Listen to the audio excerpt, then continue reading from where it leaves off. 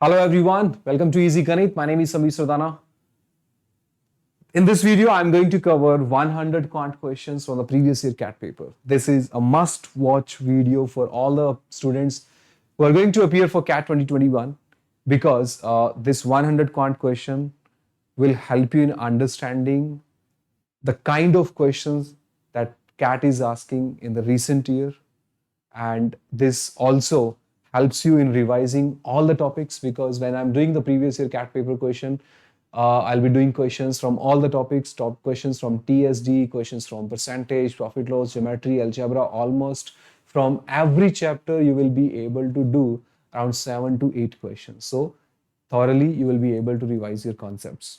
Secondly, the most important fact about this video is that this will give you the idea, the basics on which the CAT questions are based in the recent papers, and accordingly you can use your next 3 months of your CAT exam preparation wisely, and you can pick your relevant content accordingly once you go through with all these questions. Must watch video for all the CAT aspirants. And on the channel of EasyGanit, there will be so many other videos that I'll be uploading. This is a compiled video of 5 hours. This is a 5-hour video where 100 quant questions have been covered. Previous to this video, I have also uploaded a 5 hours video on games and tournament, a 3 hours plus video on set theory, and a 3 hours video on magic scare and grid filling sets. So subscribe to the channel to get access to all of these videos and all the upcoming videos which I'll be uploading for your CAT exam preparation. Enjoy the video. If you like the video, please share it with all of your friends and also subscribe to the channel. Thank you. First question that we are going to discuss, and this is an original CAT exam question asked in CAT 2018 slot 1. Question says the distance from A to B is 60 kilometers. So what we are going to do is first we will understand the information of the question. We will make a rough structure of it, a rough diagram just to understand the question, and then finally I'll tell you the approach of solving the questions without making equations and using formulas. So let's make a rough diagram, guys. This is a technique that you should be following in every question of quant that you are using, that you're solving. Just make a rough diagram of the information so that I don't have to look at the statement again while I'm solving the question. Because if you have a rough diagram or rough structure of the question on the screen or on the notebook in front of you, then you don't have to read the statement of the question again. So this is what we are going to do. We will make a rough structure of the question. It says the distance from A to B is 60 kilometers. Right, so this is place A, this is place B, and the distance between A and B is 60 kilometers. Now it says Partha and Narayan starts from A at the same time. This is very important information that both of these two persons, Partha and Narayan, start from the point A at the same time. So just note it down over here so that you don't have to go back to the statement. Same time. Okay, towards B. That direction tells us that they are moving towards B. Partha take 4 hours more than Narayan to reach B. They tell you that the difference of time between Partha and Narayan is of 4 hours. So if Narayan is reaching B at, let's say, 10 a.m., then Partha will be reaching B at 2 p.m., 4 hours after. So again, a very important information. You have to note down this also. Okay, the time difference between Partha and Narayan to reach B is of 4 hours. What else the question says? Moreover, Partha reaches the midpoint of A and B 2 hours before Narayana reaches B. Now, let's use this information. That when Narayana reaches point B, Partha reaches midpoint 2 hours before that point. So let's decide a time, right? Let's decide that Narayana is reaching at point B, let's say at 6 p.m. Right? Now 2 hours before this time, the position of Partha is midpoint of this location. That means Partha is at a distance of 30 kilometers from B, and 2 hours before this time means Partha position will be at midpoint at 4 p.m. And we also know that Partha is reaching the point B 4 hours after Narayana reaches B. Now, if Narayana is reaching B at 6 p.m., Partha will be reaching B 4 hours after that time. Can I say Partha will be at this location at 10 p.m.? This is the question saying. This is not my statement. This is what the question is saying. That means you can see now here that the Partha was here at this location at 4 p.m. and Partha is at this location at 10 p.m. And this is what we are supposed to tell. We are supposed to tell the Partha speed. Now you see that Partha is traveling this distance of 30 kilometers from 4 to 10, that means in 6 hours. A distance of 30 kilometers in 6 hours will directly give me the speed of Partha, that is 5 kilometers per hour. I don't have to make any equation or use any formula to answer this question. I can straight away say answer will be the option C. This was the first question of time, speed and distance asked in CAT 2018 slot 1. Let's go to the next question. The next question is this one. Just go through the instruction guides. What do we have in this question? A train T leaves station X. Again, first we will make a small structure of the question so that I don't have to read the statement again. Okay, let's make a structure of it, guys. You see that we have the location train T leaves station X. This is train T leaving the station X for station Y. Let's say this is station Y, and this train T is leaving at 3 p.m.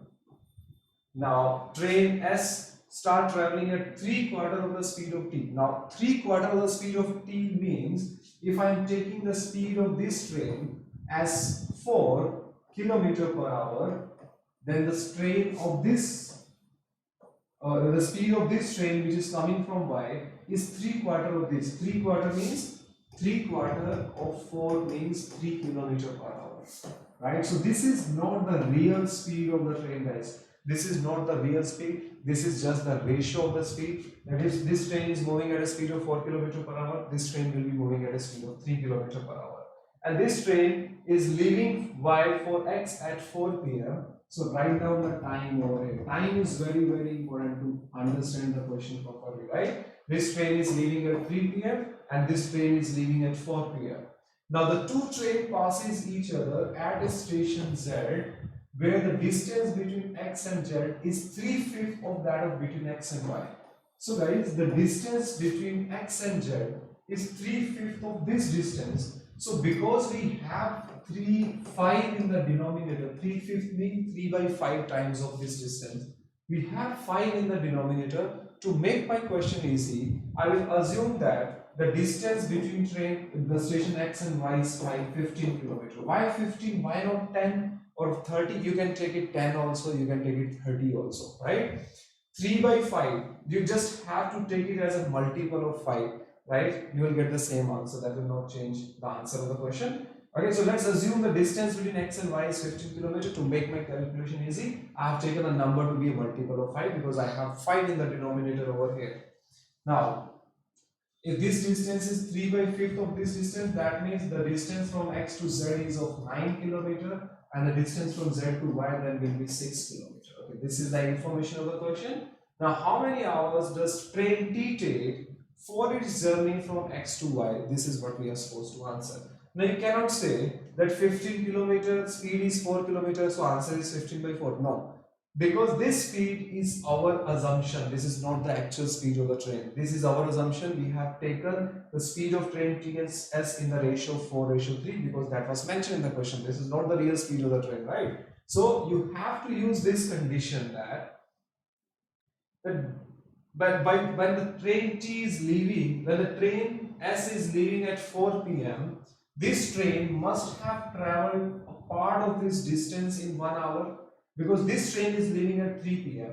So by the time this train started moving from this location, the position of the train T will be slightly ahead of the station. That means this would have been the distance traveled by train in 1 hour. Now, once the time is 4 p.m. and both of the trains started moving towards each other, now you can use this point that the speed ratio is 4:3. The speed ratio is 4:3, right?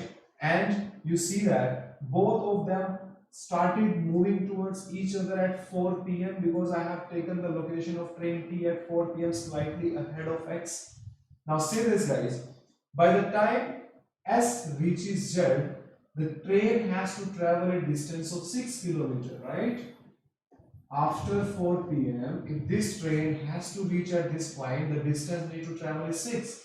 Now the speed ratio is 4:3, guys. We know that if time is constant, in time speed distance, if time is constant, the distance ratio and the speed ratio will be same. If you keep time as constant, the ratio of distance travel will depend on the ratio of the speed. This is a basic thing that we should know. Now here we know that if this train is traveling a distance of 3, this train is traveling a distance of 4. If this train is traveling a distance of 6, this train must be traveling a distance of 8. A basic ratio concept.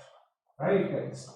So that means, can I say that after 4 p.m., this train has traveled a distance of 8 kilometers from this point to this point. Now you are left with 1 more kilometer, right? This distance is 9 kilometers. And 8 kilometers out of 9 kilometers is traveled by this train after 4 p.m. So can I say this distance of 1 kilometer is traveled by the train in 1 hour? So can I say the speed of the train T is 1 kilometer per hour? And because we are supposed to tell the time from X to Y taken by train T, so this would be 15 kilometer distance with a speed of 1 kilometer per hour will be equal to 15 hours. So 15 hours is the time taken by train T from station X to station Y. This is one of the best methods to solve the question without making equation in the formulas. Question number 2 of time, speed and distance. There were 3 questions of time, speed and distance. Let me take you to the next question. Question number 3, guys. Just take a screenshot of it if you want to take it. Now let me take you to the question number 3. Here is question number 3, guys. Just have a look at the information of the question. What does it say? Let's do it, guys. Point P lies between points A and B. Okay, just make a rough diagram, guys, just to understand it. The location of A is here, B is here, let's say, and P lies between A and B such that the length of BP is thrice that of AP. So I have taken the point P over here, and the BP distance is thrice of AP distance. That means if this distance is 1, this distance is 3. Now car 1 starts from A, guys. Car 1 starts from A and move towards B. Simultaneously car 2 starts from B and move towards A. Now car 2 reaches P 1 hour after car 1 reaches P. If the speed of the car 2 is half of that of car 1, it is given that if the speed of this train of this car is 2 km per hour, then the speed of this car is 1 km per hour. That means half of the speed of this car. This is what the information is saying. Then the time taken by car 1 in reaching P from A. Okay, so guys, the important one statement that you have to use over here is that car 1 reaches point P 1 hour before car 2 reaches P. It is clearly mentioned over here that car 2 reaches P 1 hour after car 1, or you can say car 1 is reaching point P 1 hour before. That means if the car 1 is reaching at this point at 2 p.m., then this car is reaching this position P at 3 p.m. Right? This is the question. This is what the question is trying to say. So at 2 p.m. you can say car 1 is reaching, and at 3 p.m. you can say car 2 is reaching over here. Why 2 p.m., 3 p.m., 12 p.m., 1 p.m. can also be taken? This is not a part of the question. It's just to make you understand the statement of the question. Now, we have a speed ratio, guys, right? Car 1 and car 2 speed ratio is 2:1. That will also be the distance ratio. If this car travel a distance of 1 kilometer, in the same time, this car will travel a distance of 2 kilometers. And if car 2 has to reach point P, then this car have to travel a distance of 3, and during the same time, this car will travel a distance of 6. Now, by the time this car travel a distance of 3 kilometers, this car can travel a distance of 6 kilometers. But this car have to travel a distance of only 1 kilometer. That means when they start moving towards each other, the reason why car 1 is reaching 1 hour before the car 2 is because that the car 1 is supposed to travel only 1 kilometer. Car 1 को सिर्फ 1 ही kilometre करना है और car उतने time में 6 kilometre कर सकती है.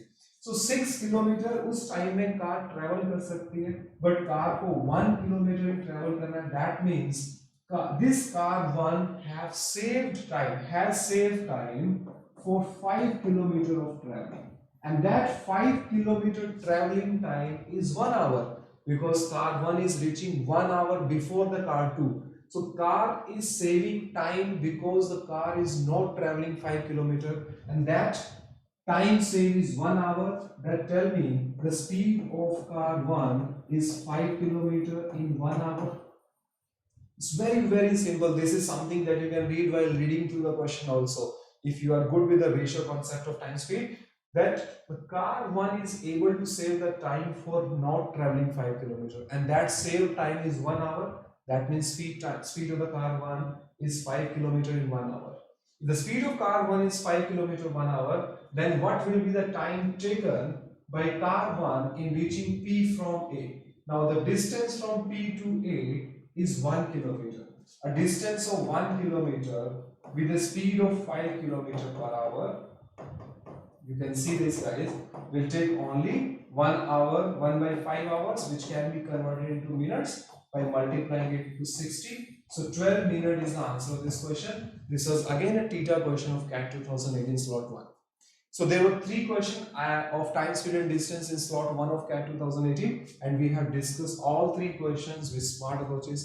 After this video, you will also be getting the solutions of time and work questions, logarithm questions with the same approaches that we are using over here, right? So I will be discussing all chapter wise questions of all the previous year CAT paper, right? So now we have discussed for CAT 2018. Once we are done with CAT 2018 slot 1, we will be doing for CAT 2018 slot 2, then 2019 slot 1 and 2019 slot 2 also.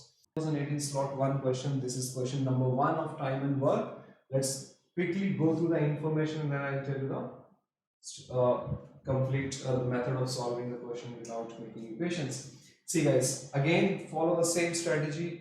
Try to make a structure, a rough diagram, try to understand the timeline of the question. In time and work question, it is very important that you make a rough diagram, make a timeline of the complete question, get to know who are working at what point of time, who is working at what point of time.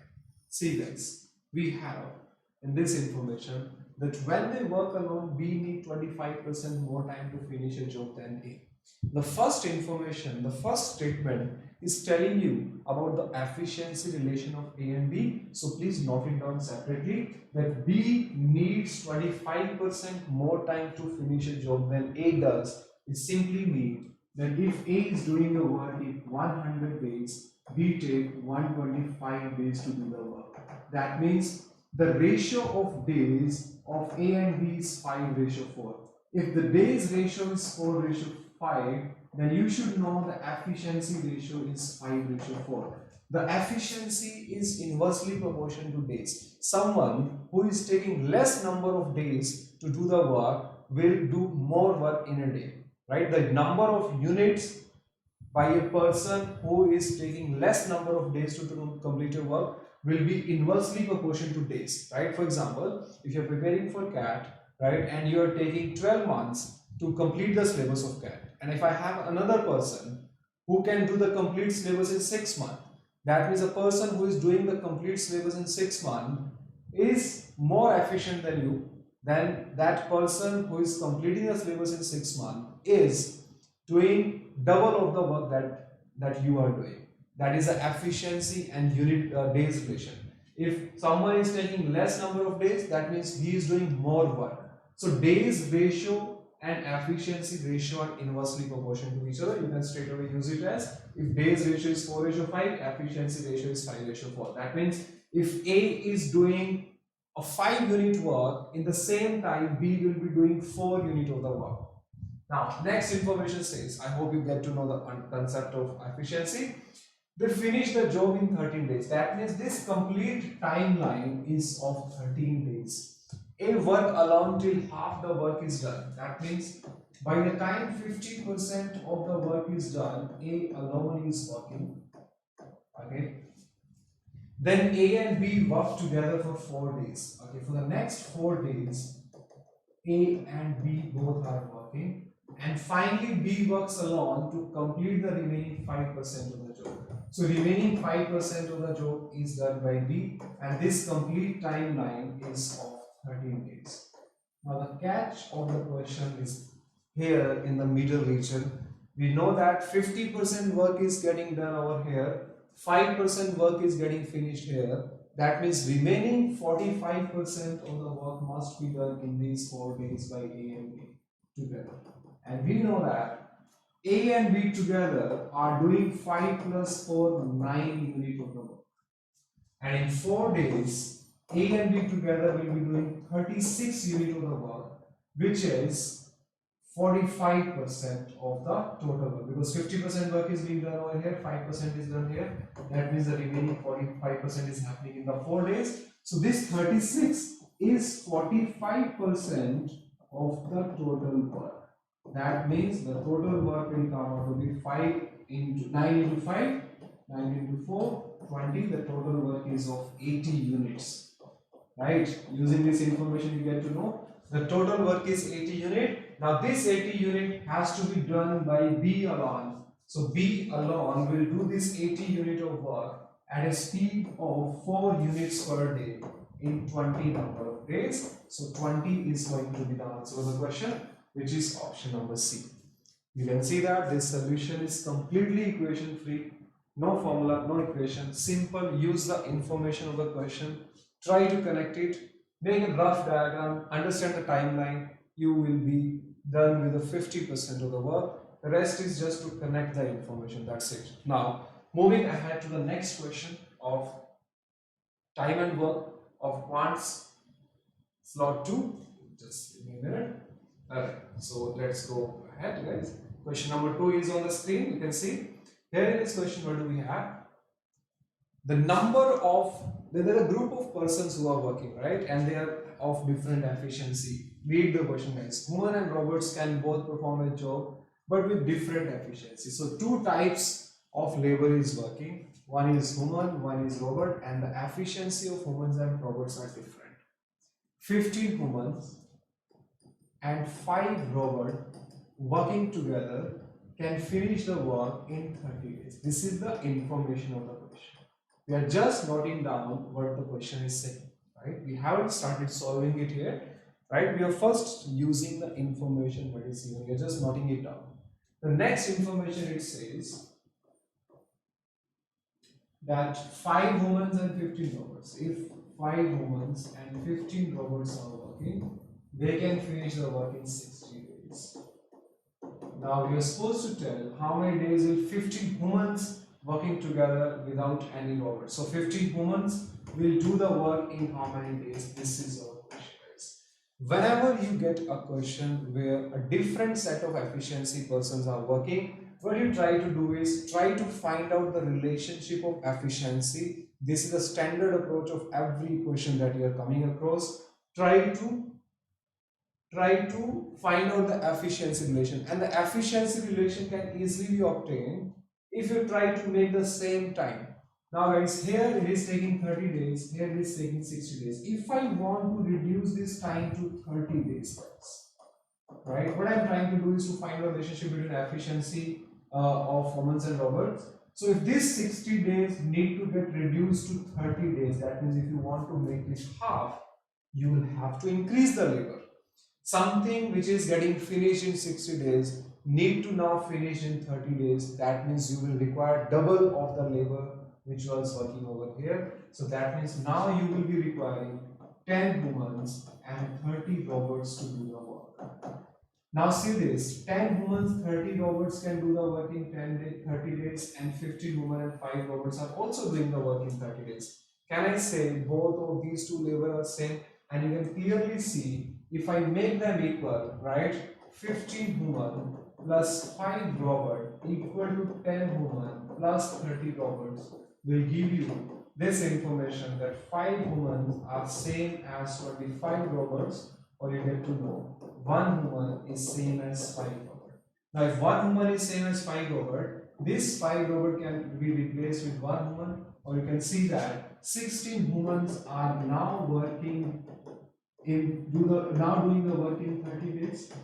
16 humans are doing the work in 30 days. You can see that. So one human will do the work in 60 into 30 days, right? If 16 humans are working, it is taking 30 days. Now, if instead of 16 human, only one human is working, the days has to get multiplied by 16, days will go up. And we are supposed to answer 15 humans will do the work in how many days? So 15 humans will do the work in 32 days, guys, and this is the answer of the question. 32 days is the answer, which is option number A. This is a standard approach of solving every kind of questions where a different set of efficiency guys are working. You're just supposed to find out the relationship between the efficiency, right, guys? Any questions that you're coming across. And the good thing is, in 2018 morning slot, they had two questions exactly on the same time. The next question is coming on the next slide. And in 2018 evening slot, same type of two questions exactly on the same pattern. In 2019 slot 1, 19 slot 2, exactly the similar type of questions again appear in 2019 slot 1 and slot 2 also. A very, very important concept, I would say. Now let's go to the next information, guys. Next question. Question number 3. As you can see that this is also the same type of question that we have just discussed, but here the pipes, right, or filling taps and the draining taps are working. What do we have here in this question? A tank is fitted with pipes, some are the filling and the rest are the draining. All filling pipes can fill at the same rate and all draining pipes drain at the same rate. So filling pipe is filling the tank and draining pipes are taking the water outside of the tank, draining the tank, right? The empty tank gets completely filled in 6 hours. Now note it down, guys. 6 filling and 5 draining. 6 filling, 5 draining can do the work in 6 hours. And this time becomes 60 hours when you have 5 filling and 6 draining times per day. Now I have just explained you the approach. Try to make this time as equal. If I want to make this time to 6 hours, that means I want to reduce it by 10. That means my labor has to be 10 times now. So instead of 5 filling, I will have 50 filling pipes. I'll have to multiply it with 10 because I want to reduce my time by 1/10. If I want to divide the time by 10, I'll have to multiply the number of pipes with 10. So 50 filling plus 60 draining taps are doing the work in 6 hours. Now you see that I can make them equal, right? If I make them equal, 50 minus 6, you can see that 44 filling taps will be equal to 5 minus 60. If you make them equal, I'm straight away writing it down over here, right? These two equations need to equate it. You will see 40 fillings will be same as 55 draining. Why minus? Because these are the draining pipes. So the draining taps will be taking the water outside of the tank, so their work will be counted as a negative work. Anyways, when you compare these two, let me just write it down here for you. 6 filling plus 5 draining is equal to 50 filling plus 60 draining. You see that when I take this value over here, I'll get 44 fillings equal to 5 minus 60, that is minus 55. Minus sign is automatically coming over here to show that the work of the draining taps is a negative work. So here you get to know, guys, 4 filling are same as minus 5 draining. So that means that if filling tap is putting in 5 liters of the water inside the tank, then the draining tap is taking 4 liters of the water outside the tank. This is the efficiency ratio, right? Filling upon draining. So here the value will be draining, right? The filling and draining ratio is coming out to be 5:4. That means if filling tap is putting in 5 liters of the water inside the tank, in the same time, draining tap is taking 4 liters of the water outside of the tank. Filling tap जितनी देर में 5 litre पानी डालेगी, draining tap उतनी देर में 4 litre पानी बाहर निकालेगी. This is what you have to use now. What do we have here? Now what I'm supposed to answer is that 5 filling and 6 draining. Okay, what I'm supposed to answer is 1 draining and 2 filling pipes will fill the tank in how much time? This is our question now. Okay, use this information here. 6 filling pipes are working, guys. 6 filling taps are working. 6 filling. One filling is putting in 5 liter of the tank. 5 liter inside the tank. So 6 filling will be putting in 30 liter of the water inside the tank. One draining tap is taking 4 liter out. 5 draining will be taking 20 liter out. So total 10 liter of the water will be taken out in 1 hour. If the tank is getting filled in 6 hours, I can say the capacity of the tank is 60 liter. If the capacity of the tank is 60 liter and one draining and two filling taps are working, two filling will be putting in 10 liter of the water inside the tank. One filling is putting in 5 liter, two filling will be 10 liter, and one draining will be taking 4 liter out. So that means if one draining and two filling taps are open, the water which is going inside the tank is 6 liter. A 60 liter tank with a speed of 6 liter per hour will get filled in 10 hours, right? So 10 hour is a time taken. This by one draining and two filling taps to fill the tank. This was CAT 2018 slot 1 question, and these were the 3 questions of time and work. Exactly on the same concept. A question came in 2018 evening slot also, in 2019 in morning as well as in the evening slot also. We'll be covering those questions also. So now we are done with the time and work question of 2018 slot also. In the next video, I'll be giving you the solution of the other chapters of CAT paper 2018. We'll be taking average question in the next video. Thank you so much for watching this video. I hope you liked it. Please share the video. Also, please subscribe to the channel to get the updates about all of the upcoming videos. Thank you so much, guys. Let's have a look at the question number 1 of percentage, a very simple and easy question. There were 3 questions on percentages that were asked in 19 slot 1. All 3 questions are based on the basic concept of percentage. If you know the basics of percentage, that means if you know the definition of the word percentage, you can solve all of these questions without equations, without any formula. Question number 1 says, in a class 60% of the students are girls. In a class 60% of the students are girls and the rest are the boys. There are 30 more girls than boys. So that means if I say the number of girls are 60%, that means the number of boys will be 40%. So can I say the number of girls and the number of boys are 3 in the ratio of 3:2? And because the difference between the number of girls and the number of boys is given to you as 30, that means the number of girls are 90 and the number of boys are 60. So can I say the total number of students in the class are 150, and because it says 60% of the students, including 30 boys, pass an examination. Now 68% of the students are passing the examination. That includes 30 boys. Can I also say, now if I find out 68% of 150, I'll get the number of students passing the examination. 15 into 68 divided by 10 would be 102. These are number of students who are passing the examination. That includes both boys and girls. So out of 102 boys and girls, that 30 boys. So can I say the number of girls passing the examination would be 72.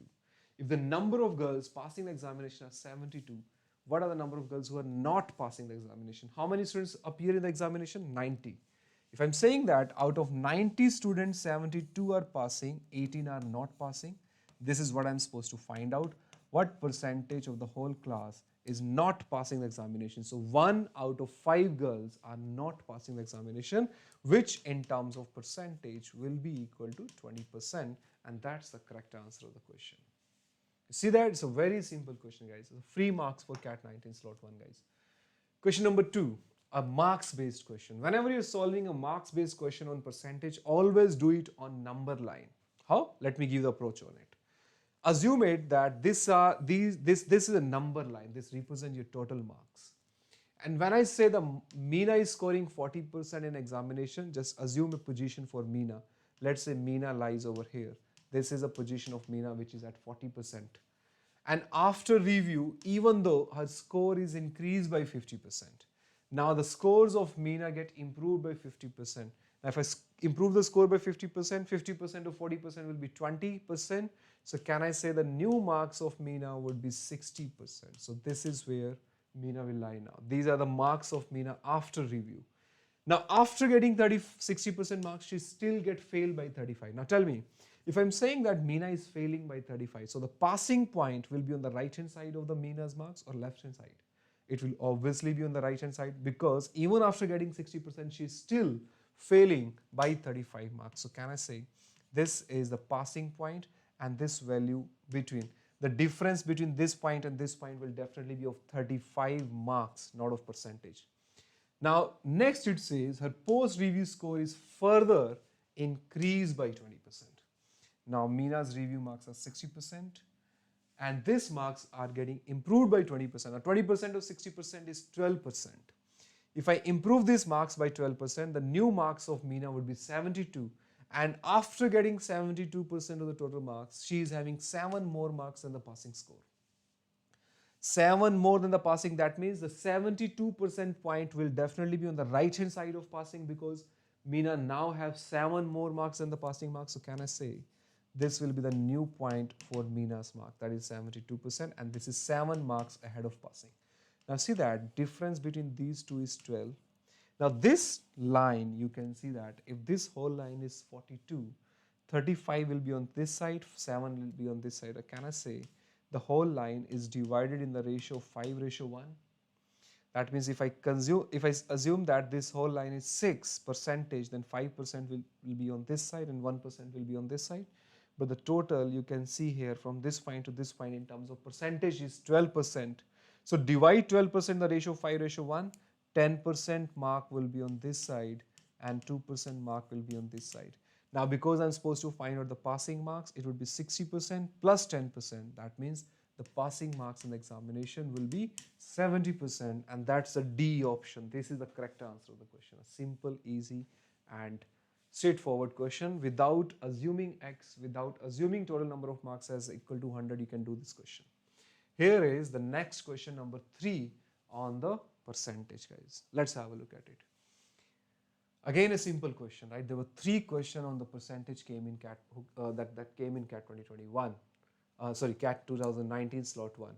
The income of Amala is 20% more than that of Bimala. Income of Amala is 20% more than that of Bimala. Because Amala's income is given with respect to Bimala, can I say Bimala income is 100? So in that case, Amala income would be 120. And 20% less than that of Kamala. And income of Amala is 20% less than that of Kamala. 20% less than that of Kamala. That means whatever is the income of Kamala, 80% of that income is equal to Amala's income. You see that this cancel it on 15. So Kamala income would be 150. Can I say Kamala's income would be 150? Now Kamala's income goes down by 4%. If I decrease this value by 4%, 4% of 150 is 6. So decrease it by 6. The new marks of Kamala will be 144. And Bimala's goes up by 10%. The new income of Bimala's goes up by 10%. So that means Bimala's income would be 110. Now you see that I'm supposed to find out the percentage by which Kamala's income would exceed that of Bimala is nearest to. You see that Kamala's income is how much more? It is 34 more as compared to 110. So 34 more as compared to 110 is 340 by 11, and 340 by 11 would be 30.9. So because we are not supposed to find out the exact answer, we are supposed to find out this value is nearest to 31. That would be the correct answer of the question, guys.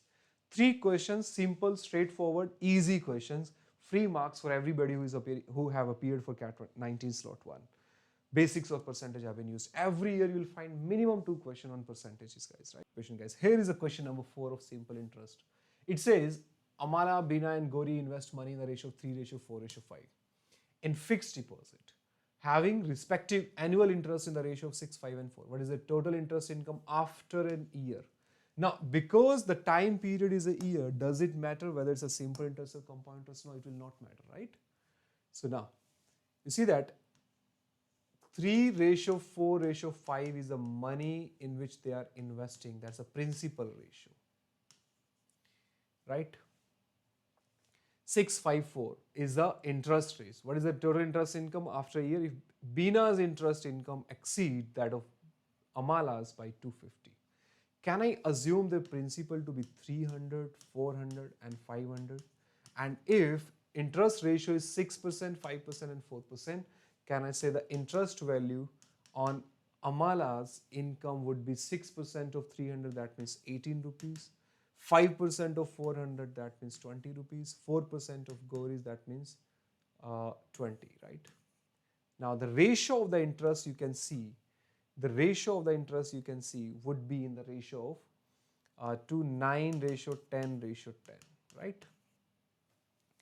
If Bina's interest income exceed Amala by 250, you see that this income is exceeding the Amala's income by 1 rupees. I want this to get increased by 250.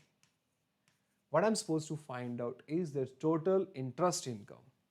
You see that the total interest income is 9 plus 10 plus 10, that is 29. If this difference of 1 is represented as 25 here, 250 here, can I say that total interest income will also get multiplied by 250? Now 29 into 250 is what? That's your answer. You see that is such a simple question. 25 plus 4 into 250. 25 into 25 is 6250 plus 250 plus into 4 is 1000. So the total interest income would be 7250. It's a simple question, a combination of interest and ratios. If you know the basics of ratios and the basics of interest, you can say it's a kind of question of percentage only, right? Interest भी इतना कुछ advance में use नहीं हो रहा है. There's no compound interest concept. Basic percentages, basic percentage, basic ratio. A question of 19 slot 1. Question number 5. This one is a good question of interest, guys. A person invested a total amount of rupees 50 lakh. A part of it was invested in the fixed deposit earning 6% annual interest, and the remaining amount was invested in 2 other deposit in the ratio of 2:1. So the total money that you're investing is 15 lakh. A part of it was invested at 6% annual interest. What part of 15 lakh is invested at 6%? We do not know that. And a part of it is invested into another deposit in 2:1, earning annual interest of 4:3. That means whatever the second part, we do not know what is the first part which is invested at 6%. We do not know what is the second part that has further been divided in the ratio of 2:1, earning the interest of 4% and 3%. Now, if the total annual interest is 76,000, then the amount invested in the fixed deposit was what? So this is the whole question. That means first, 15 lakh has been divided into 2 part. In what ratio? We don't know. This part is invested at 6%. This part is invested in the ratio of 2:1 at 4% and 3%. Now tell me, whatever is this amount, if this is giving me, a 2 part of it is giving me 4%, 1 part of it is giving me 3%, can I say on an average 4 into 2 plus 3 into 1, I'll be earning 11 by 3%? Or you can say that. Or you can say 4 into 2, 8%, 3 into 1, 3%, 8 plus 3, 11, 11 by 3. 11 by 3 is 3, 2 by 9, right? 3, 2 by 3. This percentage of interest is what you are earning, 3, 2 by 3. And now the combine of these two, 6 and 3, 2 by 3 are giving an interest of 76,000. Interest of 76,000 on the investment of 15 lakh. You can see that in terms of percentage, if I want to find out, if I want to find out 76 is what percentage of 76,000 is what percentage of 1,50,000. This is a basic calculation that you need to do. This would be 5/1 by 15. That's it, right? 5/1 by 15. That means this combination of 6%. This 6% has been combined with 11 by 3% to give you the average of 5/1 by 15. Now 11 by 3% can be written as 3/2 by 3%, right? Now just take the difference here, right? Small calculation that is involved here. Otherwise the question is not difficult at all. You see that here 6% to 5/1 by 5%. What is the loss here? You can see that there is a loss of 14 by 15. If I subtract 5 from 6, I'll get 1. 1 by 15 will be subtracted from 1, I'll get 14 by 15, right? And similarly, there's a gain here in the value, right? How much gain? 3 to 5, there's a gain of 2. But 2 by 3 to 1 by 15, that means there's a loss of 1 by 15 minus 2 by 3. What is this? 15 and 3. 30 will be the LCM. 2 minus 20. That is minus 18 by 30. that is minus 3 by 5. 2 minus 3 by 5 would be 7 by 5. So there's a gain of 7 by 5 here, and there's a loss of 14 by 15, right? The 3, 5 minus 3, 2, and 115 and 2 by 3 are a difference of 3 by 5. Yes, that's correct. 7 by 5. That's correct, right? So now you see that can I say that the gain here, the loss here, and the gain should be same if you know the basic concept of weighted average, right? Or whatever value you are losing here, there's a gain here. So can I say if there are x unit here, and if I'm having y units here, right? A gain of 14 by 15 on x unit is same as the loss of 14 by 15 on x unit is same as gain of 7 by 5 on y unit. 7 into 2, 5 into 3. Can I say x upon y is in the ratio of 3 upon 2? Right? That means these two money, which right, in which one part is divided at 6%, one part is divided in the ratio of 2:1, are actually in the ratio of 3:2. Now, if I divide 15 lakh in the ratio of 3:2, a 6% part would be coming out to be 9 lakh, and 2 part would be coming as 6 lakh. Because in the question we are supposed to find out the amount of money which is invested in the fixed deposit. Now fixed deposit is 6%. That means answer would be 9 lakh, and that is the correct answer, right? This one was a bit challenging question, a combined question of interest and weighted average. Moreover, this is a type of question which is more of weighted average rather than of interest. Let's look at the question number 16 of profit and loss. On selling a pen at 5% loss and a book at 15% gain, Kareem gains ₹7. So the two products, pen and book. A 5% loss on, can I assume that pen cost is, let's say, 100x and book's cost is, let's say, 100y. A 5% loss of pen, 5% of 100x would be 5x, right? Minus 5x, and 15% gain on books, 15% of this will be 15y. Now this is total equal to 7. If he sell the pen at 5% gain, 5% gain of 100x is 5x, and book at 10% gain, 10% of book would be giving me a 13 rupees profit. Now I just need to solve this question. 25y will be equal to 7 by 13, that is 20. Y will be equal to 20 upon 15. What I'm supposed to find out, that is 4 by 5, is the cost price of the book. The cost price of the book is 100y. Y value is 4 by 5. Just put it over here. This cancel it on 20, and 20 into 4. The cost price of the book is 80. Again, a simple question of profit and loss. You see that? These 6 questions that came in percentage, that came from percentage, profit and loss, and SSA, all these 6 questions are basic, easy to do. Someone who has studied the basics of percentage, profit, loss, and SSA can handle these questions. So one topic, all profit and loss, SSA are also an application on percentage. One topic on percentage would have given you 6 questions in 19 slot 2. A very important topic. So if you're preparing for CAT 2021, keep this in mind. You must do percentage with proper basic. The question on averages that were asked, we are going to cover those questions here. Look at the question number 7. Very beautiful question on the basis of the average, but it will be very lengthy if you solve with equation method. I will be telling you the approach of solving the question with 1 minute, one question approach, and without making equations, without making any formula, without using any formula. Let's read the question. Ramesh and Gautam are among 22 students who write an examination. Ramesh score 82.5. So the total number of students are 22, and Ramesh and Gautam are among those 22 students. And the total, Ramesh is scoring 82.5. Ramesh is scoring 82.5. The average score of the 21 students other than Gautam. So there's a group of 22 students where Ramesh and Gautam are also 2 students. Now, other than Gautam, if I take Gautam out of the group, then I'll be left with a students of 21 students group, which also include Ramesh. So can I say the average of Ramesh plus 20 students, Ramesh plus 20 students will be equal to 62. Average score of all the 22 students is one more than the average score of the 21 students other than Ramesh. Now, when I talk about the 21 students other than Ramesh, that means I'm talking about Ganesh and the 20 student, these 20 students. Now, you see that in both of these two, the 20 student value is constant, right? The same group of 20 student is here, the same group of 20 students is here, and the average of these people, the average score of all the 22 students is one more than the average score of the 21 students other than Ramesh.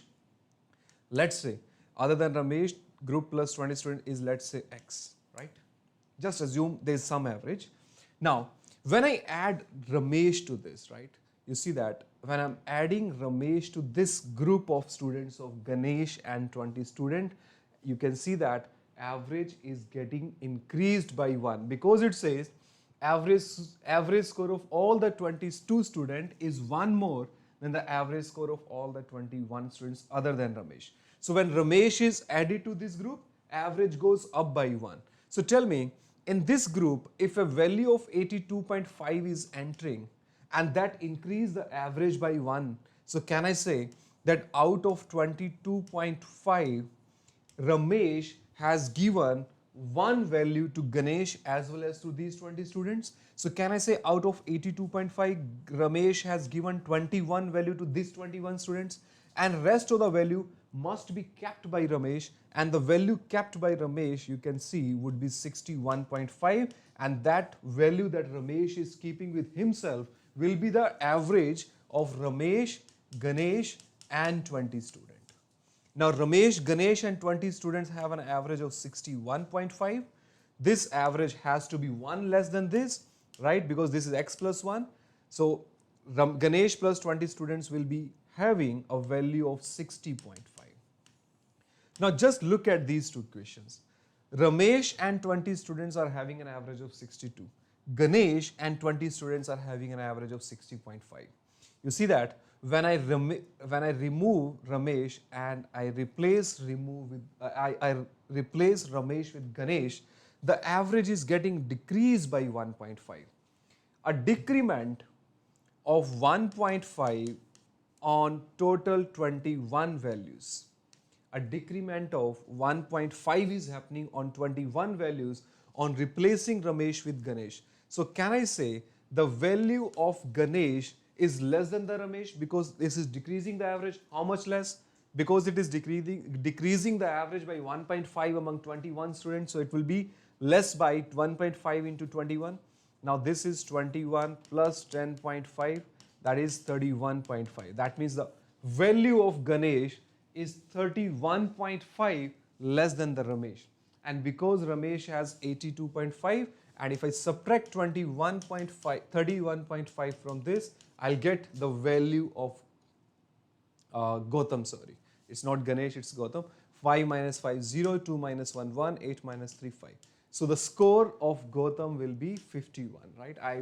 By mistake, I have used the word Ganesh instead of Gautam. So we are supposed to find out the Gautam value will be 51. That would be the correct answer of the question. There was one more question of average, question number 8. Every year you will definitely find at least 2 questions on averages in CAT exam, a must-do topic. In fact, in arithmetic, this is the first topic that you should be doing because average also have its connection in percentage. Average also have its connection with ratios. So it's the first topic of arithmetic that every candidate should be doing. Look at it, guys. A chemist mixes 2 liquids, 1 and 2. 1 liter of liquid 1 weighs 1 kg, 1 liter of liquid 2 weighs 800 gram. See that 1 liter of liquid 1 is having a weight of 1 kg. 1 liter of liquid 2 is having a weight of 800 gram. If half liter of this mixture weighs 480 gram, okay, if half liter of the mixture weighs 480 gram, then the percentage of liquid 1 in the mixture in terms of volume is. So see that I'm combining the mixture, right? But that's half liter of the mixture. You see that half liter of this, if 1 liter is weighing 1 kg, can I say half liter will be having a weight of 500 gram, right? 1 liter is weighing 800 grams, so can I say half liter will be weighing 400 gram? So the combination of 500 and 400 is giving you a weight of 480 gram, right? Now tell me in what ratio you must have mixed it. You see that I am supposed to combine 500 gram weight and 400 gram weight, and I need to bring it down to bring it to 480 grams. So I want it to be balanced at 480 gram. You see that the weight of 500 gram is losing 20 gram here, and weight of 400 gram is gaining 80 here. Now in average the total loss should be equal to total gain. So can I say if I'm taking m units of this, n units of this, so 20 gain of 20 on m unit will be same as loss of 80 on n, loss of 80 on n. So m upon n will be 4 by 1. That means 4 unit of this would be combined with 1 unit of this. So m and n have been combined in the ratio 4:1. What I'm supposed to find it? That means this particular weight and this particular weight have been combined in the ratio 4:1. I'm supposed to find out the percentage of liquid 1 in the mixture. So the percentage of liquid 1 is represented by m. So 4 as a percentage of 5 will be equal to 80%, and that's the answer to the question, that is option B. Now, one more question that we did in the previous video of simplest and compounders, that was also based on the concept of equal distribution. So this concept of equal distribution of average is a very, very important topic. So all of you must do this topic. This will definitely give you at least 3 questions in CAT exam. Quite easy, right? You don't have to make equations, formulas, no need to use any formulas to answer all these questions. These questions are very, very simple questions, guys. So let's look at this question number 9. A question from the concept of race, but again, a very, very simple question, not a difficult one. In a race of 3 horses, the first beat the second by 11 meter and the third by 19 meter. That means 3 horses are running a race, and the horse 1, the first beat the second by 11 meter. So if I'm saying that, let's say this is the complete length of the race. Let's say this is the complete length of the race, and if I'm saying the first horse beat the second by 11 meter, that means when the first horse is at the finishing line, horse number 2 will be at a distance of 11 meter from here, right? That means horse 2 is still 11 meter behind the finishing line. And horse 1 beat the third horse by 90 meter. That means when horse 1 finished the race, horse 3 is still at a 90 meter distance from the finishing line. That means at this point of time when the horse 1 is finishing the race, the distance between these 2 horses is 90 minus 11, that means 79 meter. Now question says if the second beat the third by 80 meter, that means when the horse 2 finished the race, horse 3 is at a distance of 80 meter from the finishing line. That's the meaning of the statement when I say horse 2 is beating the horse 3 by 80 meter. That means when horse 2 finished the race, horse 3 is still 80 meter behind the finishing line. Now, what was the length in the meter of the race course? A very, very simple observation. All you have to do is that the gap between horse 2 and horse 3 is of 79 meter when horse 1 is finishing the line. And this gap of 79 meter is becoming a gap of 80 meter when horse 2 is finishing the line. Now you see that the gap between horse 3 and horse 2 is getting increased by 1 meter. And to increase this distance of 1 meter, horse 2 has to run 11 meter. Now a gap of 1 meter between horse 2 and horse 3 is created when horse 2 is traveling a distance of 11 meter. Now if I want the distance between horse 2 and horse 3 to be of 80 meter, for that horse 2 need to run a distance of 11 into 80. That's it. This is the correct answer to the question. The length of the whole race is 880 because to finish the race, horse 2 is supposed to travel 880 meter. That's the correct answer. All you have to do is just observe the distance. The increase in the distance between horse 2 and horse 3 is of 1 meter. And this distance of 1 meter, to cover this, to create a distance of 1 meter between H2 and H3, H2 is running 11 meters. Final gap between H2 and H3 is of 80. For a 1 meter gap, horse 2 is traveling 11 meter. For a final gap of 80 meter, horse 2 will be traveling the whole race for 11 into 80, that means for 880 meter, and that would be the correct answer of the question. That's the question number 9. Now, let's look at question number 10. Again, a simple question. Two cars travel the same distance starting at 10 a.m. and 11 a.m. respectively on the same day. So there's a particular distance that two cars are traveling. Car 1 is traveling the distance at 10 a.m. and car 2 is traveling the same distance at 11 a.m. They reach their common destination at the same point of time. So if car 1 is running at 10, started running towards destination B from A to B, then and car 2 started running from A to destination B at 11 a.m., both of them are reaching at B at the same point of time. Now the first car traveled for at least 6 hours, then the highest possible value of the percentage by which the speed of the second car would exceed that of first car. The point here that you are supposed to observe is the highest word, the highest possible value. I want to find out maximum by what value the speed of car 2 can exceed the speed of car 1. See that if I want to find out car 2 is at highest possible, what is the highest possible more speed of car 2 compared to car 1, I'll be decreasing the time as much as possible, because the least possible time the car 1 is taking 6 hours. If this is the least possible time of car 1, that means when the car 1 is traveling at 10 a.m. and it is taking at least 6 hours, can I say car 1 will be reaching the distance, will be traveling this whole distance by 4 hours, by 4 p.m. And because car 2 and car 1 reach the destination at the same time, can I say car 2 will also reach at 4 p.m.? That means car 1 is taking the 6 hours to travel the distance and car 2 is taking 5 hours to travel the distance. That is the time ratio. There's a time ratio of car 1 and car 2 to travel the distance from A to B. If this is the 6 least possible hours of car 1, then car 2 will be taking 5 hours. If this is time, and because the distance is constant, when distance is constant, if you take less time, if you want to travel a particular distance less time, you have to increase the speed. So when distance is constant, time and speed are inversely proportional to each other. So if time ratio is 6:5, so can I say speed ratio would be 5:6? That means if the speed of car 1 is 5, the speed of car 2 would be 6. So see that the maximum possible value of car 2 by which the speed of car 2 is more than car 1 would be 1/5, which is equal to 20%. That would be the answer of the question. So this is option number D.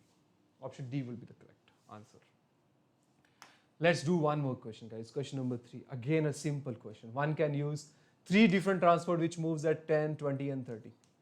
10 km per hour, 20 km per hour. These are the 3 mode of transportation and 30 km per hour. Now to reach from A to B,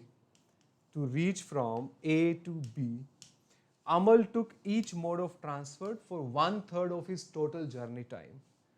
That means he is using this speed for T time, he is using this speed for T time, he is using this speed for T time. Can I say, let's take the number to be a multiple of 10, 20 and 30. You can take any number which is a multiple of 10, 20 and 30. Let's take it to be 180 km. If I say that distance from A to B is 180 km. Now, A is using this speed. The first person, Amal is using each of this speed for time T. So let's say Amal is using this speed for time T and this speed for time T, this speed also for time T. So can I say in T time, this Amal will be traveling the speed of, will be traveling a distance of 10 T. In the next T time, Amal will be traveling a distance of 20 T. In the next T time, this will be traveling a distance of 30 T. Now this total is 180. That means 60 T is equal to 180. Now T is equal to 3. So total time taken by Amal would be T plus T plus T, 3T. So time taken by Amal would be 9 hours. Time taken by Amal would be 9 hours, right? Now we are and the Bimal, if you look at the Bimal is taking each mode of transfer for 1/3 of the total distance. Now the whole distance is 180. If I divide the total distance in 3 equal parts, one distance would be 60, another would be 60, and third will also be 60. Now first distance of 60 at 10 hours, time taken by Bimal, you can see would be 60 by 10, that means 6, plus 60 by 20, that means 3. Next 60 at 30 speed, a distance of 60 at a speed of 30 will take 2 hours. So Bimal will be taking 11 hours, right? Bimal will be taking 11 hours. What we are supposed to find out is the time of Bimal exceed that of Amal by what hours? So Amal is taking 9 hours, Bimal is taking 11. So you can see that Bimal is time is 2 hours more than Amal, 2 by 9, which is 22.22. And because we are not supposed to find out the exact answer, we are supposed to find this time is nearest to. It's nearest to 22. That would be the correct answer. D is the correct answer. These are the 3 questions of time, speed, and distance. There was one more question of time, speed, and distance, but a basic question which is more related to the ratio part. So I'll be discussing it in the next part of the video of LRDI and Quant. Right, it's question number 12 of time and work from 19 slot 1. It says, at the user efficiency level, A and B together can finish a task in 12 days. I'll give you the method of solving these type of question. Whenever you are solving this type of question in CAT exam, you can solve it with the you can solve this type of question under 1 minute with the approach that I'm just going to discuss with you. Write it down that A and B together can complete a piece of work in 9 days. That's the information given here. Now A had worked half as efficiently as she usually does. So the efficiency, if A is working at half of efficiency, the meaning of the statement is that not one person of A is working, instead half of A is working, right? And when I say B is working thrice as efficiently as he usually does, that means not one person of B is working, in fact 3 persons who have the same efficiency as B are working. So 3 times of B is working, and in this case the work is being done. Okay, sorry. Here A and B together can do a piece of work in 12 days. A at half of his efficiency, B at thrice of his efficiency can do the work in 9 days. Now the question says how many days would A take to finish the task? Now whenever you have these 2 equations in terms of A and B, all you have to do is just try to make this number of days as 1. Here A and B together are doing a piece of work in 12 days. If I want this work to be done in 1 day, कोई काम A और B मिलके 12 days में कर रहे हैं, अगर यही काम आपको 1 day में finish करना है, in that case I need to make the efficiency of the person who are working 12 times. Because अगर मुझे days को, if I want to reduce my number of days by 1 by 12, if I want to reduce my number of days to 1 by 12, I need to make these person, right, these efficiency 12 times. It's a very basic logic कि अगर काम को days को reduce करना है तो efficiency को multiply करना, efficiency को increase करना पड़ेगा. जिस ratio में आपका days decrease होगा, उसके उल्टे ratio में number of people will be increasing, right? Labor उतना ज़्यादा चाहिए होगा because days को आपने 1 बनाया. Similarly here, if I want the work to be done in 1 day, in that case I will be requiring 9A by 2 plus 27 types of B, right? अगर काम को 1 दिन करना है तो labor को 9 time करना पड़ेगा, right? Now you see that this labor and this labor is doing the work in 1 day, this labor is also doing the one in work day. Or you can say 12 times of A plus 12 times of B can do the work in 1 day. 4.5 types of A and 27 types of B can do the work in 1 day. Can I compare these two? Can I say 12A plus 12B will be same as 4.5A plus 27B? Right? Plus 27B. Now if I solve it, if I solve this equation, 12A minus 4.5A, if I subtract 4.5A from 12A, you will get the value as 7.5A is equal to 15 times of B, or you can say 1A is equal to 2 times of B. Now once you get this relationship, that efficiency, 1 person of A is same as 2 person of B. Once you get to know this information, 1A is same as 2B. That means if 1A is working, the work done by 1A is same as work done by 2B. Now just do the question of now because it is given that A and B can do a work in 12 days. So when I'm saying that if A is doing 1 unit of the work, Or you can say if B is doing 1 unit of the work, A will be doing 2 times of the unit of the work of B. अगर B 1 unit काम कर रहा है तो उसका 2 time काम A करेगा because efficiency of A is 2 times of efficiency of B. Now can I say A and B in 12 days, A और B दोनों मिलके 3 यूनिट्स काम करेंगे तो 12 यूनिट्स के अंदर 12 डेज के अंदर A and B in 12 days will be doing 12 into 3, that means 36 units of the work. Now the question says, how many days would A take to finish the task if she works alone at her usual efficiency? So 36 units ka kaam. If A is supposed to done alone at a speed of 2, then A will be taking how many days? Answer will be 18, and that is the correct answer to the question, right? This is the approach of solving the question. Try to find out the relationship of efficiency of A and B. The moment you find the efficiency relationship between A and B, you can easily solve this question without making any further equation. Let's look at the question number 13. Exactly a similar type of question. Let's follow the direct approach now.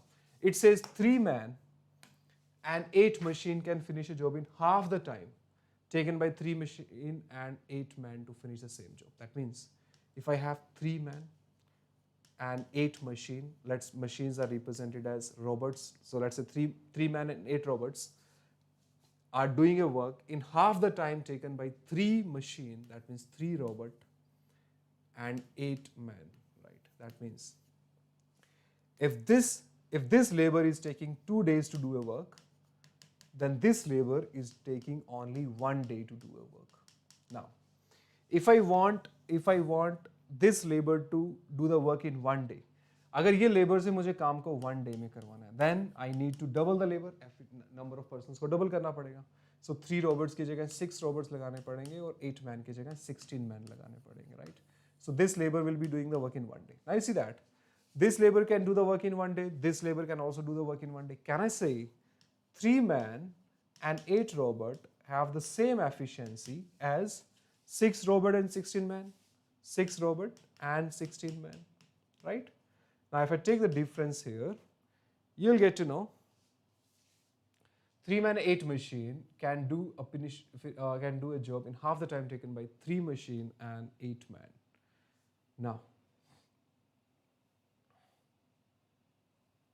Now let's use this information, guys. Let's use this information. If I have to use this, so see that 8 robot minus 6 robot, that means 2 robot will be same as 16 minus 3, that means 13 men. So 2 robot are same as 13 men. Now question says 2 machine can finish a job in 13 days. And I know that 2 machine, that means 2 robot, and 2 robots are same as 13 men. So can I say 13 men will also do the work in 13 days? Now what is the question? Question says how many men can finish a job in 13 days? So to finish the work in 13 days, I'll require 13 men, and that would be the correct answer to the question. 13 men will be required to do the work in 13 days. A simple logic, right? Just understand the efficiency relationship between the 2 different type of persons, right? In the previous question, A and B were 2 different types. Here, man and machine are the 2 different types, right? Let's look at the next question, number 14. This is a kind of time, speed, and distance question. The wheel of bicycle A and B have radii 30 centimeter and 40 centimeter. So there's a bicycle A and the radius of it would be 30 centimeter, right? And similarly, there's another bicycle and the wheel of it is having a radius of 40 centimeter. Because the radius is more, so this wheel will be a bit larger one compared to this one. While traveling a certain distance, each wheel of A required 5,000 more revolution than each wheel of B. So there's a certain distance that A and B, the wheel A and B are traveling, and to travel that same distance, A is taking 5,000 more revolution. Now, if I say, if bicycle B travel this distance in 45 minutes, then its speeds in kilometer per hour was. Let's say T is the number of revolution that B is taking. Now, in one revolution, what will be the distance traveled by B, the wheel B? You see that wheel B in one revolution will be traveling a distance equal to its perimeter, and that would be 2 pi r. 2 pi r is 40. So can I say in one revolution, this will be traveling a distance of 80 pi. And in this wheel, in one revolution, will be traveling a distance of 60 pi. Now, let's say that B is taking X number of revolution right? And in x revolution, B will be traveling a distance of 80 pi multiplied by x. And to travel the same distance, A will be taking, 5,000 more revolutions. So the number of revolution of A to travel the same distance would be x plus 5,000. And in one revolution, this is traveling a distance of 60 pi. So can I say both of these distances are same? Now, if both of these distances are same, you can see, right, you can easily find out the answer. This is 20 into 3, 20 into 4. 3x plus 15,000 is equal to 4x, or you get x will be equal to 15,000. That means the distance that this question is talking about, the number of revolution taken by B are 15,000. That means now in 15,000 revolution, B will be traveling a distance of 80 pi multiplied by 15,000. And because this is in centimeter, so radius is in centimeter, 2 pi r, so this is in centimeter, right? What I want is, and this whole distance is traveled in 45 minutes. This whole distance is traveled in 45 minutes. Now I just want to convert it into kilometer per hour. Now how to convert centimeter into meter, right? If I want to convert centimeter into meter, I need to divide it by 100. And to convert meter into kilometer, I further need to divide it by 1000, right? And because it is 45 minutes, to convert minutes into hour, I need to divide minutes by 60, so 60 will go in the numerator value. 3 zeros will get cancelled. 0, 0, 0, 0. 15 into 3, 3 will cancel 6 on 2. 8 pi into 2, the answer will be 16 pi. That means the speed of B is 16 pi kilometer per hour. That is the correct answer of the question, which is option number 4. This was question number 14 of 19 slot 1. You see that the 14 questions that we have discussed till now, all these questions are from the chapter of arithmetic, from arithmetic topic. You can see the importance of arithmetic. In fact, there are 3 or 4 more questions. So in 19 slot 1, 17 to 18 questions came from arithmetic, which is actually 50% of your whole paper. So arithmetic stand a very important, stand a great importance in your CAT exam. Do this topic comprehensively and properly. Average, percentage, profit loss, SSCI, time and work, time spent distance, and ratio and proportion. These are the 8 chapters that you need to do properly. Guys, question number 15 of this all CAT 19 slot 1. It says corners are cut off from an equilateral triangle T to produce a regular hexagon H. Then the ratio of the area of H to the area of T. 30-second question, that's it. What the question is saying is, there's an equilateral triangle, right? There's an equilateral triangle T, and you're cutting corners from an equilateral triangle to produce an hexagon. So let's say I'm cutting the corners to produce a regular hexagon. Because it's a regular hexagon, can I say all these 3 sides, all these 6 sides will be equal, right? This is a hexagon. A, B, C, D, E, F. Because it's a regular hexagon, all these sides will be equal. That means if I'm saying that this side is A, then this side will also be A, this side will also be A, this side will also be A, this will be A, this will be A. Also, you can see that in an equilateral triangle, all the angles are 60 degree. This angle will be 60, this will be 60, and this will also be 60. And in a regular hexagon, the internal angle is 120 degree. This is also a basic thing, basic concept. If this is 120, can I say this will be 60? This will also be 60. That means this will also be an equilateral triangle. Can I say all these sides will also be equal to A? Now that's it. The question is done. Now, what you need to know is that a regular hexagon is made of 6 equilateral triangles. If I take a point at the center and if I join it with all the vertices, of the regular hexagon, I'll get 6 equilateral triangles. That means if I'm taking this side as, this area is 1, let's say this area is 1, this area will also be 1, this area will also be 1, 1, 1, 1. That means the area of H, that is of hexagon, is 6. Now if I want to find out the area of T, that means of equilateral triangle. Now see that the complete equilateral triangle is made of this hexagon and these 3 equilateral triangles. This is an equilateral triangle of 3 sides being A. This is also an equilateral triangle of 3 sides being A. So this area will also be 1, this will also be 1, and this will also be 1. The whole equilateral triangle area is 9. Answer is 2:3. That means option B. If you know the basics properly, this is a 30-second question for you in CAT exam. Very easy. And don't forget to look at the next question, guys. This will increase your confidence even more for geometry. AB is the diameter of a circle of radius 5 centimeter. Now draw a circle, right? Let's say this is my circle and the radius is 5. So can I say the diameter would be equal to 10 centimeter, and because it says AB is a diameter, so let's say AB is a diameter and this, let's say, is the center of the circle and this whole diameter is equal to 10 centimeter. P and Q be the 2 points on the circle so that PB is 6 centimeter. So take a point P here and it is given that this PB length is 6 centimeter and the length of AP is twice that of AQ. There's another point Q also. Let's take this is a point Q because PQ is a chord. So let's take Q on this side and it says the length of AP is twice that of AQ. Okay, the length of AP is twice that of AQ, right? And we are supposed to find out the length of QB.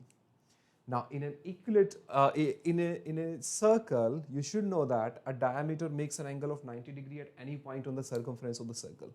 This diameter AB is equal to 10 centimeter. This is 6, this is 10. So can I say this will be 8 centimeter? Now, if this is 8 centimeter and because it is given that AP is twice of AQ, so can I say AQ will be 4 centimeter? If this is 4, this whole length is 10. So can I say QB by using Pythagoras theorem, because this angle is of 90 degree, the length of QB would be 100 minus 16. That means root of 84. Now, what is root 84? That is what you are supposed to answer. That's it, and your question is done. Because we are not supposed to find out the exact answer, we are supposed to find out its nearest to. Root of 84, you just need to find out the root of 84. It's 9.1 something. So the answer is C option. That's it. Clear? Such an easy question, guys, right? You see that it's basic concept of circle, that a point on any point on the circumference of the circle makes an angle of 90 degree with a diameter, right? So if I join any point on the circumference of the circle with a diameter, right, that will make an angle of 90 degree. This is 90, this is 90. So all we are doing is we are straight away applying the triplet here and we are using the Pythagoras theorem here. You can also apply the Pythagoras theorem here then, and then you apply the Pythagoras theorem here, and that's it. The question is done. This is a level of difficulty of CAT geometry question, guys, right? I'm not saying all questions are easy. Some question can be difficult also, but yes, 70 to 80% questions from any chapter will definitely be easy. All you have to do is just do the basics of that chapter, right? Do not leave any chapter for CAT exam, guys, right? You should know the basics of every topic, because if the question is coming easy, if the level of difficulty of the question coming from any chapter is easy, then you should be able to do it, right? Right? So it's must for every candidate to do the basics properly. Look at the next question. You will laugh at the level of difficulty of this question. In a circle of radius 11 centimeter, CD is diameter and AB is a chord of a circle of length 20.5. Again, draw a circle, right? In a circle of radius 11. If radius is 11, so diameter would be 22. CD is a diameter and AB is a chord of length. Okay, so draw a chord CD, right? And it says AB, CD is a diameter and the length of CD is 22 centimeter. The whole length is 22 centimeter. AB is a chord of length 20.5 centimeter if AB and CD intersect at point E. So there's another chord AB and the diameter CD intersect at point E. Now this is not the center, keep this in mind. This is not the center, right? It's not mentioned that these are the two chords which are meeting at the center. In that case, AB will also be the diameter. Now AB is not the diameter. Why? Because the length of it is less than the diameter, that is 20.5. So the length of AB is 20.5 centimeter, right? Now question says they are intersecting at point E inside the circle and CE has a length of 7 centimeter. And the difference of the length of BE and AE in centimeter is what? So guys, this whole length is 22. If this is 7, can I say, if this part is 7, can I say from E to D the length will be 15 centimeter, right? The length from E to D would be 15 centimeter. This is 20, this whole length is 20.5. What I'm supposed to find out is the difference of BE and AE. Now, if I say this length AE, this length BE is A and this length AE is B, let's say. Now, in a circle, I know that if two chords intersect with each other at any point E, which is inside the circle, then A into B will be equal to C into D, that is 7 into 15. That means AB will be 105. And because it is given that A plus B is 20.5. Now to answer the question, all you have to do is think of two numbers, the product of which should be 105 and the summation of that should be 20.5.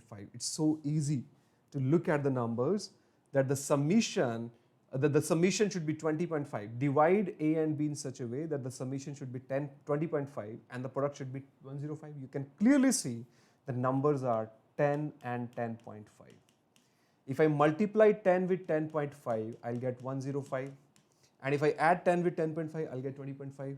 What I'm supposed to find out is the difference. If a difference is supposed to be find out the difference between these two values is 0.5, and that is C option. C is the correct answer to the question. These are the three questions of geometry that were asked in 19th slot 1. There were another question also that were for mensuration part.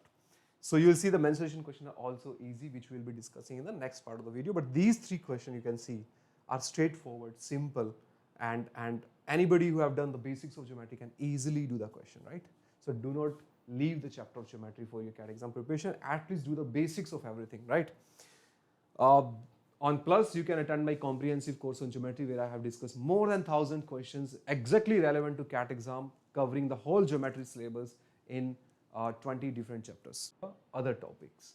Question 18 says, let S be the set of all points xy in the xy plane. So when I talk about the xy plane, I know that the complete xy plane can be divided into 4 quadrants, right? This is the positive direction of x-axis, this is a negative direction of x-axis, this is positive direction of y-axis, and this is a negative direction of y-axis. Now, all the xy points which lie on this plane, such that mod of x plus mod of y less than or equal to 2. Now, to answer this question, you should know how to make a graph of mod of x plus mod of y is equal to 2. Now, mod x plus mod y is equal to 2, right? In 4 different quadrants, right? In the first quadrant, x and y both are positive, so the equation will be x plus y by 2. In the second quadrant, x is negative, y is positive, so the equation will be minus x plus y is equal to 2. In the third quadrant, both x and y are negative, so minus x minus y is equal to 2. Fourth quadrant, x is positive and y is negative, so it will be x minus y is equal to 2. These are the 4 lines I need to draw on this plane, and you should know how to draw the graph of it directly. So they take an intercept on 2 on x-axis, take an intercept of 2 on y-axis, take an intercept of minus 2 on x-axis, take an intercept of minus 2 on y-axis. Join all these points and you will get the graph of mod x plus mod y equal to 2. That's a graph of mod x plus mod y equal to 2. Why 2 intercept? Because this can be written as x upon 2 plus y upon 2 is equal to 1. This is x-intercept and this is y-intercept. This is a basic, you should know that, right? Now, if I'm looking for all the xy planes which lies inside it, because the sign here that has been used is less than or equal to 2, so that means all the xy points which lie inside this, right? And mod x should be greater than or equal to 1. Now, mod x greater than or equal to 1 means x should be greater than or equal to 1 or x should be greater than or equal to minus 1. This is how you open it, right?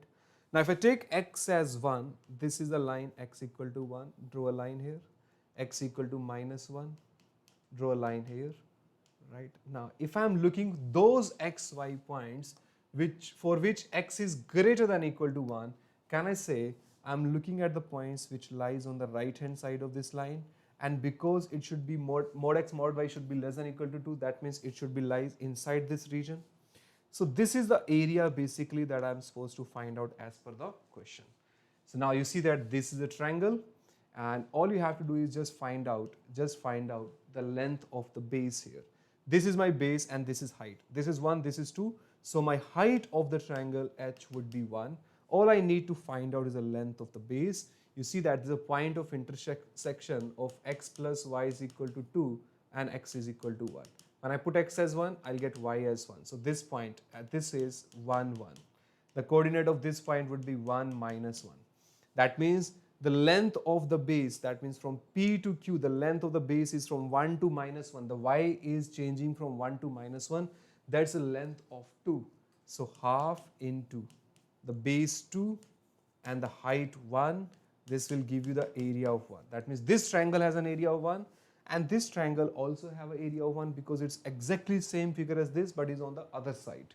So one area of this triangle, one area of this triangle, the total area will be equal to 2. This is what I'm supposed to find out. The area in square unit of the region represented by S. And S is a region for which mod x greater than equal to 1 and it should be mod x plus mod y should be less than equal to 2. That means this is a region which is represented as S and the area is 2 unit. Is it a difficult question? Yes, you should know the basics of modulus to answer this question, how to draw the graph of it, and you should be comfortable in finding the point of intersection. Otherwise, the question is easy. But I guess if you are studying basics from a relevant material, you will definitely know how to draw the graph of mod x greater than equal to 1, and you should also know how to draw the graph of mod x plus mod y greater than equal to 2. If these two things are in your mind, then the question is very easy. If you are not aware of these two things, then the question will be difficult for you. Next, look at the question number 19 of coordinate geometry. It says, let T be the triangle formed by the straight line 3x plus 5y minus 45. The moment you have to draw the graph of a line, right, straight away convert it into an intercept form. The intercept form is intercept form of a line is x upon a plus y upon p is equal to 1, where x intercept is a and y intercept is p. Now, if I solve it, you see that this will become x upon 15, right? If I divide this whole equation by 45, it will be x upon 15 plus y upon 9 is equal to 1. So if I take a point, x intercept is 15 and y intercept is 9. So if I join these 2 points, right, this would be the graph of 3x plus 5y minus 45. So this is the graph of this, right? And I'm supposed to find out, like T is a triangle. So this is a T is a triangle here, right? T is a triangle here, right?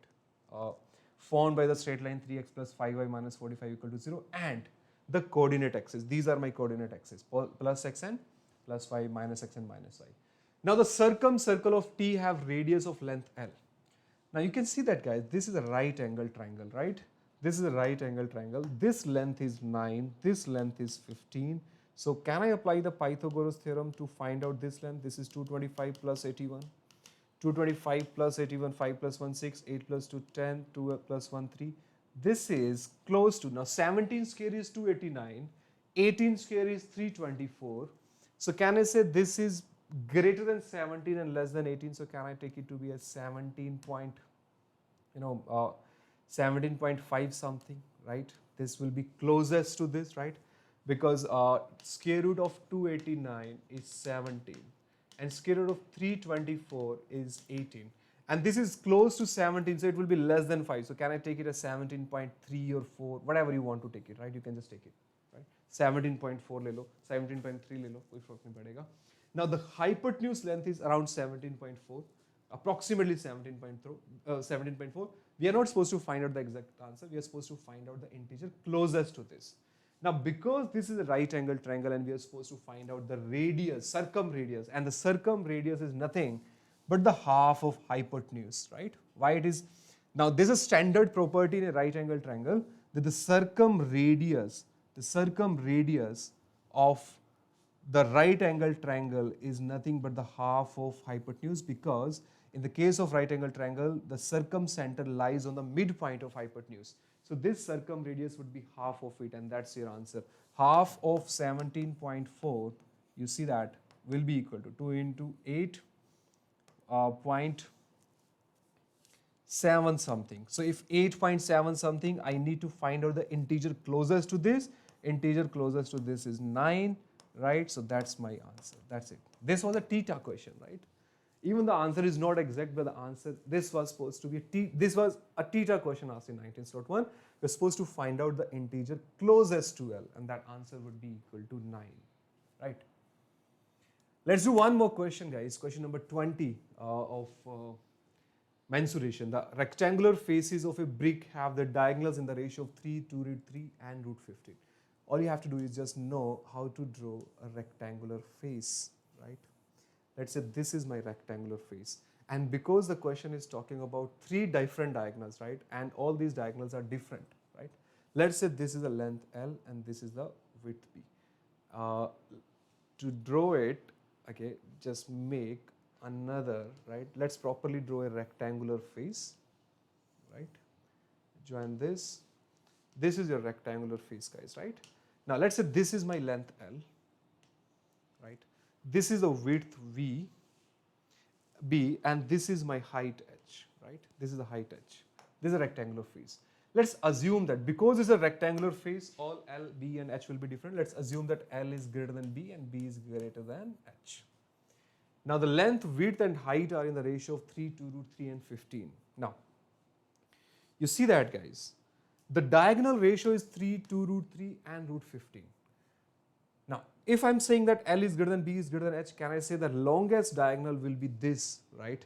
The longest diagonal will be this, which will be made of which will be made of L and B. The diagonal of this diagonal is root of L square plus B square, right? Now, root of L square plus B square is the longest diagonal, and the second diagonal must be made of L and H.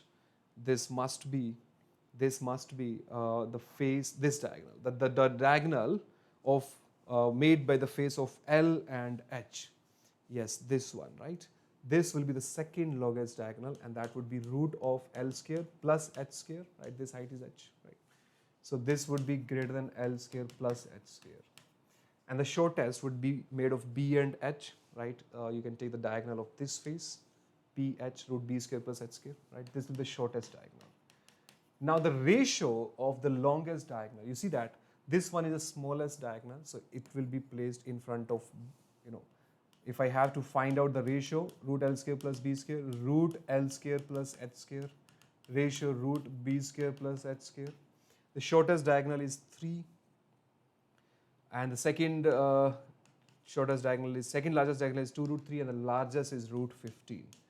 Now, if I want to find out the ratio of L square plus B square, you just need to do the square. That's it. If I do the square, B square plus H square, this would be 15, this would be 12, and this would be 9. 15, 12, and 9 are the ratio of L square plus B square plus L square plus H square and B square plus H square. Now, if I add them up, I'll get 2 times of L square plus B square plus H square, right? L square plus B square plus H square. And that would be 15 plus 12, 27 plus 9, 36. This will cancel it on 18. Now, if I want to find out the length of the shortest edge, that means H, I need to put the value of L square plus B square. If I put the value of L square plus B square, I'll get H square will be equal to 18 minus 15, that is 3, or I can say H would be root 3. And if I want to find out the longest edge, I will be putting B square plus H square. B plus H square is 9. So can I say L square would be 18 minus 9, that is 9. L will be equal to root 3. So guys, H ratio L is what I'm supposed to find out, which would be, this would be 3, which would be root 3 ratio 3. Now root 3 ratio 3 is what? If I have to find out the ratio of root 3 and 3, just rationalize it. This get cancelled. The final answer will be 1 ratio root 3, and that is option B. B is the correct answer of this question, guys. So these are the 3 questions. So I have done 6 questions of 19 slot, 1 from geometry, coordinate geometry, and mensuration. And you see that all questions are doable. Not even a single question was challenging. In this video, I'm going to cover questions of algebra from CAT 2019. Slot 1. This is episode number 7 of CAT 19 slot 1, last 5 years of CAT paper series. Question number 21, let x and y be the positive real numbers such that there are 2 expressions given in terms of logarithm, and xy is what we are supposed to find it out. Now, you see that I just need to know the basic rules of logarithm to answer this question. You see that there's a plus sign here, which I can easily simplify. I can bring both of these 2 brackets under 1 log by removing the plus sign. So I can write it down as x plus y into x minus y to the base 5 is equal to 3. Now this can be written as x square minus y square equal to 3 raised to power 5. Why so? Sorry, not 3 power 5, 5 power 3. Why so? Because log of a to the base b is x, so that means a will be equal to b raised to power x. And then I can further simplify this expression also. This you can see have a minus sign in between, so can I say that this will be log of y upon x to the base 2 is equal to 1 can be written as log of 2 to the base 2 minus log of 3 to the base 2, which I can write it down as log of 2 upon 3 to the base 2. This gets cancelled. I'll get y upon x as 2 by 3. That's it now. You'll get your answer. You have two relations now in terms of x and y. X square minus 5 square is 125 and y upon x is 2 upon 3. So can I assume that y is equal to 2k and x is equal to 3k? Now if you solve it here, 3k square would be 9k square. 2k square would be 4k square is equal to 125. 5k square is 125, k square would be 25, k would be plus minus 5. Now do I need to take plus 5 or minus 5? Because x and y are the positive real number, I'll say k will be only plus 5.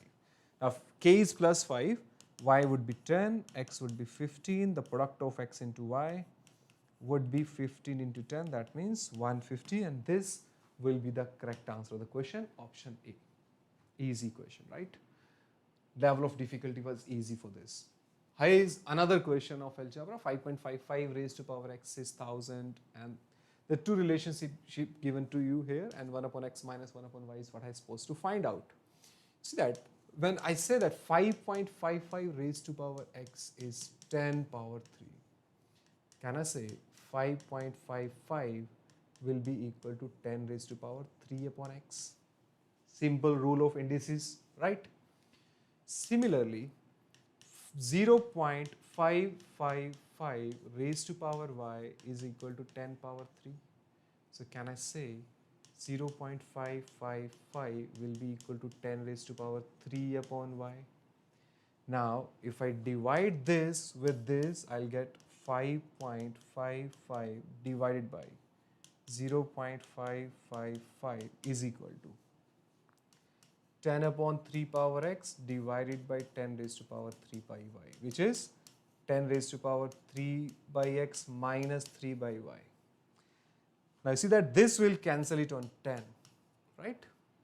Now you get to know 10 power 1 is equal to 10 raised to power 3 into 1 upon x minus 1 upon y. Can I say 3 into, if the base is same, power has to be same, only then you can place an equality sign over here. So 3 into 1 upon x minus 1 upon y is equal to 1. So 1 upon x minus 1 upon y will be equal to 1 upon 3. So 1 upon x minus 1 upon y will be equal to 1 upon 3, and that would be the correct answer of the question. Again, a very simple question. Question number 23. The product of two positive numbers is 616. So if I take any two positive number, let's say a and b, the product of these two numbers is given to me as 616. Ratio of the difference of their cubes, ratio of the difference of their cubes to the cube of their difference, cube of their difference is given to me as in the ratio of 157 upon 3, right? And I'm supposed to find out summation of two numbers, a plus b is what I'm supposed to find it out, right? So what you can do here is, okay, the two ways to solve the question, right? One is you can go for an option by hit and trial method. Another that will give you the answer under 1 minute. And then another approach to solving the question is to go theoretically. So let me give you the first theoretical approach of solving this question, right? A cube minus b cube can be written as a minus b into a square plus ab plus b square. And here I have a minus b cube. This gets cancelled on 2. So this is equal to 157 upon 3. So that means I can write down a square plus ab plus b square can be written as plus 2ab plus b square minus 3ab, right? Minus, this is plus 2ab. So what I'm doing it is I'm making it as 2ab. Or let's make it as minus 2ab so that it gets cancelled with a value in the numerator. So can I write it down as a square minus 2ab, in that case I have to do plus 3ab divided by I will be having a minus b ka whole square, right? Now this also become a minus, this is equal to 157 upon 3. Now this is also a minus b whole square plus 3ab divided by a minus b whole square. is equal to 157 upon 3. This is 1 plus 3ab divided by a minus b whole square is equal to 157 by 3. I can take 1 on the right hand side, subtract it and get 154 by 3, right? When 1 will be taken on the right hand side, it will be subtracted from it. So 157 by 3 minus 1 will give you 154 by 3. Now I have the value of AB, right? AB is given to me as 616. So putting the value here, I'll get it as 3 into 616 divided by A minus B whole square is equal to 154 upon 3. This gets cancelled on 4 and I'll get A minus B whole square is equal to 36. Now A minus B will be 6 and AB is 616. Now all I need to do is I need to find out the factors of 6, 1 and 6 in such a way the difference of these two would be 6, right? It's a kind of quadratic equation now. So what are the factors? If I factorize 616, I'll get it as 4 into. This can be written as 4 into 154, which can be written as 4 into 11 into 14. Now just try to factorize a number in such a way the difference of these two numbers should be 6. And you can see that these numbers will become 22 and 28. If I write it down as, right, 4, I can write down 4 into 2 into 2. So 2 into 11, 22, 2 into 14, 28. So these two numbers have a difference of 6. I get to know that A will be 28 and B will be 22. So the summation of the numbers would be 50. And that would be the correct answer of the question. This is a more theoretical way of solving this question, right? Or what you could have done is that once you know this equation, right? If you look at these two equations, I know that, now you see that if I straight away use hit and trial method, right, to put the values over here, I know that a cube minus b cube upon a minus b whole cube is given to me as 157 upon 3, right? A minus b whole cube would be 3, right? Okay, no, using hit and trial would be really difficult because it's really difficult to get to know the point, get to reach to this point that a minus b whole cube has to be the multiple of 3k. No, this hit and trial would not be possible here because you'll have to put a lot of options, a lot of factors of 616 to get to the ratio of 157 upon 3. And this is not a ratio of a minus b. It's a ratio of a cube minus b cube upon a minus b whole cube, right? So I guess this is the theoretical way is the only way to answer this question. So B is the correct answer of the question, guys. Thank you so much for watching the video. Here is a question number 1 of CAT 2020 slot 3 time and work. It says a contractor agreed to construct a 6-kilometer road in 200 days and he employed 140 person for the work. So the initial picture of this is that a 6-kilometer of the road is supposed to be constructed by 140 person and they require total 200 days to construct it. Now after 60 days he realized that only 1.5 kilometer road has been completed.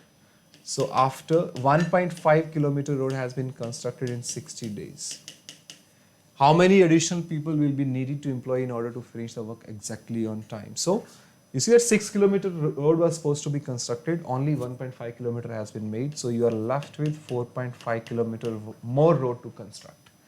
And days past are 60 and you're left with 140 more days. A very simple question. बहुत ही simple question पूछा है बच्चों. देखो, simply, right, you just see that initially you have 140 person, right? In chain rule you are supposed to see that this 140 person will get increased or get decreased with every factor. Now if you look at the work here, work is getting 3 times. 1.5 kilometer से 4.5 kilometer work जा रहा है. That means now these 140 people are supposed to do more work. So अगर ज़्यादा काम करना है, so that means you will require more number of persons. So the number of people will get increased. किस ratio में increase होगा? जिस factor से ये increase हो रहा है. जो multiplying factor work के अंदर आ रहा है, वही multiplying factor आपको इस 140 persons में भी लाना पड़ेगा, right? This is getting 3 times, so this will also get 3 times. Similarly, days you see are getting decreased. 60 days are getting increased, sorry. So 60 जो काम आपने पहले 60 days में किया, the work that you have done before in 60 days, now you have 140 days to do that work. So it's like that if you want to cover the syllabus of CAT in 60 days, but now you have 140 days to cover the CAT, you will decrease the time, right, or decrease the efforts, right? If you have more labels, you'll decrease that. If you have more days, you'll decrease the efforts. So 60 से 140 गया तो number of people will get decreased. So अगर 140 को decrease करना है, किस ratio से decrease करना है? जिस रेशियो से ये इंक्रीज हुआ उसके इनवर्स रेशियो से इसको डिक्रीज करना पड़ेगा. So you need to multiply it with 60 upon 140. This get cancelled, this will get cancelled, this cancel out 3. So now अगर ये 4.5 किलोमीटर रोड आपको बाकी के 140 डेज में कंस्ट्रक्ट करना है, you will require 180 person. And the question is asking us how many additional person will be required. 140 person are already there, so additional number of person required would be 40. So the answer to the question is 40. This was a CAT question of 2020 slot 3, a theta question, a simplest one, very simple. Now let's look at the next question, question number 2 from percentages. Again a basic question, even a 6th standard guy, a person studying the 6th standard can do this question. In the final examination, Vishnu scored 52%, Asha scored 64%. What does it mean? Now, let's say this is my number line, or you can say the marks line of this final examination. Now, Vishnu scored 52%. That means, let's say this is the mark of Vishnu. Vishnu is 52%, so that means Vishnu is scoring 52% of this whole number line. Asha is scoring 64%, so Asha will be ahead of Vishnu. Asha is scoring 64%. That means this line from this to this is 64%, from this to this is 52%. So can I say from this point to this percent it is 12%, right? Now the marks obtained by Vishnu is 23 less and that by Asha is 34 more than the marks obtained by Ramesh. There's a third person Ramesh, and this person Ramesh, Vishnu is scoring 23 less mark as compared to Ramesh, and Asha is scoring 34 marks more than as compared to Ramesh. So you can see that this line, the difference between Vishnu and Asha mark is 34 plus 23. That is 4 plus 3, 57. And this 57 is equal to 12% of the total marks. So 12% of total is equal to 57. I'm supposed to find out कि गीता के कितने marks आए, who is scoring 84%. अगर total का 12% 57 है guys, so tell me 84% of total will be how much? It is 7 times. So answer will be 57 into 7. That is 350 plus 49. So that is 399 will be the answer of the question, right? Now this is question number 2, and let's have a look at question number 3 also. It's a weighted average question, simplest one, right? Let's look at it. Two alcohol solution A and B are mixed in the proportion 1:3 by volume, and the volume of the mixture is then doubled by adding solution A such that the resulting mixture has 72% alcohol. So you have a mixture of A and B solution, right? And A and B have been mixed in the ratio 1:3. That means 1 unit of A have been mixed with the 3 units of B. And we do not know what is the percentage of alcohol in A, we do not know what is the percentage of alcohol in B. Okay, later it's given that solution A has 60% alcohol. So a solution which is 60% alcoholic, you are taking 1 unit of A, you are taking 1 unit of A, then the percent, and you are mixing it with 3 units of B. We do not know what is the percentage alcohol in B. After mixing this, there is a solution that is coming out, and this solution, we do not know what is this percentage alcohol solution, right? We do not know what value is coming over here. Question says the volume of this mixture. Now volume of this mixture is then doubled by adding solution A such that the resulting mixture has 72% alcohol. So whatever percentage of alcohol that I have, I am doubling it. Doubling it means I am adding 1 unit in 1 unit. So if I am taking 1 unit of this solution, I am adding 1 unit of solution A which is 60% alcoholic, and finally the resultant is coming as a 72% alcohol, right? This is a whole question and we are supposed to tell कि B के अंदर alcohol percentage कितना होगा.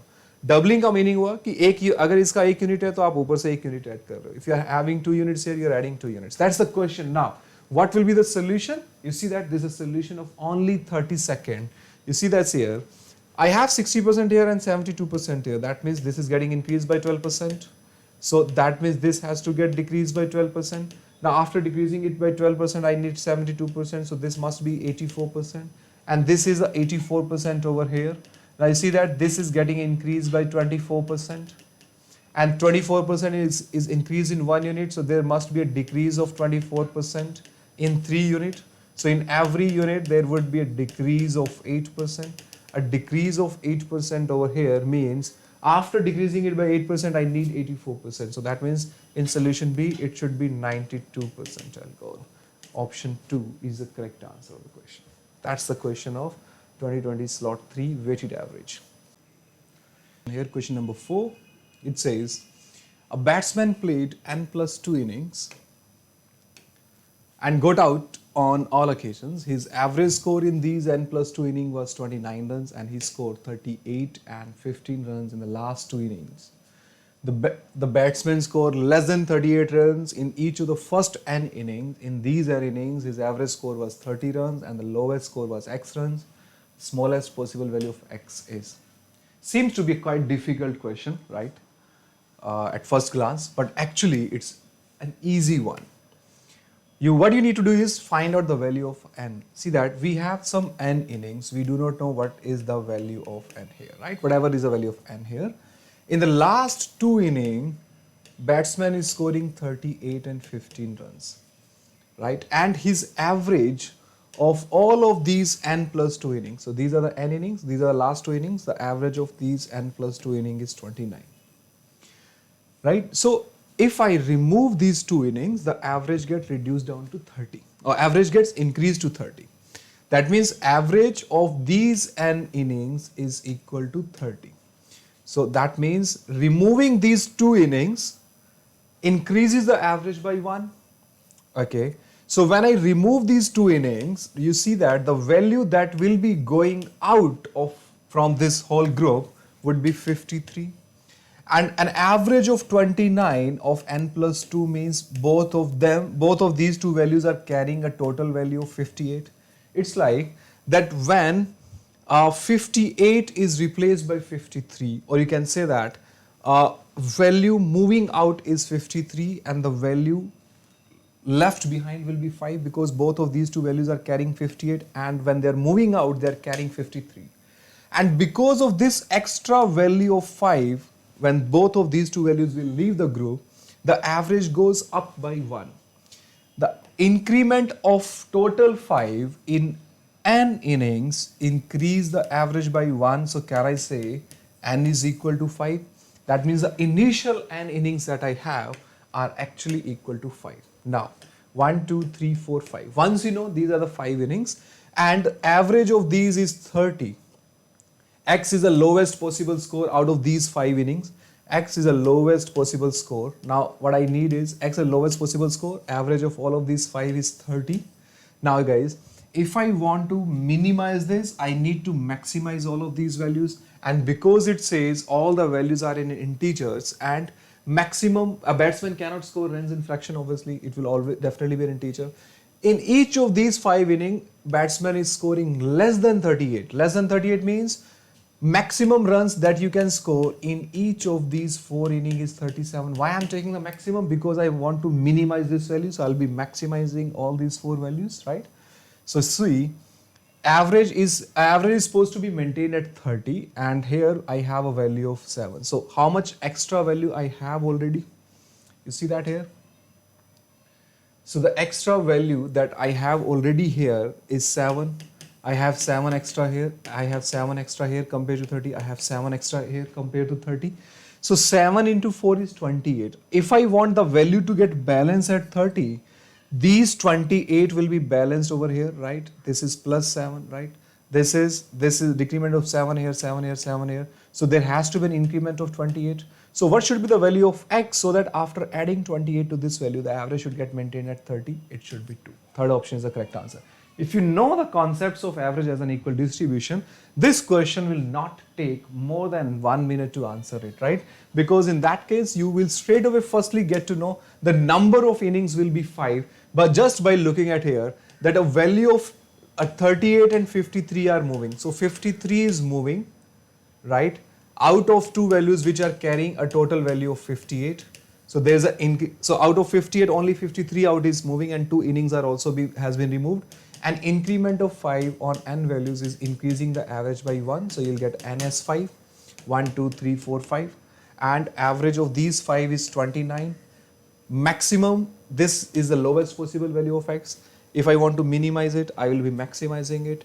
The maximum, it has to be less than 38. So maximum value they can take is 37. So all of these 4 values are carrying 7 extra. So this average is 30. 7 extra in 4 values, that is 28 extra. So to maintain the average at 30 here, I need x to be 2. That's the minimum possible value of x. This would be the approach of solving the question if you already knew what exactly is the meaning of the word average, not the formula thing, not the equation, right? Just basic concept clarity on average will help you in solving this question very quickly. Look at the next question of ratios. It says Dick is thrice as old as Tom and Harry is twice as old as Dick. Dick is thrice as old as Tom. That means if I'm saying Tom is 1 year old, Dick will be thrice as old as Tom, and Harry is twice as old as Dick, so Harry would be 6. If Dick age is 1 year less than the average age of all 3, if I found average of all these 3, average of all of these 3 is 10 by 3, and it says Dick age is 1 year less as compared to the average age of all of 3. You see that the difference between Dick age and the average age is how much? It is 1 by 3, right? 3 minus 10 by 3 minus 3 is 1 by 3, right? This difference is 1 by 3. I want this difference to be 1. So here the multiplying factor is 3. Then what is the Harry's age in year? Harry's age in year would be multiplied by 3, that is 18. The moment you see the multiplying factor is 3, you can get your answer as 18 here. Again, a theta question of CAT 2020 slot 3. You're not even supposed to use pen here to answer the question. Look at the next question of numbers and set theory, CAT 2020 question number 6. How many of the integers 1, 2, 3 up to 120 are divisible by none of 2, 5 and 7? So I have total number of 120. This is basically a question of set theory and number system. I'm supposed to find out the numbers which are not divisible by either 2 or 5 or 7. So see that my total sample space here is equal to 120. Let's first find out the numbers which are divisible by 2, 5 and 7. Number divisible by 2, number divisible by 5, number divisible by 7. Now out of 120 numbers, you see that every second number is a multiple of 2. So can I say number divisible by 2 is 60? Out of, and every fifth number is divisible by 5. So there will be 24 numbers divisible by 5. Every seventh number is divisible by 7. So 120 by 7 will give you 17. There will be total 17 number divisible by 7. Okay. Now, how many numbers are divisible by 2 and 5? The numbers divisible by 2 and 5 means number divisible by 10. Right? There will be 12 numbers who will be divisible by 10. Okay. Number divisible by 5 and 7, that means 35. The quotient is 3. Every third number is divisible by, every 35th number is divisible by 35. So there will be 3 such numbers who are divisible by 5 and 7.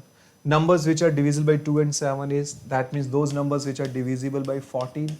The quotient value here you can see is 8. So there are total 8 numbers which are divisible by 2 and 7 both. And if you look at the numbers which are divisible by 2, 5 and 7, that means divisible by 2, 5 and 7 means the numbers which are divisible by 70.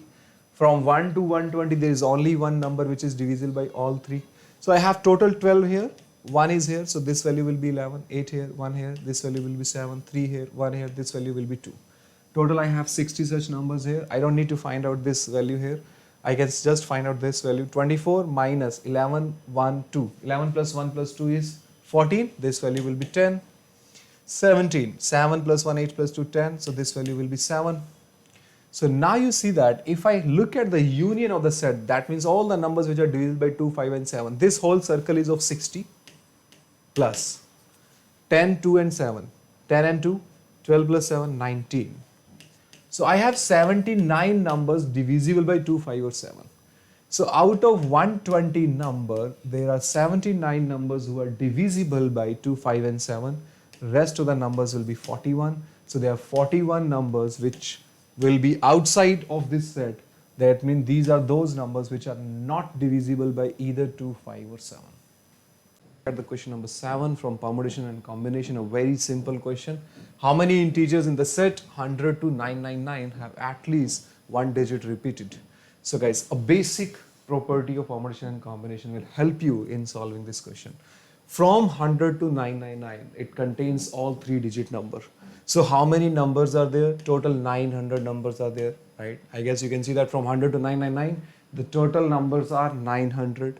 Now out of these 900, there will be some digit where digit will be getting repeated, or there will be some digits where none of the digit is getting repeated, right? So if I want to make a 3-digit number, if I ask you to tell me how many 3-digit numbers you can make without repetition of the digit, then you say, if I'm supposed to make a 3-digit number, first place cannot be filled with 0, because if you place 0 if you place 0 here, the 3-digit number it will not be called as a 3-digit number because of 0 at the first place. So first place can be filled with any number from 1 to 9. So there will be 9 digits that you can use on the first place. Second place can also be filled with a 9 place, all the numbers from 1 to 9 except the number which has already been used over here, and also a 0 can also be used at the second place, right? First place 0 cannot be used because we are making 3-digit number. Now third place can be filled out of all the 10 digits from 0 to 9. I have total 10 digits, out of which 2 digits have already been used. So I'll be left with 8 more digits. So this place can be filled in 8 ways. So now this place can be filled in 9 ways, 9 ways, 8 ways. Total numbers that you will get would be 81 into 8. That is 648 are those numbers where none of the digit is getting repeated. I want all those numbers where at least one digit is getting repeated. So out of all the 900 numbers, I have 648 numbers where at least where none of the digit is getting repeated. So if I subtract it, I'll be left with those digits where those 3-digit numbers where none of the digit is getting repeated, right? Where at least one of the digit is getting repeated, because these are the numbers where none of the digit is getting repeated. So answer to the question is 252. A very simple question. Basics of permutation and combination will help you in solving this question in hardly 30 seconds. Question number 8 from simple and compound interest of 2020 question paper slot 3. A person invested a certain amount of money at 10% annual interest compounded half yearly. What is the meaning of half yearly? If the interest is 10% annually, for half year I'll get 5%. That means in the first 6-month period I'll get 5%. Then in the next 6-month period, right, in the second 6-month period, I'll get 5%. In addition to that, I'll also be getting 5% over here, right? That means when the interest is compounded half yearly, after a 6-month period, you'll start getting interest on interest, right? So for first 6 months, 5% interest will be accumulated. And then for the next 6 months, 5% on the principal will be calculated. In addition to that, 5% on this 5% will also be calculated. That's a basic definition of compound interest. Now, after 1.5 years, now if I'm talking about 1.5 years, that means there will be 3 periods of 6 months. There will be a third period of 6 months also, right? So this was the first period of 6 months. You will be getting 5% on the principal. In addition to that, you will be getting 5% here and 5% here also. 5% of 5% is 0.25%. 5% of this 5% will be 0.25%. And 5% on this, right, is equal to 0.25%, right? Now, when you further calculate 5% on this, you will be getting 0.0125%. That's a basic funda of compound interest. Now, it says the interest and principal together become 18522, the amount in rupees that the person had invested is. See guys, either you can use this concept or you can simply use it. You can say that I will be getting 5% compound interest after every 6-month period, right? So whatever principal I have invested, 5% is 1/20. My principal including interest will become 21 by 20 times of itself after a period of 6 months. This whole thing I just explained you the basic definition of compound interest, right? Now, after why I'm taking it 21 by 20, because my money will get increased by 1 by 20 after a period of 6 months, so it will become 21 by 20 times of itself, right? Then when another 6 month period will be gone, I'll be getting again 21 by 20 of this whole amount, because I'll be getting interest on interest also, right? So therefore 21 upon 20, this whole money will get increased by 1 by 20, so I'll be taking 21 by 20 time of this whole money.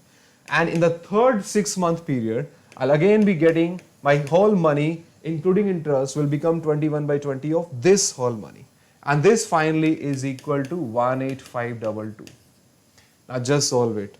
Principal into 21 cube is 9261, 20 cube is 8000, this value is 18522, this will cancel it on 2, so you will get principal as 16,000. That's it. This is the question. This is the question that you are supposed to know. If you know this definition of compound interest, you can easily solve the question in 1, 2, 3 line. That's it.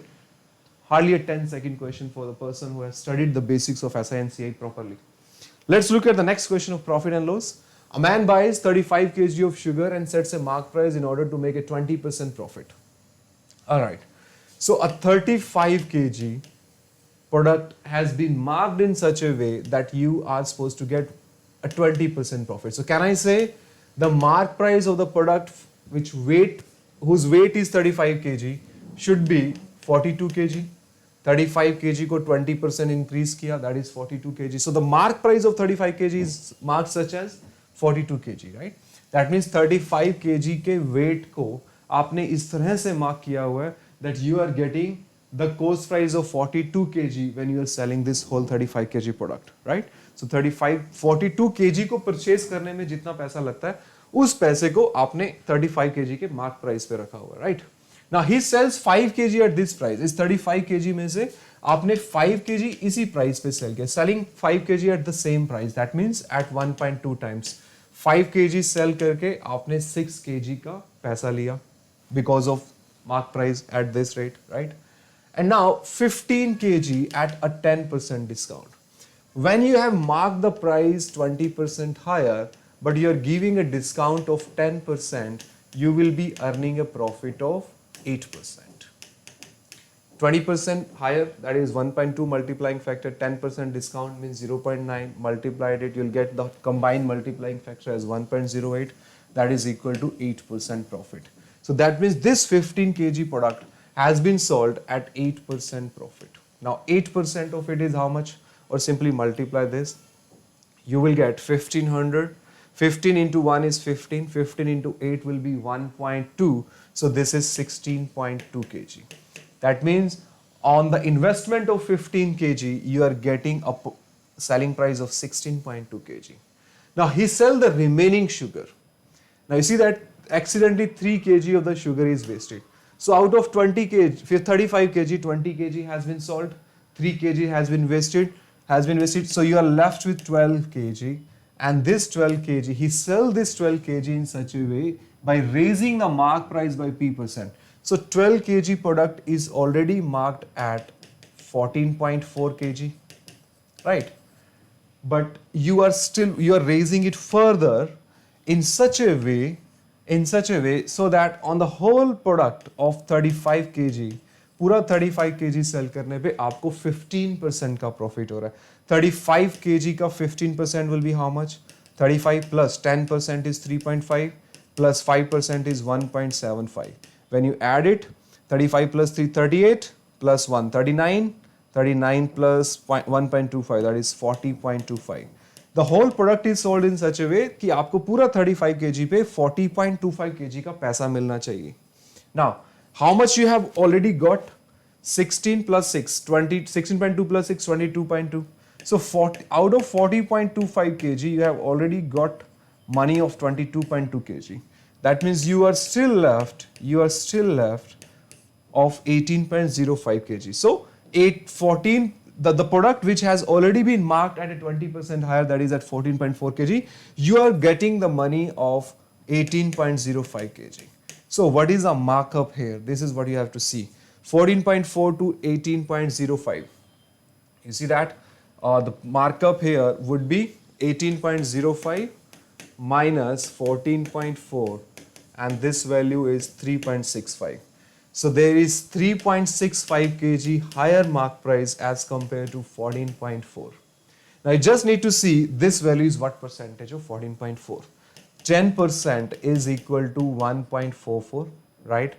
20% will be 2.88. This is even more than 20%.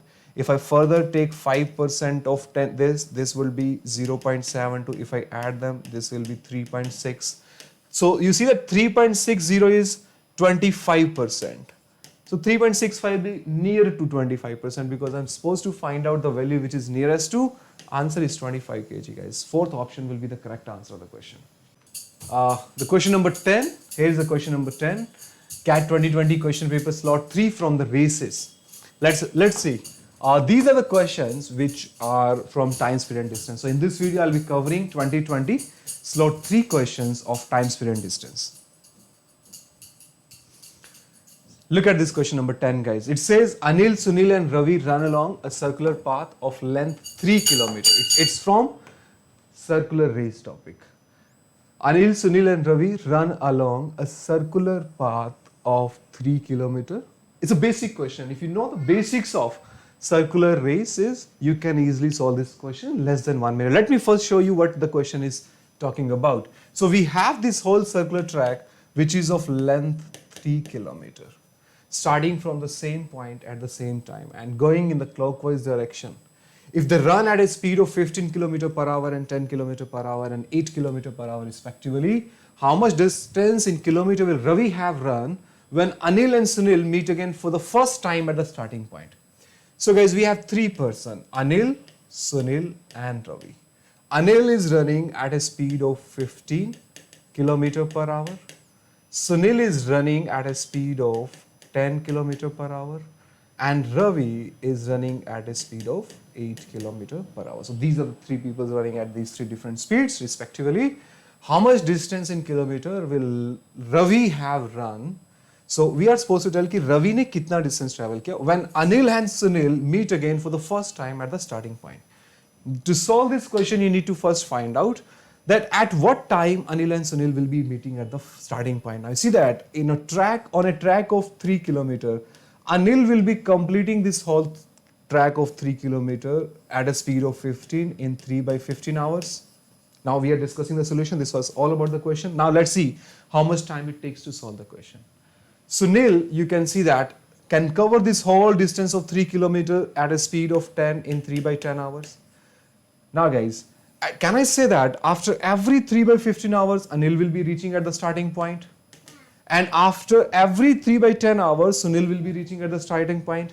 Now both Anil and Sunil will be reaching at the starting point at the LCM of both of these two. It's a very simple question. It's like if a red light blinks after every 2 seconds, green light blink after every 3 seconds, both will blink together at the LCM of 2 and 3. That means that at every 6 seconds, both lights will blink together. So at every 3 by 15 hours, Anil is reaching at the starting point. At every 3 by 10 hours, Sunil is reaching at the starting point. Now the LCM of both of these two can be found out by taking the LCM of the numerator and taking the HCF of the denominator. HCF of denominator is 5. So can I say that after every 3 by 5 hours, Anil and Sunil together will be at starting point. Now we are supposed to tell in this much time what will be the distance traveled by the Ravi. Ravi's speed is 8 km per hour. So in 3 by 5 hours, at a speed of 8 km per hour, Ravi will travel a distance of 24 by 5, which is equal to 4.8 hours. That's it. This is what they are asking, a basic simple question of circular race. Third option will be the correct answer of the question. Question number 11, A and B are 2 railway stations 90 km apart. A train leaves A at 9 a.m. heading towards B at a speed of 40 km per hour. See guys, A and B are 2 railway stations at 90 km apart. A train leaves A at 9 a.m. towards B at a speed of 40 km per hour. The speed of this train is 40 km per hour. Another train leaves B at 10:30 a.m. heading towards A at a speed of 20 km per hour. This train is running at a speed of 20 km per hour. Train meet each other at. A very simple question, guys. Basic question, exactly based on the concept from one of the questions from the previous year CAT paper. Any standard book of time, speed and distance or any standard book of arithmetic will have the question like this, whether it's of CAT or any other entrance exam. In every chapter, right, wherever you are studying from, right, you will definitely find this simple question in that standard book. Now see that we know that from 9 p.m. to 10:30 only this train is running and the speed is 40 km per hour. So till 10:30 this train will cover a distance of 60 km.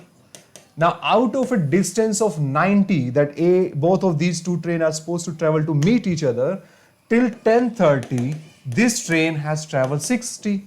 Now after 10:30 they will have to travel a distance of 30 km to meet with each other.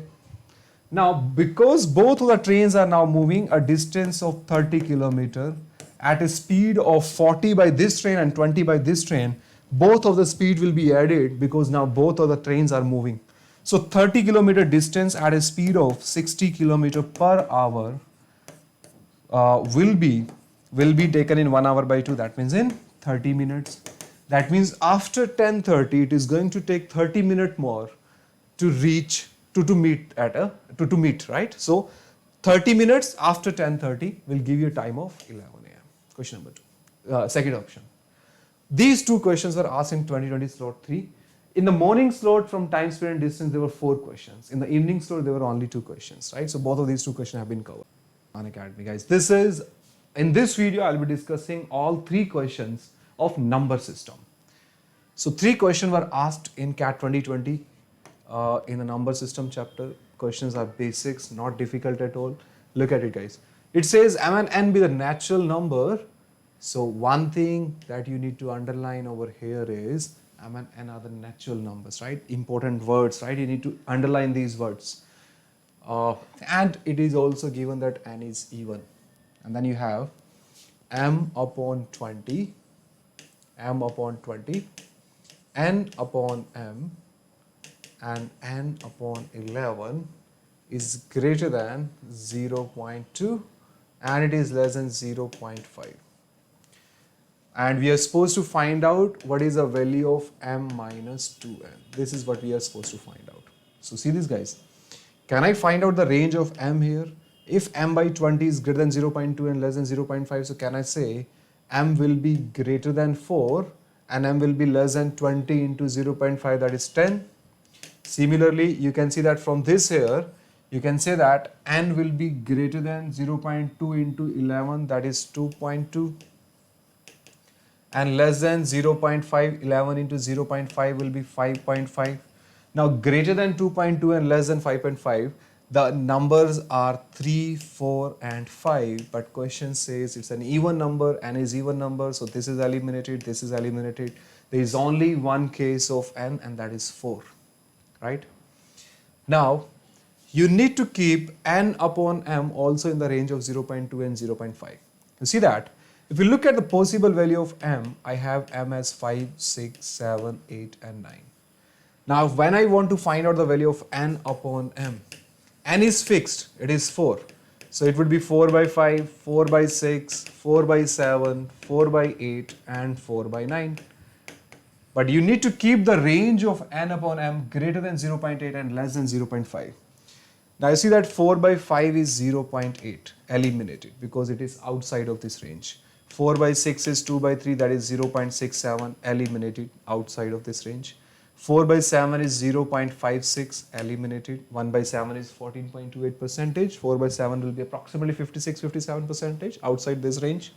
4 by 8 you can see is 2 by 4, right? That is 1 by 2.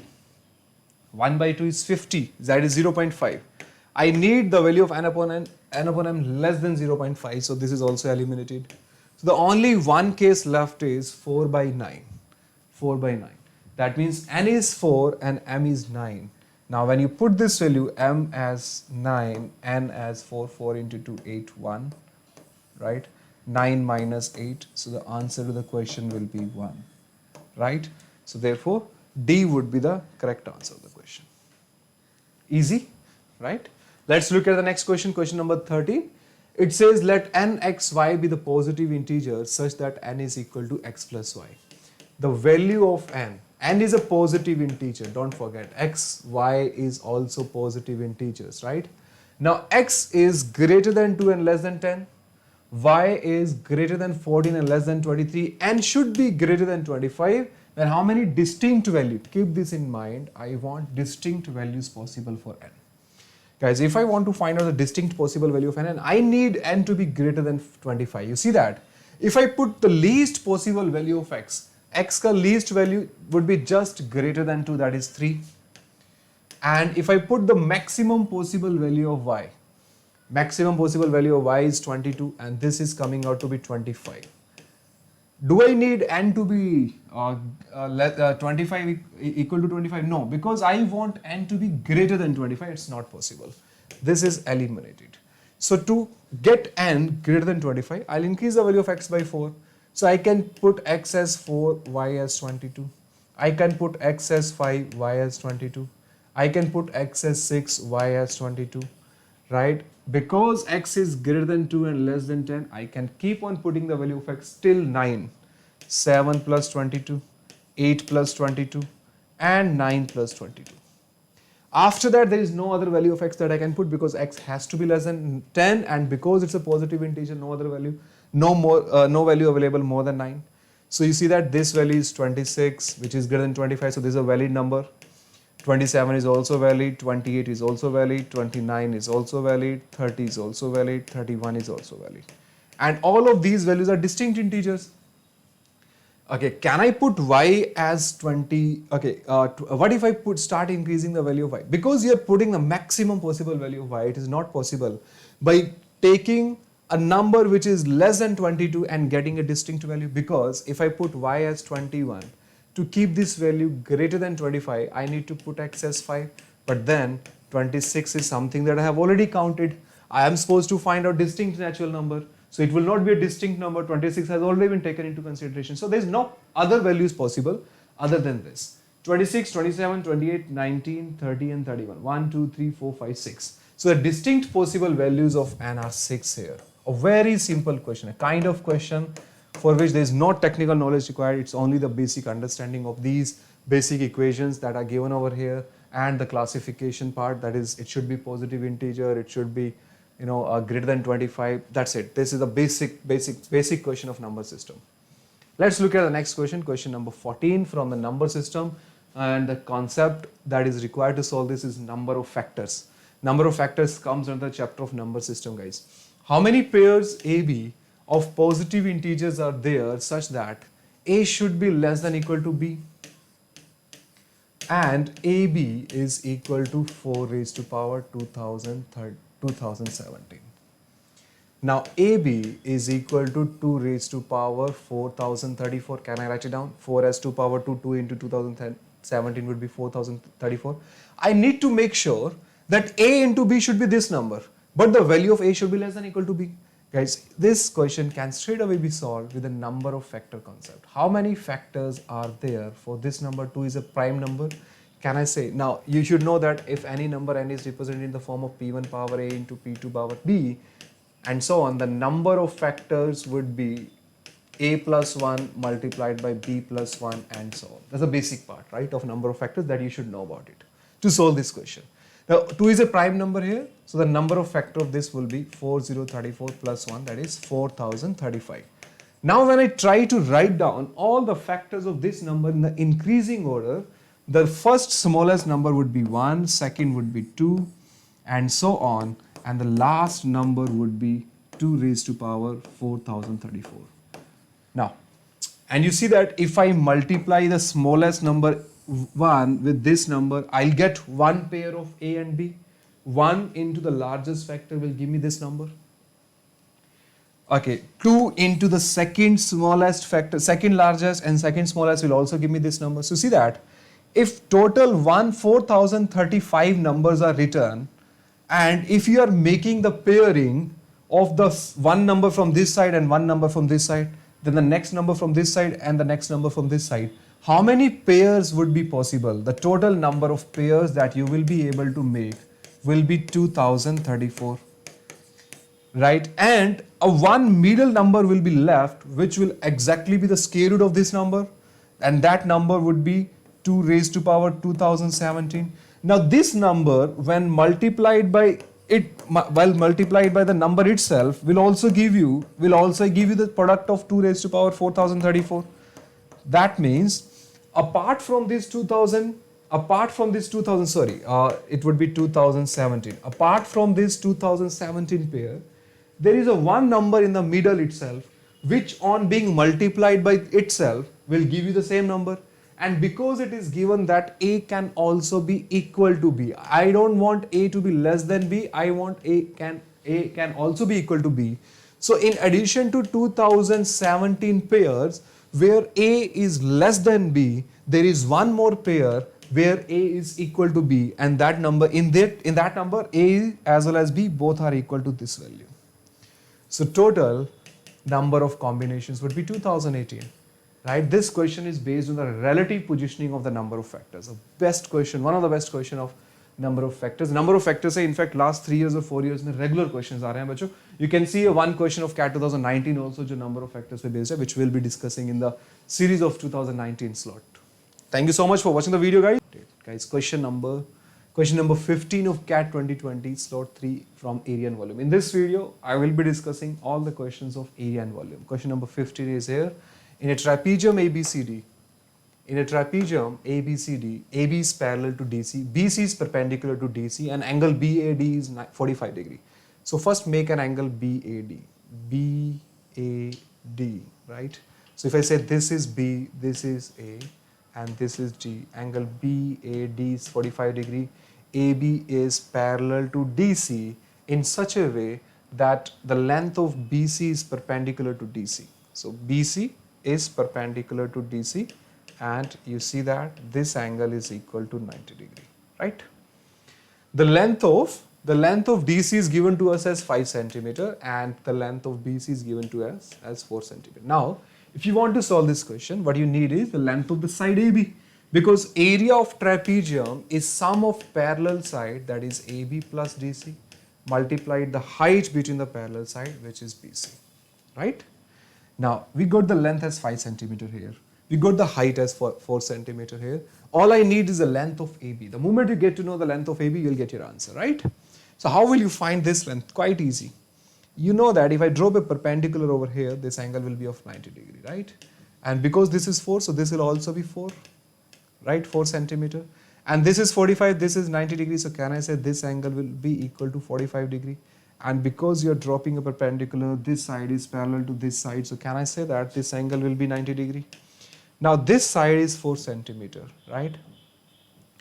Now we know that in these two angles are equal.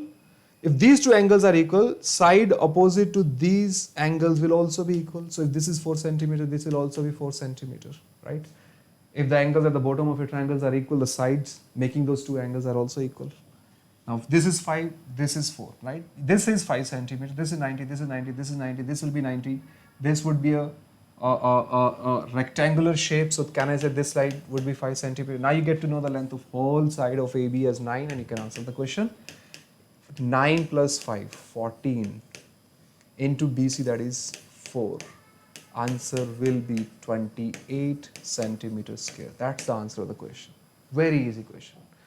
Let's look at the next question. Question number 16 from coordinate geometry. This question of CAT 2020 was taken from a reference of the question which was asked in CAT 2017 slot 2. Exactly similar question they asked, right? They only changed the values. Concept is similar.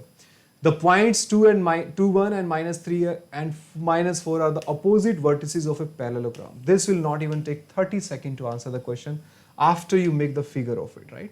So let's say this is a trapezium ABC. Sorry, this is parallelogram. Sorry, ABCD is a parallelogram, and it says the point 2, 1 and minus 3, minus 4 are the opposite vertices of a parallelogram.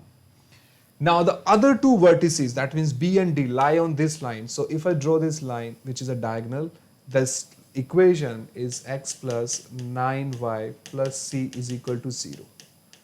Right? And you can see that this whole line AB, this whole line DB, right, contains these two vertices, right, D and B. And this line is x plus 9y plus c equal to 0, right? How will you solve this question? If I am supposed to find out the value of c, what I need is a point which lie on this line. And we know that there is a standard property between parallelogram, rectangle, square and rhombus that the diagonals of all of these four figures bisect each other. Can I say that these diagonals bisect each other? So if these two diagonals bisect each other, can I say that this point would be the middle point of these? Now this is 2, this is minus 3. This middle point will be 2 minus 3 by 2, right? If x1, y1, x2, y2 are the coordinates, the middle point coordinates would be x1 plus x2 by 2 and y1 plus y2 by 2, right? So 2 minus 3 minus 1 by 2 and 1 minus 4, that is minus 3 by 2.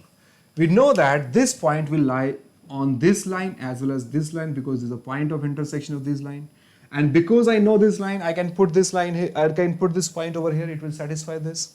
So simply put this point here, x as minus 1 by 2, y as minus 3 by 2, 9 into minus will become plus 3 by 2 plus c is equal to 0. So c will be, you see that, c will be equal to 1 minus 4 minus 3 by 2, 2 minus 3, 1 by 2, minus 1 by 2. X is minus 1 by 2 here and y is minus 3. Okay, sorry. So y is minus 3, so you'll have a negative sign over here. So c will be equal to 27 by 2 plus 1 by 2. That is 28 by 2. So the value of c is 14. That's the answer of the question. Very simple question of coordinate geometry. Anybody can do this. One more question of CAT 2020 paper slot 3 coordinate geometry. Again, you should know how to draw the graph of it. The area in square unit enclosed by the line x equal to 2, y is equal to mod of x minus 2 plus 4. The x-axis and the y-axis is equal to. Guys, you should know how to draw the graph. We know that y equal to mod x is this graph. This is the graph of y is equal to mod of x, right? So when I subtract 2 from it, this vertex of this graph will be shifted by 2 units on the positive side of direction of x-axis, because to make y 0, now you will be putting x as 2. So if I want to draw the graph of y is equal to mod of x minus 2, it will be shifted on the right hand side of x-axis by 2 units. This is a graph of y is equal to mod of x minus 2. But then you see that there is a plus 4 also. Now when I'm adding, when I want to find out the graph of y is equal to mod x minus 2 plus 4, I'm adding 4 to the y values. So therefore, if you're, that means the y value will get increased by 4 for every values of x that you're getting over here. That means the graph will shift by 4 units on the upper side. So therefore, this would be the graph of the y equal to mod of x minus 2 plus 4. And this vertices you can see is x equal to 2 and y is equal to 4. When you put x as 2 here, y will be equal to 4. Now I want to find out the graph of the line of this bounded by this region, x-axis, y-axis, and x equal to 2. At x equal to 2, there is another line that you want. This is the area that I want to find out. This area is what I want to find out. And you see that this is a trapezium. This is a trapezium, right? The shape of trapezium. You see that A, B, and C and D are parallel. The height between these two is 2. I just need the length of these two sides. This is, you see that y is equal to 4 here. So can I say that this height is 4 centimeter over here? The length of CD is 4. All I need is the length of AB, which I can easily find by finding the point of intersection of this line. You see that when I'm putting x as 0 here, right? This is, at this point, x is 0. When you put x as 0 here, value of y will be minus 2 mod plus 4, which is 6. x0, y6. Now, if I want to find out the area of this trapezium, you see that the length of AB is 6. Easily. Half into sum of parallel side, we just did in the previous question. Sum of parallel side, 6 plus 4, 10. Into distance between the parallel side, which is 2. Area will be 10 square unit. Right? So answer would be 10 square unit. That's the answer of the question, which is option number 4. A very easy question, guys. So these are the questions of area and volume coordinate geometry asked in CAT 2020 slot. questions till now. This question, uh, just a minute. Yeah, this question is from the topic of exponent, and it was asked in CAT 2020 question paper slot 3. A very simple question. Look at it, guys. How do you approach this, right? No technical stuff required to solve the question. Simple. X1 is equal to -1, and the value of xm is given to u as xm plus 1 plus m plus 1. That means if I put m as 1 here, the value of x1 will be x2 plus 1 plus 1, that is 2. So that is the value of x2 will be equal to x1 is -1 and x2 will be taken on the left hand side. So x2 will be -1 -2, right? And if I put m as 2 here, the value of x2 will be equal to x3 plus 2 plus 1, that is 3. And because and x3 will be equal to -1 -2, right, -3. The value of x2 is -1 -2. So 3 has been taken on the left hand side. So x3 is -1 -2 -3. If you look at, so if I put xm as 3 here, I'll have x3 will be equal to x4 plus 4, and therefore the value of x4 will be equal to x3 minus 4. What is x3? It's -1 -2 -3. 4 will be taken here. So this is -1 -2 -3 -4. Now observe it. x2 is -1 -2. You see that here? This is -1 -2. This is -1 -2 -3. For the next number, it's -1 -2 -3 -4. I want to find out the value of x 100 now. That will be -1 -2 -3 -4 up to -100. So it's basically sum of first 100 natural number with a negative sign. So if I take -1 as common, this will be 1 plus 2 plus 3 up to 100. Sum of first 100 natural number would be n into n plus 1 by 2, right? This will cancel on 50. So you will have the value as -5050. This is the answer of the question, which is option number 1. 1 would be the correct answer. Now let's look at the next question, question number 19. This one is very simple, as you can see that. Basics are required to solve this, right? You need to be confident that yes, you can solve this question, right? Otherwise, there's nothing here that is theoretically that you're supposed to know to answer it, right? Even if you don't know anything, if you do a basic observation of the question given or the expression that has been mentioned over here, if you know how to read the question, you can solve this question, right? Question number 19 says, again from the topic of exponent, f of x plus y is f of x f of y. F of y is 4. Then f of 10 minus f of minus 10 is equal to which of these 4 options? Now this is a very famous function. A function f is such that x plus y is equal to f of x into f of y. If you have studied the basic algebra, you must know a function where addition become the product is an exponent function. How? You see that I know that a raised to power x plus y is equal to a raised to power x into a raised to power y. Is this holding true? Yes. You see that? That means this function that this expression is talking about is nothing but that exponent function. So I can say that f of x is definitely a power x.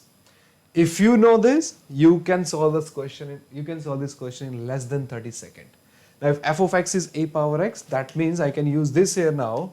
F of 5 will be equal to a power 5, and it is given to me as equal to 4. So that is a power 5 is equal to 4. I need to find out the value of f of 10 minus f of minus 10. F of 10 will be a power 10 minus a power minus 10. Now what is a power 10? If a power 5 is 4, can I write down a power 10 as a power 5 square minus, can I write it down as a power 5 raised to power minus 2? Just put the value of a power 5 here. 4 square 16 minus 4 raised to power minus 2.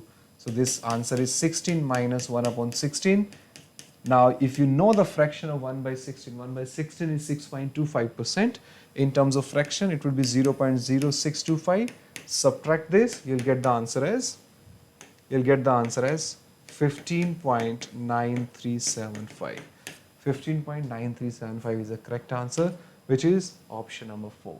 Very easy question. Look at question number 20 of linear equation of CAT 2020 question paper slot 3. Basic question, right? A 6th standard guy can solve this question, right? Let k be a constant, the equation kx plus y is equal to 3 and 4x plus ky is equal to 4 have a unique solution. We know that two linear equation, right? If this is a1x plus b1y plus is equal to c1, and this is another line a2x plus b2y is equal to c2. Now they will have a unique solution. That means both of these two lines will intersect at one point. For that, the condition is a1 upon a2 should not be equal to b1 upon b2. That's a basic condition to have a unique solution. Now these are the two equations given to me. Kx plus y is equal to 3 and 4x plus ky is equal to 4. If I want the equation to have a unique solution, I need to make sure that coefficient of x, k upon 4, should not be equal to coefficient of y, 1 upon k. That means k square should not be equal to 4. If k square should not be equal to 4, that means k should not be equal to plus minus 2. Or I can also say that mod of k should not be equal to 2. Because if mod of k is equal to 2, that means k can be equal to plus minus 2. So mod of k should not be equal to 2. That's why the answer to the question is option 3. You see that the level of the difficulty of this paper is so low, right? That's CAT 2020 question paper slot 3 that we are solving here. All 3 questions are free marks, right? And you won't believe at 15 questions you can cross 98th percentile in quantitative aptitude. With these level of standard questions, right? It's easy. You can easily do this, right? All you need is basics of each and every chapter. The basics, you need to clear the basics of every chapter properly to get through the CAT paper.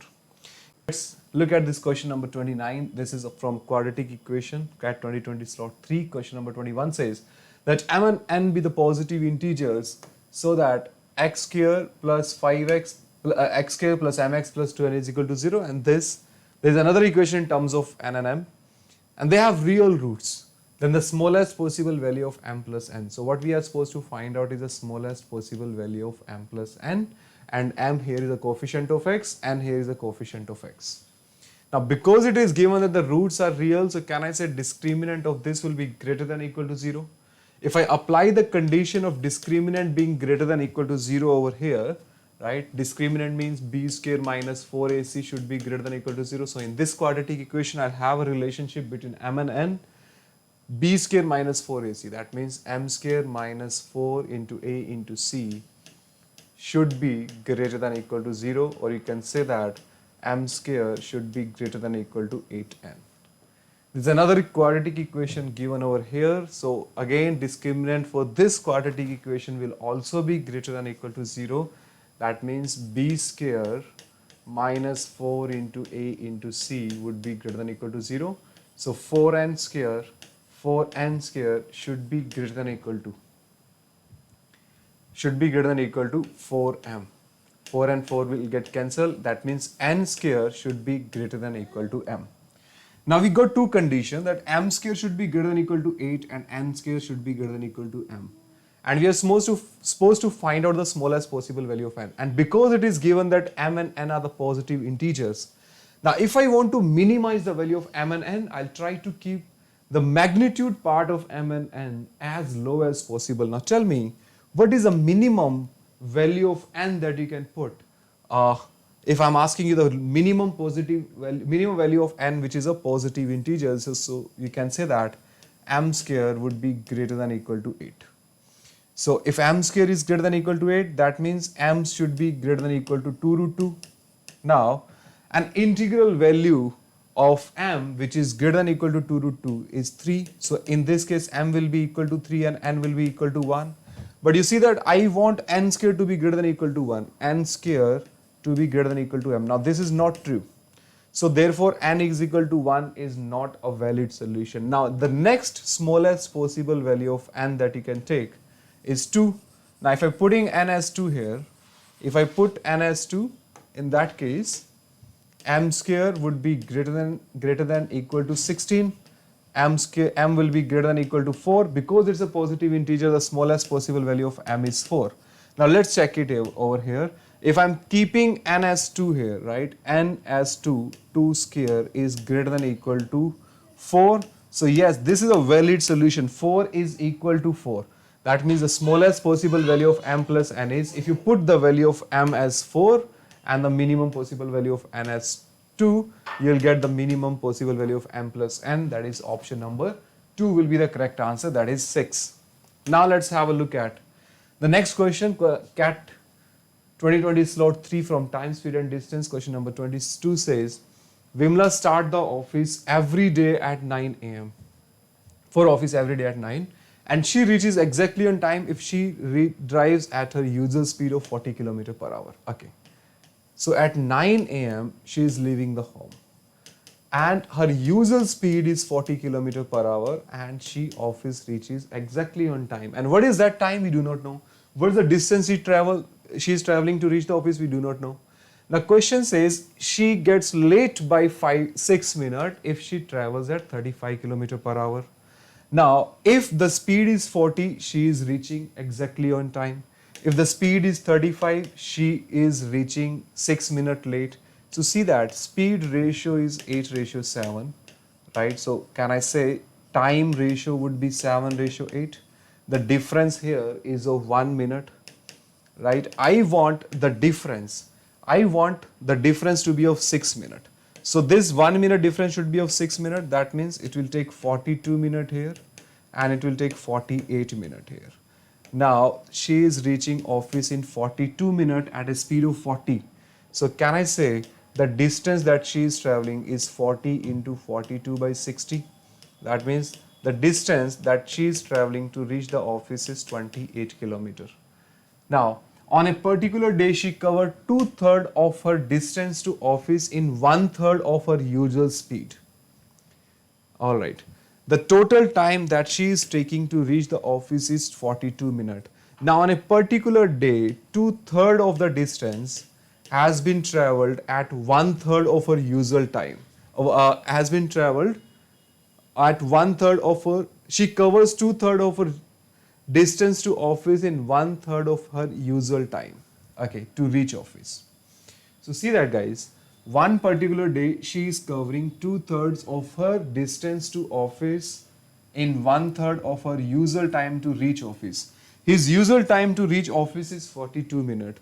Now 2/3 of the distance has been traveled in 1/3 of his usual time, which is 14 minutes, right?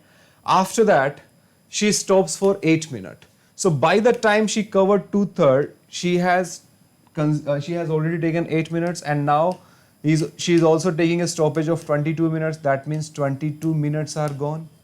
Can I say by the time 2/3 distance is gone, by the time she has traveled 2/3 distance, 22 minutes is gone. Now, the speed in kilometer at which she should drive the remaining distance to reach office exactly on time. Now see that she is left with 1/3 of the distance, right? And that 1/3 of the distance, for that 1/3 of distance, she is having only 20 minutes, right? Now what should be the speed of her? Normally, right, the 1/3 distance, right, is being traveled at 40 kilometers, right? This 1/3 of the distance will be traveled in 14 minutes, right? The time, right, if she is walking at the normal speed, she would be taking 14 minutes to travel the distance. But she is still having 20 minutes to travel the distance. So see that time ratio here is 7:10. So speed ratio will be 10:7. If his normal speed is 40 km per hour, the distance that she want to travel in 20 minutes, for that his speed should be 28 km per hour. So see that without making any equation, you can answer all the question. That's option number 2 for this particular question. Now let's have a look at the next question, question number 23 of paper slot 3 geometry. The vertices of a triangle are these. The area of the circle passing through these 3 points is what? See that, guys. Let's draw the vertices first, right? One of the vertices is x is equal to 0, y is equal to 0, right? That is the origin. Next is x equal to 4, y is equal to 0. So can I say this would be a straight line on x-axis, right? So if I draw x-axis and y-axis here, right? You see that this will be the origin. So this will be the 0, 0. This is 4, 0, right? This is our positive direction of x-axis. And this is at x equal to 3, y is equal to 9. So you see that? This whole distance is 9, height is 9, and this point is 3. And this would be 1, right? Now the question is asking us the area of the circle passing through these 3 points. We are supposed to find out the area of the circle which passed through these 3 points. That means I'm supposed to find out the area of the circumcircle. Now you can find out the area of the circumcircle if you can find out the radius of the circle. And there's a relationship between the area of a triangle and the circumradius of a triangle. This is something that you should know. That area of a triangle is written as ABC upon 4R. Area of triangle is ABC upon 4R. Now, can we find out the area? Yes, the area of this triangle can easily be find out. 1 upon 2 into base is 4, height is 9. So, area of triangle is 18. If area of triangle is 18, all I need is length of all 3 sides. We know that length of this side is 4. We can easily find out the length of this. This is at 90 degrees, this is 9, this is 3. So this would be 27 minus 9, Pythagoras theorem, that is root 18.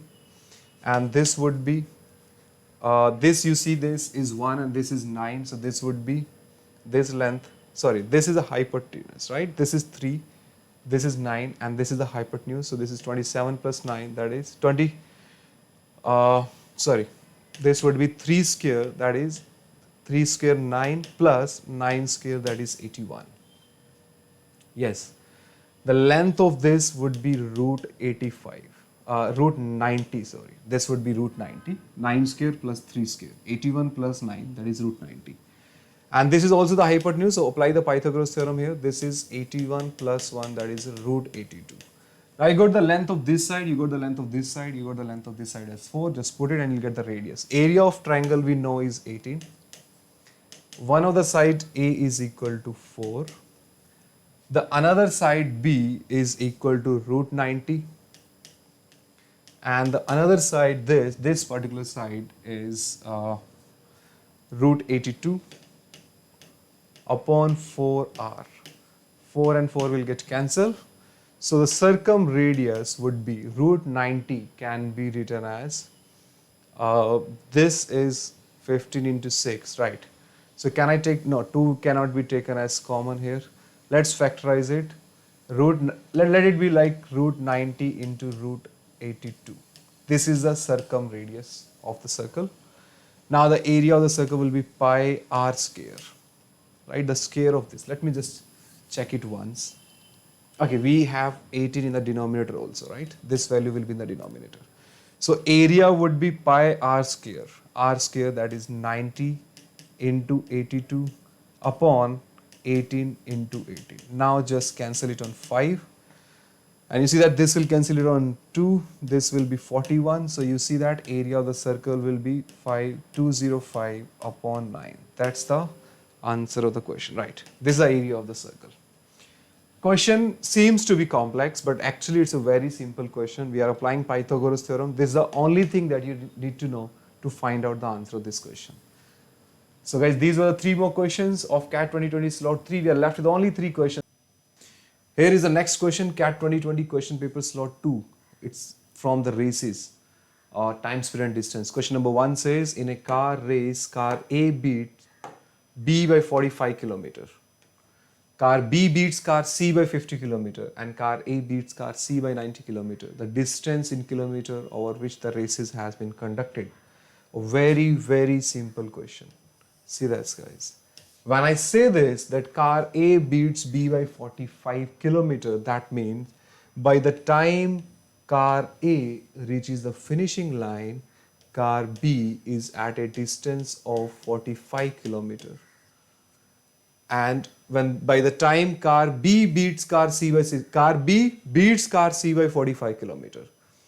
That means by the time B reaches the finishing line, C is at a distance of 50 kilometers from the finishing line. And it is also given that car A beats car C by 90 kilometers. So that means by the time car A is at the finishing line, car C is at a distance of 90 kilometers from the finishing line. And this distance is 45, so this distance will be 45 kilometers. Now just understand the concept here. The distance between car B and car C when A is winning the race, when A is reaching the finishing line, is of 45 kilometers. And this distance of 45 kilometer becomes 50 kilometer when B reaches the finishing line. That means a gap of from a gap of 45 to the gap of 50. That means an extra gap of 5 kilometer is created between B and C when B is running 45 kilometer. Or you can say, to create a gap of 5 kilometer, B need to run the distance of 45 kilometer. And when B is finishing the race, the final gap between B and C is of 50 kilometer. So for a 5 kilometer gap, B has to run 45 kilometer. For a 50 kilometer gap, B will be running 450 kilometer. That's it. And to create a gap of 50 kilometer, B is supposed to run 450. And by the time the gap is 50 kilometer, B is at the finishing line. So that means the length of the race is 450. That's it. Option 4 will be the correct answer. One-liner question, guys. You just need to understand the question.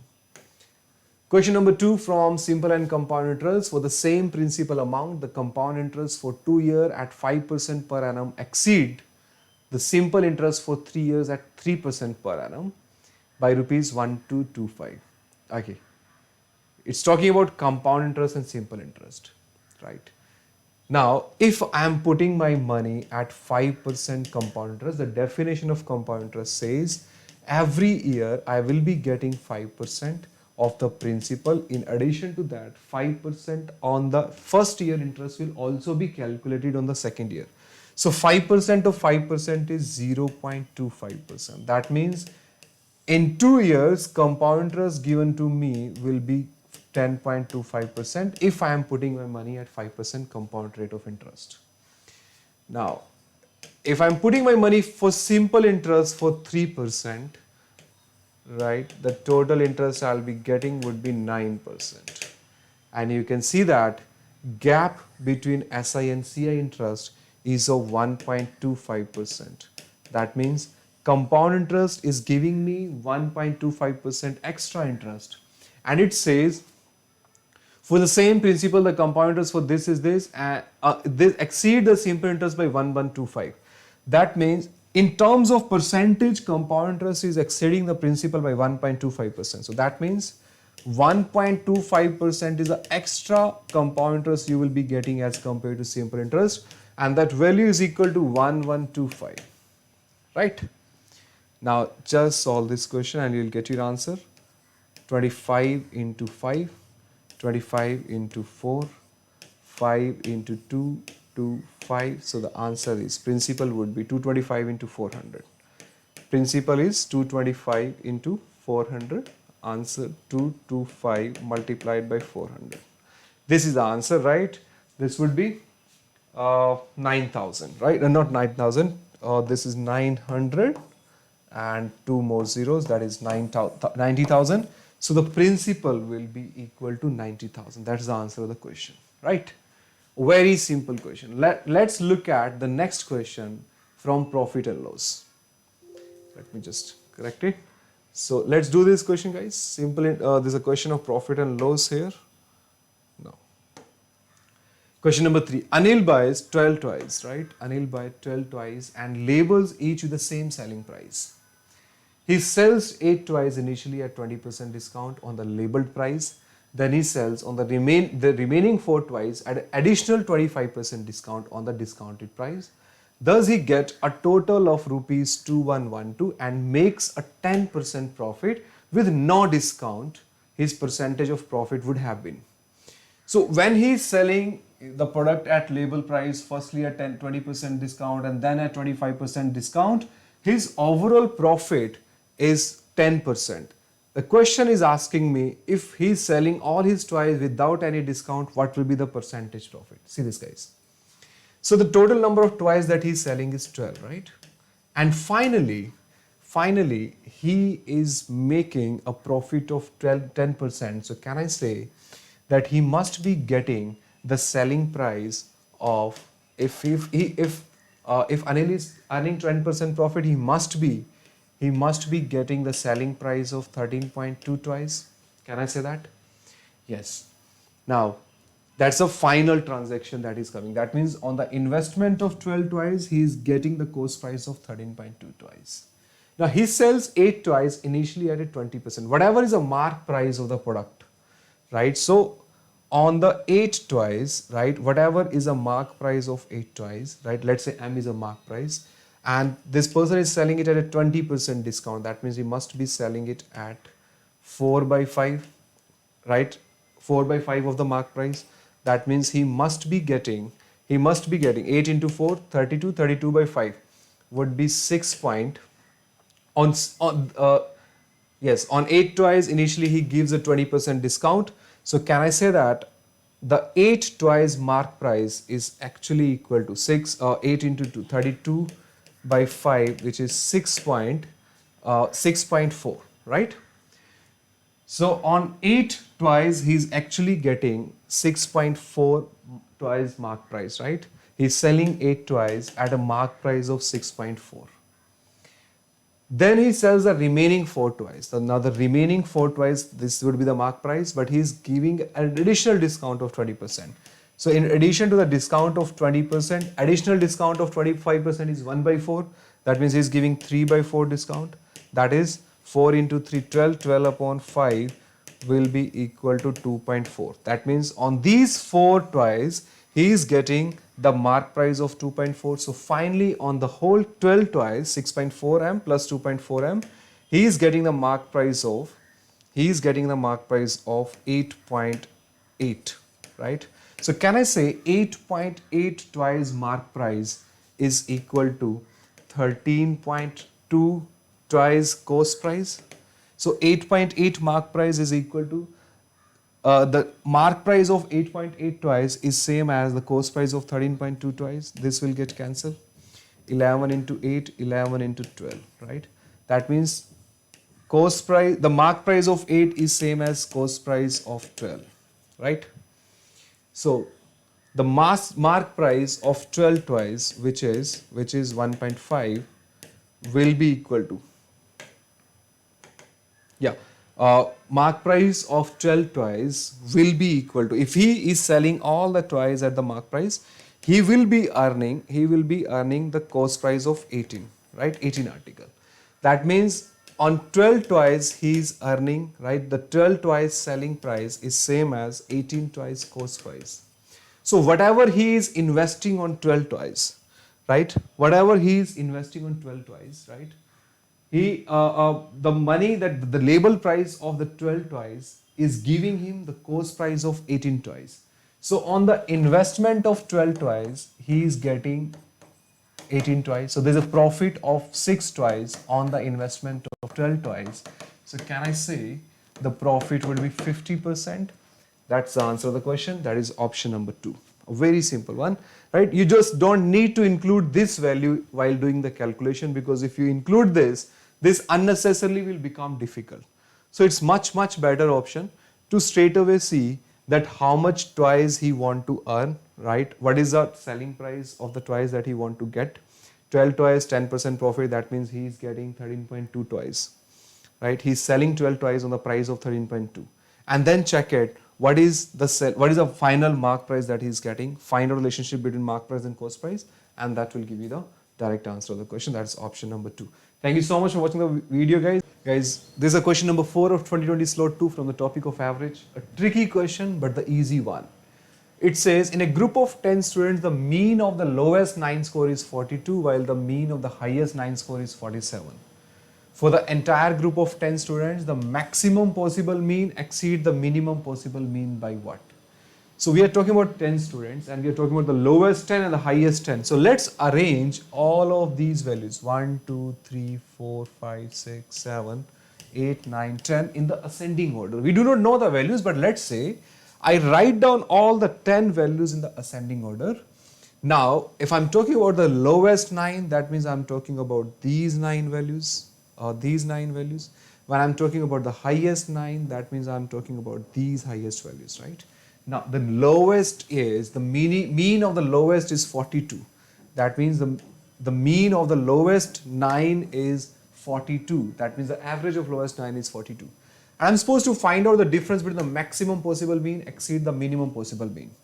If I want to find out the maximum possible mean, and because it says that the lowest 9 values has an average of 42, so if I keep all these 9 values at 42, and then if I decide what is the value, what should be the value with the 10th number, so that the average of these 9 numbers comes out to be 47. So guys, if I want the average of these 9 values to be 47, this particular value need to have 42 plus. I need to bring every value at 47. So every value will require 5 more value. So 9 values require 5 more. That means this value need to have 45 extra. Now if I find out the average of all of these 10, it would be 42 plus this extra 45 will be divided equally among all the 10 values. I'll get the mean, the highest possible mean as 46.5. If I want to find out the minimum possible mean, what will I do? I'll keep all these values at 47 because I need to maintain the last 9 values, the highest 9 values at 47. Now what should be the value over here? What should be the value over here? So that average of the lowest 9 comes out to be 42. These 8 values, you see that 1, 2, these 8 values, right? 1, 2, 3, 4, 5, 6, 7, 8 values have these 8 values have 5 extra compared to 42. So 8 into 5, 40 is already extra, but I need to maintain at average at 42. So this value need to have a value of 2. Now if I want to find out the average of these 10 with 47 values to 9 and 2 to 1, right? That means the average in this case would be 47 minus, this is 45 less than, and this 45 decrement will be happening on the 10 values. So the minimum possible average would be 47 minus 4.5. 47 minus 4 is 43. 43 minus 0.5 would be 42.5. So you see that difference here is coming out to be 4. So third option is the correct answer of the question, right? The difference between the highest possible mean and the lowest possible mean would be equal to 4. Look at the question number 5. Students in a college have to choose at least 2 subjects from chemistry, mathematics and physics. The moment you see this question, you should get to know this is a question of maxima and minima. So make a Venn diagram of 3 subjects, and because it's given that every student is selecting at least 2 subjects, that means students selecting only chemistry, only mathematics, only physics would definitely be 0, right? The minimum number of students choosing all 3 subjects is 18. This value is minimum equal to 18. Choosing mathematics as the one of the subjects. So I'm looking for those students. So a student choosing mathematics as one of the subject would be these 2, right? Would be these 3, right? And it is given to me choosing mathematics as one of the subject is 23. So if I'm saying that this value is A, this value is B, that means A plus B will be equal to 5, because choosing mathematics as subject is A plus B plus 18. This total is 23, so A plus B will be 5. Choosing physics as one of the subjects. So let's say if this is value C, choosing physics as one of the subject is this whole value, and this value is 25. So can I say B plus C would be equal to 7? Choosing chemistry as one of the subject, the smallest possible number, choosing chemistry as one of the subjects. So I want to minimize the value of A and C, guys, right? You see that if I want to minimize the value of A and C, I need to maximize the value of B here. So if I want minimum A and C, अगर मुझे A को minimize करना है बच्चों, तो B को maximize करना पड़ेगा. So the A can be 0, maximum B can be 5, right? So if I'm taking B as 5, in that case C will be 2. So the smallest, and because it is given that to choose at least 2 subjects, right? That's correct. So if I take A as 0, B would be 5, that's the minimum possible value, and if B is 5, in that case C will be 2. So I'm supposed to find out the number of students choosing chemistry as a one of the subject. The smallest possible number is A plus C plus 18. A is 0, C we have found as 2, and 18, 2 plus 18, answer will be 20, right? Third option will be the correct answer of the question, right? That's correct. Let's move on to the next question. This is a question of percentage, not of linear equation. In May, John bought the same amount of rice and the same amount of wheat as he had bought in April. So we are talking about the 2 months here, April and May, but spent 150 more due to price increase of rice and wheat by 20% and 12% respectively. If John had spent 450 on rice in April, then how much did he spend on wheat? So see that on April and May, he's spending money on rice and wheat. We do not know how much he's spending on rice or how much he's spending on wheat. One information is given, John had spent 450 on rice in April. He's spending 450 rupees on rice in April, and he's spending 12% or 20% more in the month of May, right? Spent 150 more due to price increase of rice and wheat. Total, he is spending 150 more, right? Due to price increase of rice and wheat by 20%. Now, if the price of the rice gets increased by 20%, that means he's spending 90 rupees more on the rice in the month of May. Total he's supposed to spend 150 more. So can I say whatever amount he's spending here on wheat, he will be spending 60 rupees more, so that total he should be able to spend 150 more. And this money, you see that is getting increased by 12%. So can I say whatever is a value of x, 12% of x is given to me as 60. So can I say the amount that he's spending on wheat is 500. Then how much did he spend on wheat in May? In the month of April, he's spending 500. In the month of May, he's spending 60 more. So answer is 560. Third option will be the correct answer. What you are supposed to observe from this whole series is every question, whether it's a percentage or profit or loss or SICA or maxima minima, any question that we are doing is based on basic concept, right? None of these questions involve any technical stuff, right? It's basics of percentage, profit, loss, or arithmetic, algebra, right? Everything is based on basics concept that you will find in any standard book. At the next question from maxima minima, question number 7 of CAT 2020 question paper slot 2. For real x, the maximum possible value of this expression is what? I want to find out the maximum possible value of this. You can easily solve this question within 10 seconds. The trick to solve the question in 10 seconds is just observe the expression. If I want to maximize the value, I will be looking for a least possible value in the numerator, right? If I want to maximize this whole value, I want least possible value in the denominator. And we know that this is definitely going to be a positive integer. I cannot put x as 0 because then whole expression will be equal to 0. I want to maximize it, not minimize it. So the least positive value in the denominator that you can have would be at x equal to 1. So you will have the least possible value in the denominator when you put x as 1. Now if I put x as 1, the expression will be equal to 1 by root 2, which is the max possible value, and that's it. This is the answer of the question, which is option number 2. It will take only 10 seconds to answer this in the exam if you have this basic common sense to interpret the questions of algebra. This is one method. Let me also tell you the alternate method, right? You can also solve this question with AM-GM rule. What you can do is, you can write down this expression x upon root 1 plus x power 4. X upon root 1 plus x power 4. This is method number 2, right? The method number 1 is very simple, which you have already discussed. What you can do is, you can take x in the denominator. So can I write down this expression as 1 plus x power 4 divided by x? Then you can also write it down as 1 upon root upon, you can take x inside the square root. So this would be x square plus x square. When you take x inside the square root, you will be writing it down as x square. Now to maximize it, I need to minimize this value. Now 1 upon x square plus x square, the arithmetic mean of this expression will be greater than or equal to geometric mean of this expression, right? And you see that geometric mean is 1. So can I say x square plus 1 upon x square is definitely greater than or equal to 2? So the minimum possible value of this expression, which is inside the square root, is 2. So therefore the maximum will be obtained when you putting this expression as minimum possible. So the maximum is 1 by root 2. That's the alternate way of solving the question, the second method.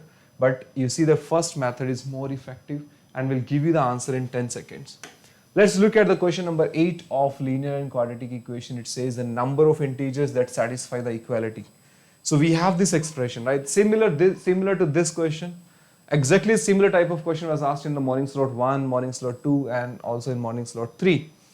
See that from exponent chapter, you should be knowing that if I want an expression with the index to be equal to 1, there will be 3 cases. Case 1 will be a power 0 should be equal to 1. Case 1 would be 1 raised to power any power will be equal to 1. And the third case would be minus 1 raised to power an even number will be equal to 1. So I'll be taking 3 cases. 1 will be the case when this value in the power is equal to 0. That means x is equal to minus 1. At x equal to minus 1, this becomes 0. Now whatever this become at x equal to minus 1, value will definitely be equal to 1. Now you just need to see that at x equal to minus 1, it should not be 0. When I put x as minus 1, this is 1 plus 5 plus 7. It is 13. So 13 power 0 will be 1. So the first value, right, the first integer that satisfies this is x equal to minus 1. Second, all those values where the value in this bracket, that means all those values of x for which this quadratic equation becomes equal to 1, the expression will be equal to 1. So that means I want all those values of x for which x square minus 5x plus 7 is equal to 1. So this is x square minus 5x plus 6 is equal to 0. On factorizing it, you will get x as 3 and 2, right? Now at x equal to 3, this quadratic will become 0. At x equal to 2, this quadratic will become 0. Sorry, at x equal to 3, this quadratic equation will become 1.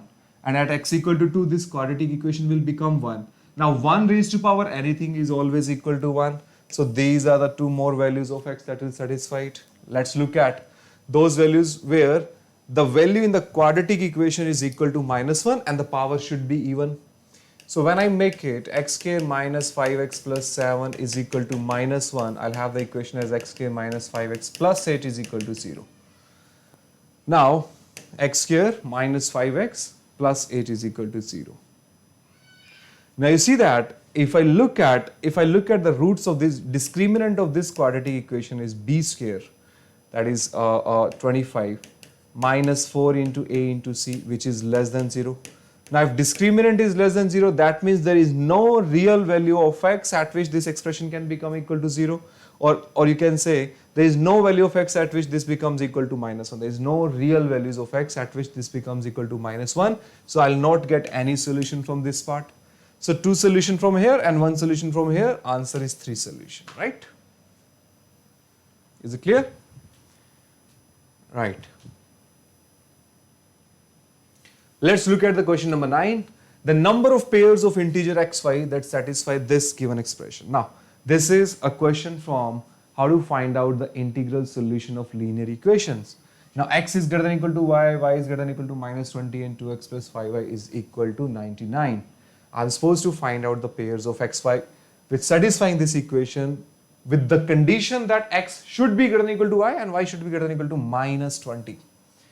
Now look at this line. What is the slope of the line? Slope of the line is change in y upon change in x. Change in y is basically the coefficient of x and change in x is a coefficient of y.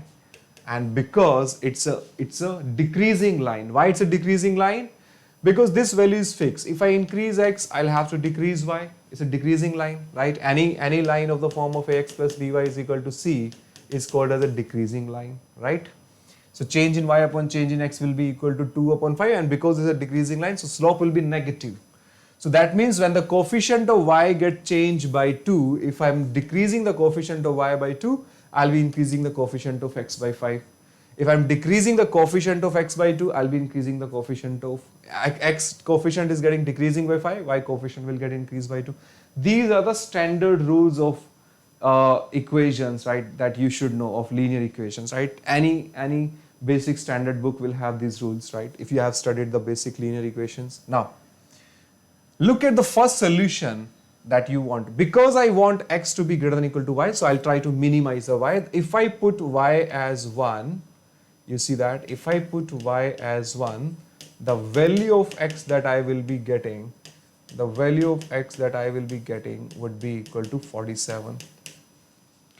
And you see that here x is greater than or equal to y, both are greater than or equal to minus 20 also. The first possible solution, as I can see here now, is that when you're putting the value of x as 47 and y as 1, the next possible solution will be obtained by decreasing the x by 5 and increasing the y by 2, that is 3. The next solution, again decreasing it by 5, 37, increasing it by 2, again increasing it by 5, decreasing it by 5, 32, this will be 7, then this will be 27, this will be 9, this will be 25, this would be 11, right? Sorry, this is 32, 27, this would be 22, then this will be 17, this will be 13. If I decrease it further to 12, this will be 15. Here x is less than y. This will not be a valid solution. I'm looking for x to be greater than or equal to y. So how many solutions I got? 1, 2, 3, 4, 5, 6 and 7. You can also get a solution when you are decreasing x, when you are increasing x and decreasing y, because y can be decreased till 20. And we know that the next possible solution would be minus 1 and this would be 52, because I'm getting this solution by decreasing y by 2 and increasing x by 5. That means I'm going on the negative side of y, right? But then you see that now I don't need to check whether x will be greater than or equal to y or not, because y is negative and x is positive. X is moving towards positive and y is moving towards negative. So x will always be greater than or equal to y. I just need to see from minus 1, minus 3, minus 5 till minus 90. If I want y to be greater than or equal to minus 20, the last solution will be minus 19. So 1 to 19 with a gap of 2, I'll have 10 solution, right? So 10 solution here, 7 solution here, answer is 17 solution. The number of pairs of integers of x5 that satisfy the equation will be 17. That's the correct answer of the question. Look at the next question of inequalities, or you can say the linear equation. Very simple question, right? It's not difficult one. You just need to observe all the expressions given here. X and y are the non-negative integers such that x plus 9 is z and y plus 1 is equal to z. So what are x, y and z? X, y and z we know are nothing but the variables, and variables mean the values the variables means those values which are unknown. But you see that every point can be plotted on a number line. So whatever is the value of x, it can be plotted on a number line. When I say that x plus 9 is equal to z, that means let's say if I'm taking that x is this unknown value, and when I add 9 to this, I get a value which is equal to z, right? Z is equal to x plus 9. And because it says y plus 1 is equal to z, that means when I add 1 to the y, I'll be having a value of z. That means y would just be 1 unit ahead of z. So what is the gap between x and y? You see that x and z have a gap of 9, y and z have a gap of 1. So can I say that x and y will have a gap of 8? And now the condition that you're supposed to see, or you can say that, can I say x plus 8 will be equal to y? And now we are supposed to find out the maximum possible value of 2x plus y. If I want to maximize the value of 2x plus y, I'll be maximize the value of x, I'll also be maximizing the value of y. And because y is dependent on x, so whatever is the value of x you are getting, you will get a unique value of y. So I just need to maximize the value of x with this relation, that x plus y can be taken as x plus 8 less than z can be written as x plus 9 plus 5. That's it. This is 2x plus 8 less than x plus 14, or you can say x to be less than 6. Now when I'm saying that the value of x is less than 6, the maximum possible value of x, because it say is a non-negative integer, a non-negative integer less than 6 would be 5. So that's the maximum possible non-negative integer of the value of x. Now if x is 5, the maximum possible value of x is 5, then you see that the value of y, would be 5 plus 8, 13. So the maximum value of this expression would be 10 plus 13, that is equal to 23. That's the answer of the question. Simplest question. Guys, this is the Telegram group to get updates on my content and free videos. So link is given in the description part of the video. Let's have a look at question number 11. It's a quadratic equation question. Fx is given to this, gx is equal to fx plus 1 minus f of x minus 1. So let's first find out what exactly is gx. Gx can be obtained by putting x as x plus 1 and putting x as x minus 1 and then subtracting it. So just put x, replace x with x plus 1 first, right? This is a quadratic equation that you'll be getting. Again put x minus 1 whole square. Because you're placing a minus sign here, this would be minus, right? Minus a into x minus 1 minus b. Now just do the subtraction and you will get your answer. We know that x plus 1 square minus x minus 1 whole square. Okay. So guys, a square minus b square. A square minus b square would be a plus b into a minus b, right? Or let's do it. X square plus 1 plus 2x, right? This is ax plus a plus b minus x square minus 1 plus 2x minus ax plus a plus b. Okay. You see that here now, x square minus 1, x square plus 1 get cancelled. 2x plus 2x is equal to 4x. ax minus ax will get cancelled. A plus b is 2 times of a plus b. Right? Right. A, that is 4x plus 2a plus 2b. Got it? This is what this expression is all about. Okay, and one mistake that we have done is b is of minus sign. B and b will get cancelled, right? So it will not be b here. It is only 4x plus 2a. And because it is given that, now this is g of x. That means g of 20 is given to us as 72. So can I put x as 20 here? So that means 80 plus 2a will be equal to 72. So 2a will be equal to minus 8, or can I say a will be equal to minus 4? Now if a is equal to minus 4, we are supposed to find out the smallest possible value of b.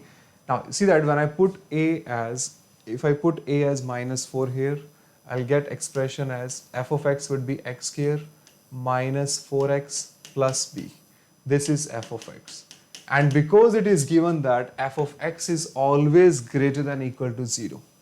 Now f of x is always greater than equal to 0 means the graph of it would be like this only. It is never less than 0. This is the case when you are saying that discriminant is greater than equal to 0. That means discriminant of this expression would be b square. B square minus 4ac greater than equal to 0. That is 16 minus 4 times of a into c would be greater than equal to 0. B would be 4b would be less than equal to 16, so b will be less than equal to 4. So what we are supposed to find out is smallest possible value of b, right? B square, that is 16 minus 4 into a into c should be greater than, sorry, it would be less than equal to 0, right? This is a case of less than equal to 0, not greater than equal to 0. So when you make it a less than equal to 0, 4b will be greater than equal to 16, or you say b will be greater than equal to 4. So the smallest possible value would be, b is greater than equal to 4, the smallest possible value of b is 4. See that when you are making a quadratic equation of graph like this, right, that means graph will never be negative. It will always be positive, or it can be equal to 0. That's the case when discriminant is either less than or equal to 0, right? If d is equal to 0, that means there are only one root, right? and in that case D will be 0. But if D is always positive, if I'm saying the graph is always positive, discriminant has to be less than 0. Right? That's the basics of quadratic equation that you should know. So when I apply this over here, right, let b square minus 4ac to be less than or equal to 0, I'll get the smallest possible value of b as 4, which is a third option. So guys, these were the questions of algebra at this question. CAT 2020 question paper slot 2 time square and distance. AB are 2 point. In this video, I'm going to cover all those questions which came from time square and distance chapter. Question number 12 says, A and B are the 2 points on a straight line. Ram runs from A to B while Rahim runs from B to A.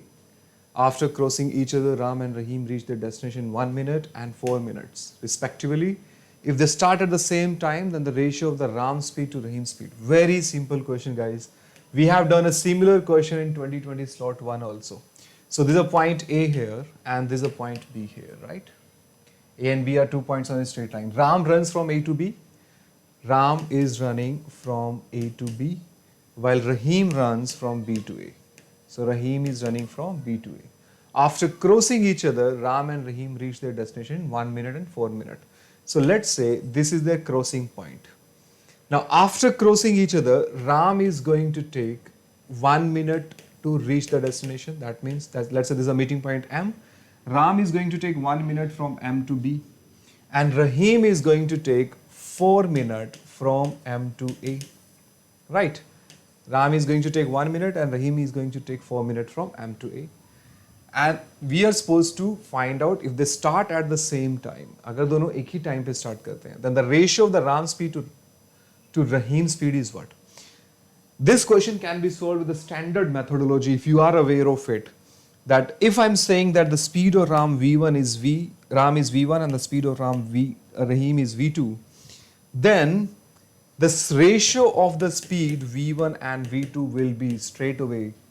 will be inversely proportional to the time taken by Ram and Rahim respectively to reach the destination after crossing. Now this is standard rule of time square and distance, right? You will definitely find this type of question in your practice books. So because Ram is taking 1 minute, that is T1 time, Rahim is taking T2 as 4 minutes, V1 upon V2 would be square root of T2 upon T1, right? If you are aware of it, you can answer the question in 10 seconds. T2 is 4, T1 is 1. So you can straight away say V1 upon V2 would be 2 upon 1. Let me explain the derivation here also, why it is inversely proportional to the square root of the time taken by these two people after crossing each other. We have proved it in the first session also.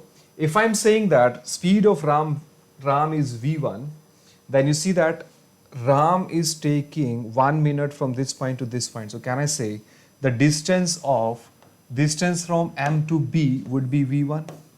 And Rahim is taking V2. Rahim at a speed of V2 is taking 4 minutes from M to A. So can I say this distance is 4V2? Now you see that by the time Rahim moved from A, Rahim is moving from B. By the time Ram is traveling a distance of AM, Rahim is traveling a distance from B to M. So this time taken by Ram for this distance and time taken by Rahim for this distance is same. Time taken by Ram at this distance, the distance is 4V2 at a speed of V1 is same as time taken by Rahim to cover the distance of V1 with the speed of V2. Now you see that if you cross multiply 4V2 square upon V1 square will be 1, or you can say V2 upon V1 would be square root of 1 by 4, that is 1 by 2. So this is V2 upon V1. We are directly finding V1 upon V2. Or you can also say V1 upon V2 will be 2:1. So the ratio of Ram speed and Rahim speed would be 2:1. Let's look at the question number 13. The distance from B to C is thrice that from A to B. Let's make a figure. The distance from B to C is thrice that from A to B. Two trains are traveling from A to C via B. So A to C via B trains are traveling, and the distance of B to C is thrice that of from A to B. So if I'm saying that this distance is X, B to C distance would be thrice of it. Or you can simply straight away take this distance as 1, this distance would be 3. Now, two trains are traveling from A to C via B. The speed of train T2 is double that of train T1 while traveling from A to B. So, there are two trains, T1 and T2. If this speed is V, train 2 speed is 2V from A to B, and the speed are interchanged while traveling from B to C. That means train T1 speed will be 2V and train T2 speed will be V while moving from B to C. The ratio of the time taken by train 1 to that time taken by train 2 in traveling from A to C is, guys, very simple. You see that train 1 is traveling a distance of 1 at a speed of V. Train 1 is traveling a distance of 3 at a speed of 2V. This time is same as time taken by this train, right? I'm supposed to find out the ratio, right? I'm supposed to find out the ratio, not the time is not same. I'm supposed to find out the ratio. T2 is traveling a distance of 1 at a speed of 2V and 3 at a speed of V. So this is the total time. So just find out the ratio. 1 upon V can be taken as common and it will get cancelled. 1 plus 3 by 2 ratio 1 by 2 plus 3. This gets cancelled. This is 5 by 2 ratio. 2 plus 3 is 5 by 2 and this is 1 plus 6, that is 7 by 2. So the ratio comes out to be 5:7. Option 4 is the correct answer of the question. One more question of time, speed and distance from circular race, question number 14. Let's have a look at it. Two circular tracks T1 and T2. There are two circular tracks. There's a track T1 and there's another circular track T2, right? Okay. And they are of the radius 100 meter and 20 meter and they're respectively touching at a point A. So this is track T1, guys, right, of length 100 meter or radius 100 meter. This is another small track T2 and both of them, this is a track T1, track T2, they are touching at point A. The radius of this is 100 meter and the radius of this is given to us as 20 meter. This is what the information is. Now Ram and Rahim are working on track T1. Ram is working on track T1 and Rahim is walking at track T2 at a speed of 15 and 5. Speed of this person is 15 km per hour. Speed of this person is 5 km per hour. The number of full rounds that Ram will make before he meets Rahim again for the first time. You see that Rahim is taking a larger distance and Ram is traveling a distance of radius 100 meter. Rahim is traveling a distance of 20 meter. Now you see that if you see what will be the time taken by Rahim to track this hole, it would be 2 pi r radius 100 meter divided by speed 15 km per hour. So this is the time taken by Ram to travel this whole track. And what is the time taken by Rahim to travel the whole track? The whole track length is 2 pi r, right, meter at a speed of 5 km per hour. Now if you find out the ratio, all these units will get cancelled, so there is no point of considering units. This will cancel it on 5, 25 ratio 15, or this is 5:3. What is this ratio? This is a ratio of time. What are the units of it? Ratio does not have any units.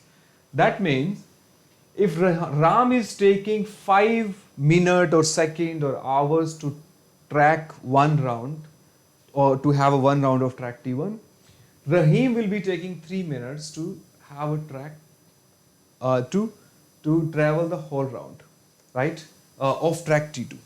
There's a time ratio. Or you can also say, by the time Rahim is taking 5 rounds, Ram is going to take 3 rounds of it. By the time Rahim is taking the 5 rounds of it, Ram will be taking 3 rounds of it, and both of them will be at the meeting point A again. So because the question is asking me how many rounds Ram will make before he meets Rahim again for the first time, the answer would be 3. Ram is going to take 3 rounds. You see that, right? Speed of the Ram is 3 times of it, right?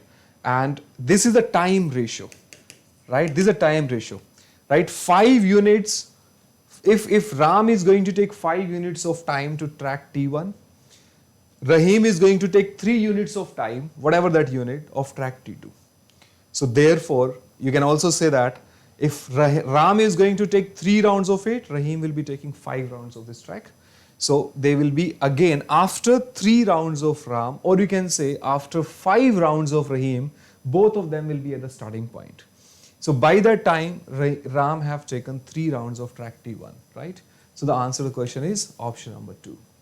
Question number 14, right? So these were 3 questions of time, speed and distance. Let's have a look at it. CAT 2021, CAT 2020 slot 1, SICI question. Question says, Viru invested rupees 10,000 at 5% simple interest. And exactly after 2 years, Joy invested 8,000 at 10% simple annual interest. How many years after Viru's investment will their balances, that means principal plus accumulated interest, will be equal? A basic question of simple interest and interest, right? Simple and compound interest. You know, you must have studied the basic definition of simple interest in 7th or 8th standard, right? So इस question को करने के लिए आपको कुछ advance technique की जरूरत नहीं है. You just need to know the basic definition of simple interest. See that the question says that Viru के पास 10,000 rupees है. Viru have 10,000 rupees and he is investing the money at 5%. So that means Viru money will get increased by 500 rupees every year. 5% का interest मिल रहा है उसे, तो 10,000 का 5% is 500. So every year Viru will be earning 500 rupees interest. Now after Viru's investment, right? Viru की investment के 2 साल के बाद, 2 years after Viru's investment, Joy has invested 8,000 rupees and the rate of interest that Joy is earning is 10%. That means every year Joy will be earning 800 rupees. That's it. The question में ये पूछा कि वीरू के investment के बाद question says how many after Veeru's investment, दोनों का पैसा सेम हो जाएगा. ना पैसे को सेम करना है, राइट? वीरू के पास 10,000 है, जॉय के पास 8,000 है, तो गैप कितने का हुआ? 2,000 रुपीज का. And because after 2 years Veeru को 2 साल का इंटरेस्ट और मिल जाएगा, सो वीरू का पैसा 3,000 रुपीज से बढ़ जाएगा. Now this money of 3,000 rupees, you see that अभी ये 500 रुपए से एवरी ईयर अर्निंग है, ये 800 रुपीज से एवरी ईयर अर्निंग हो रही है इसकी. तो दोनों का गैप कितने से रिड्यूस होगा? If you are earning 500 rupees per month and your friend is earning 800 rupees per month, तो आपका फ्रेंड 300 रुपए ज्यादा अर्न कर रहा है, राइट? तो 300 रुपीज पर ईयर के गैप से this gap will get reduce, which is equal to 10 years. That means Joey की इन्वेस्टमेंट के 10 साल के बाद दोनों के पास सेम होगा. बट क्वेश्चन में वीरू की इन्वेस्टमेंट के बाद टाइम पूछा है, सो 10 plus 2, answer is 12 years. That's the simplest question that you will ever get in any paper, right? बहुत simple question है, simple interest का बिल्कुल basic question. Let's look at question number 2. In every video I'll be covering 4 to 5 questions. So in 5 to 6 videos we'll be able to cover one complete slot, right? Question number 2. Again, from profit and loss question. A person spent 50,000 to purchase a desktop computer and a laptop computer. So 50,000 रुपए desktop और laptop computer पे खर्च किए. He sold the desktop at 20% profit. Desktop उसने 20% profit पे बेचा, laptop को 10% loss पे बेचा. Okay, laptop is being sold at 10% loss. If he overall made a 2% profit, okay, then the purchase price in rupees of the desktop is, see that. He has spent 50,000 rupees in total to purchase a desktop and a laptop computer. So 50,000 रुपए में desktop and laptop दोनों का price है, right? So you see that 20% profit. We do not know कि इस 50,000 rupees में से desktop कितने का आया और laptop कितने का आया. But जब उसने desktop को solve किया तो 20% का profit earn किया, laptop को solve किया 10% का loss उसको मिला. And overall, he is able to make a 2% profit. Then the purchase price in rupees of the desktop is what we are supposed to find out. That's the question, right? So see guys, very simple question. 20% profit और 10% loss को combine करके मुझे 2% profit पे लाना है. You just need a basic of weighted average here. 20% profit को 2% profit पे लेके आना, that means यहाँ से profit आपको 18% reduce करना है. 10% लॉस को 2% प्रॉफिट पे लेके आना, दैट मीन्स यहाँ पे इसमें 12% को इंक्रीज करना है. -10 से 2 पे आ रहे हो आप, -10 से 2 पे तो 12 का इंक्रीमेंट, 20 से 2 पे तो 18 का डिक्रीमेंट. अभी ये लॉस और गेन तभी बैलेंस होंगे जब इनका रेशियो इनके अपोजिट होगा, राइट? 18 और 12, 18 का डिक्रीमेंट और 12 का इंक्रीमेंट, इन दोनों वैल्यूज को सेम करना है. That means the ratios of the cost price of desktop and laptop should be in the ratio of 12:18. That's it. This is what you need. That is in the ratio of 2:3. Desktop और laptop का cost price का जो ratio होना चाहिए वो 2:3 में होना चाहिए। टोटल है 50,000 रुपए, right? That is total 5। So 5 के सामने 50,000, total is 50,000, that is 10,000 time. I am suppose to find out the price of the desktop. So desktop का प्राइस आएगा 20,000, right? So that's the question. 20,000 will be the answer of the question. That's it. So simple, right? Very easy question. Let's have a look at the next question. Question number 3. This is a weighted average, or you can say the ratios question. Basics भी आता है अगर आपको ratios का, तो आप easily question को कर सकते हो. An alloy is prepared by mixing metals A, B and C in the proportion of 3, 4 and 7. 3:4:7 के अंदर आपने combine किया. This is talking about the quantity ratio. ये quantity का ratio है, right? 3:4:7 में आपने कंबाइन किया, दैट मींस 3 यूनिट्स ए का लिया तो बी का 4 यूनिट, सी का 7 unit and so on. Now weight of the same volume of the metal, A B C के सेम वॉल्यूम का वेट जो है that is in the ratio 5:2:6। That means if I take 1 unit of A, same volume, 1 unit A का लो, 1 unit B का लो, 1 unit C का लो, तो इनका कंबाइंड वेट जो आता है, राइट, इनका वेट का जो रेशियो होगा वो 5:2:6 होगा। अभी 130 kg का अलॉय आपने लिया, the weight in kg of the metal C is, बहुत easy question guys. Let's see, सीधे ए बी सी को 3 4 7 में मिक्स कर रहे हो। 1 unit of A is 5 kg, तो 3 unit of A will be equal to 15 kg। 1 unit 3 kg का, तो 5 यूनिट 15 kg का। 1 unit of B is 4 kg, so 2 units of B would be 8 kg। 1 unit of C would be 7, 3 unit would be 42। You see that कि अगर 3 4 7 में आप combine कर रहे हो तो A का वेट 15 होना चाहिए, B का वेट 8, C का 42, इस रेशियो में होना चाहिए। 15 plus 8 23, 23 plus 62 42 would be 65. So if the weight, the total weight is 65 kg, तो A का वेट 15, B का 8, C का 42 बनना चाहिए। टोटल वेट बन रहा है बच्चों 130, सो टोटल वेट को 130 बनाना है, which is 2 times.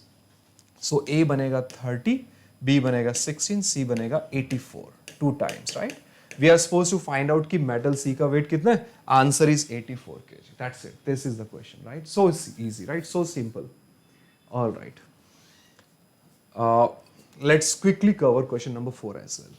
Weighted average, a solution of volume 40 litre has dye and water in the proportion of 2:3। एक 40 लीटर का आपके पास वॉल्यूम है जिसके अंदर डाई एंड वाटर का रेशियो 2:3 है। 2:3 means 2 out of 5 is dye, which is 40% and water is 60%।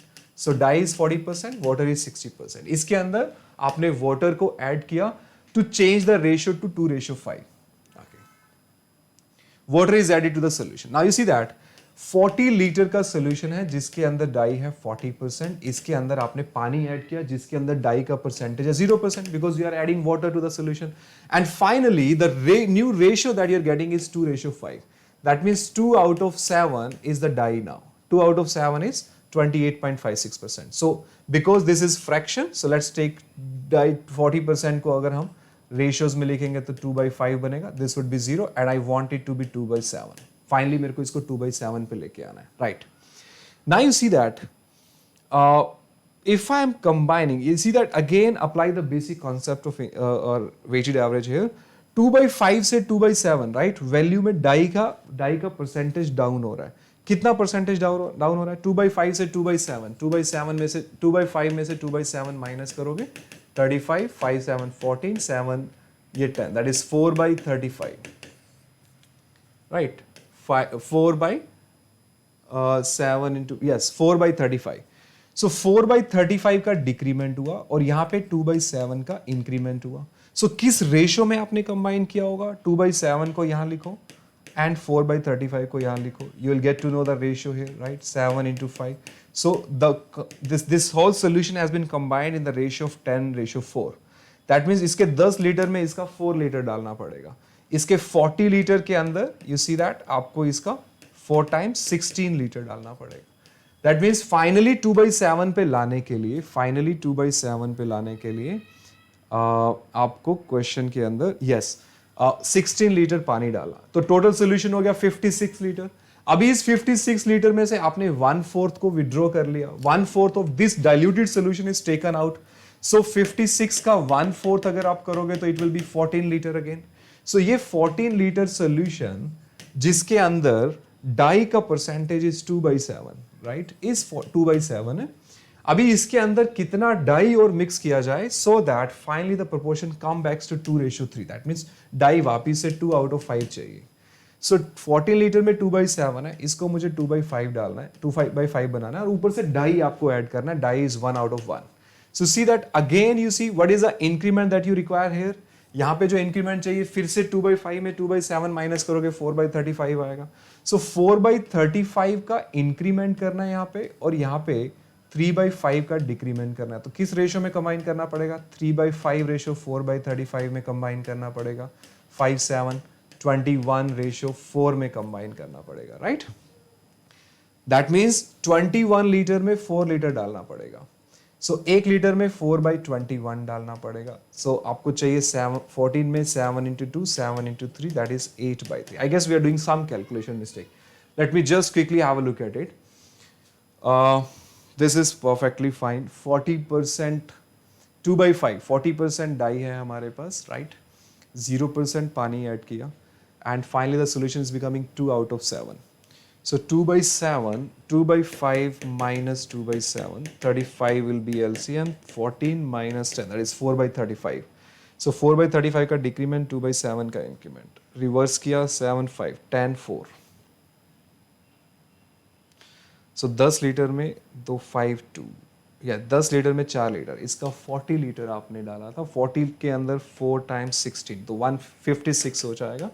56 का 1/4 of this diluted solution is taken out. तो मतलब इसका 14 लीटर आपने लिया एंड इस 14 लीटर में कितना डाई और ऐड करना चाहिए so that to the remaining solution to bring the proportion back to 2:3.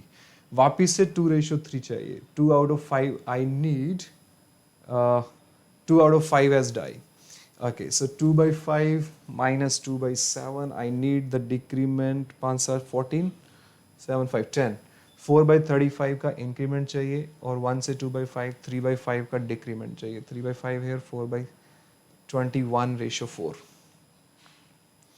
So 21 litre में 4 लीटर चाहिए. 1 में 4/21, 14 में 7 into 2 7. So yes, 8/3 should be the right answer of the question. How many liter of dye must be added? Answer should be 8/3 liter, guys. So these are the 4 questions of CAT 2020, right?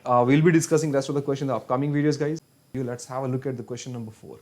We are going to solve all these questions under 1 minute. These tricks that I will be discussing with you are excellent tricks you'll not find in any books.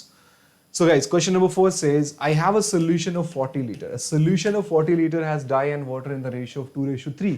Water is added to the solution to change the proportion to 2:5. Now, you see that this is dye and water ratio, and you can see that in this 40 liter of solution and this 40 liter of solution, you have the dye part equal to 2/5. You are adding water, that means you are adding water, that means dye is 0. So there's another X liter of water that you are adding which contains 0 water. After combining these two solutions, I'm getting a solution where the ratio of dye is 2 out of 7. 2:5 means 2 out of 7 is dye.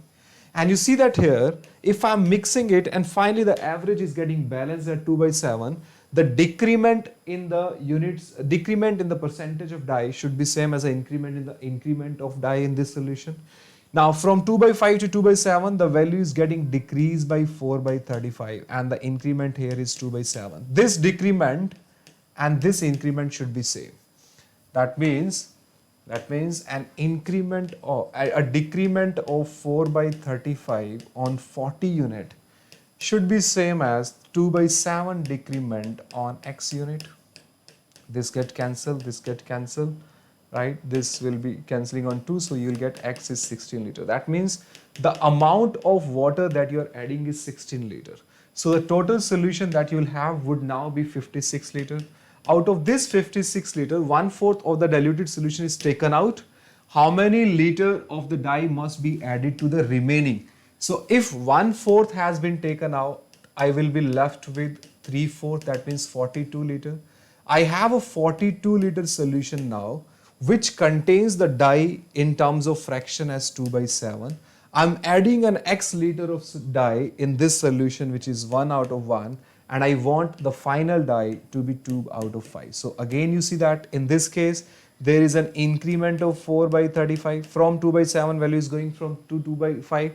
So 2 by 5 minus 2 by 7, the increment is 4 by 35. So increment of 4 by 35 in the 42 unit should be same as decrement of 3 by 5 in x unit, because here the die percentage is going down from 1 by 1 to 2 by 5, it is going down by 3 by 5.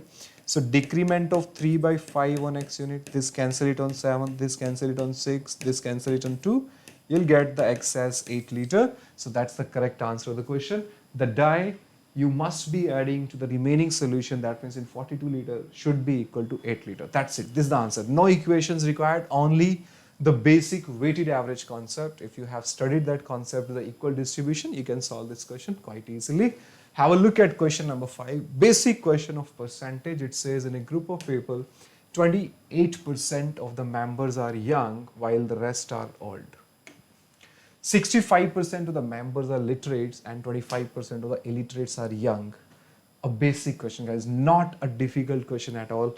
If I assume the total number of members to be, let's say, 100, 28% of the members are young. So can I say that the young population is 28? So the people who are not young, or you can say the old one, would be 72. Very easy.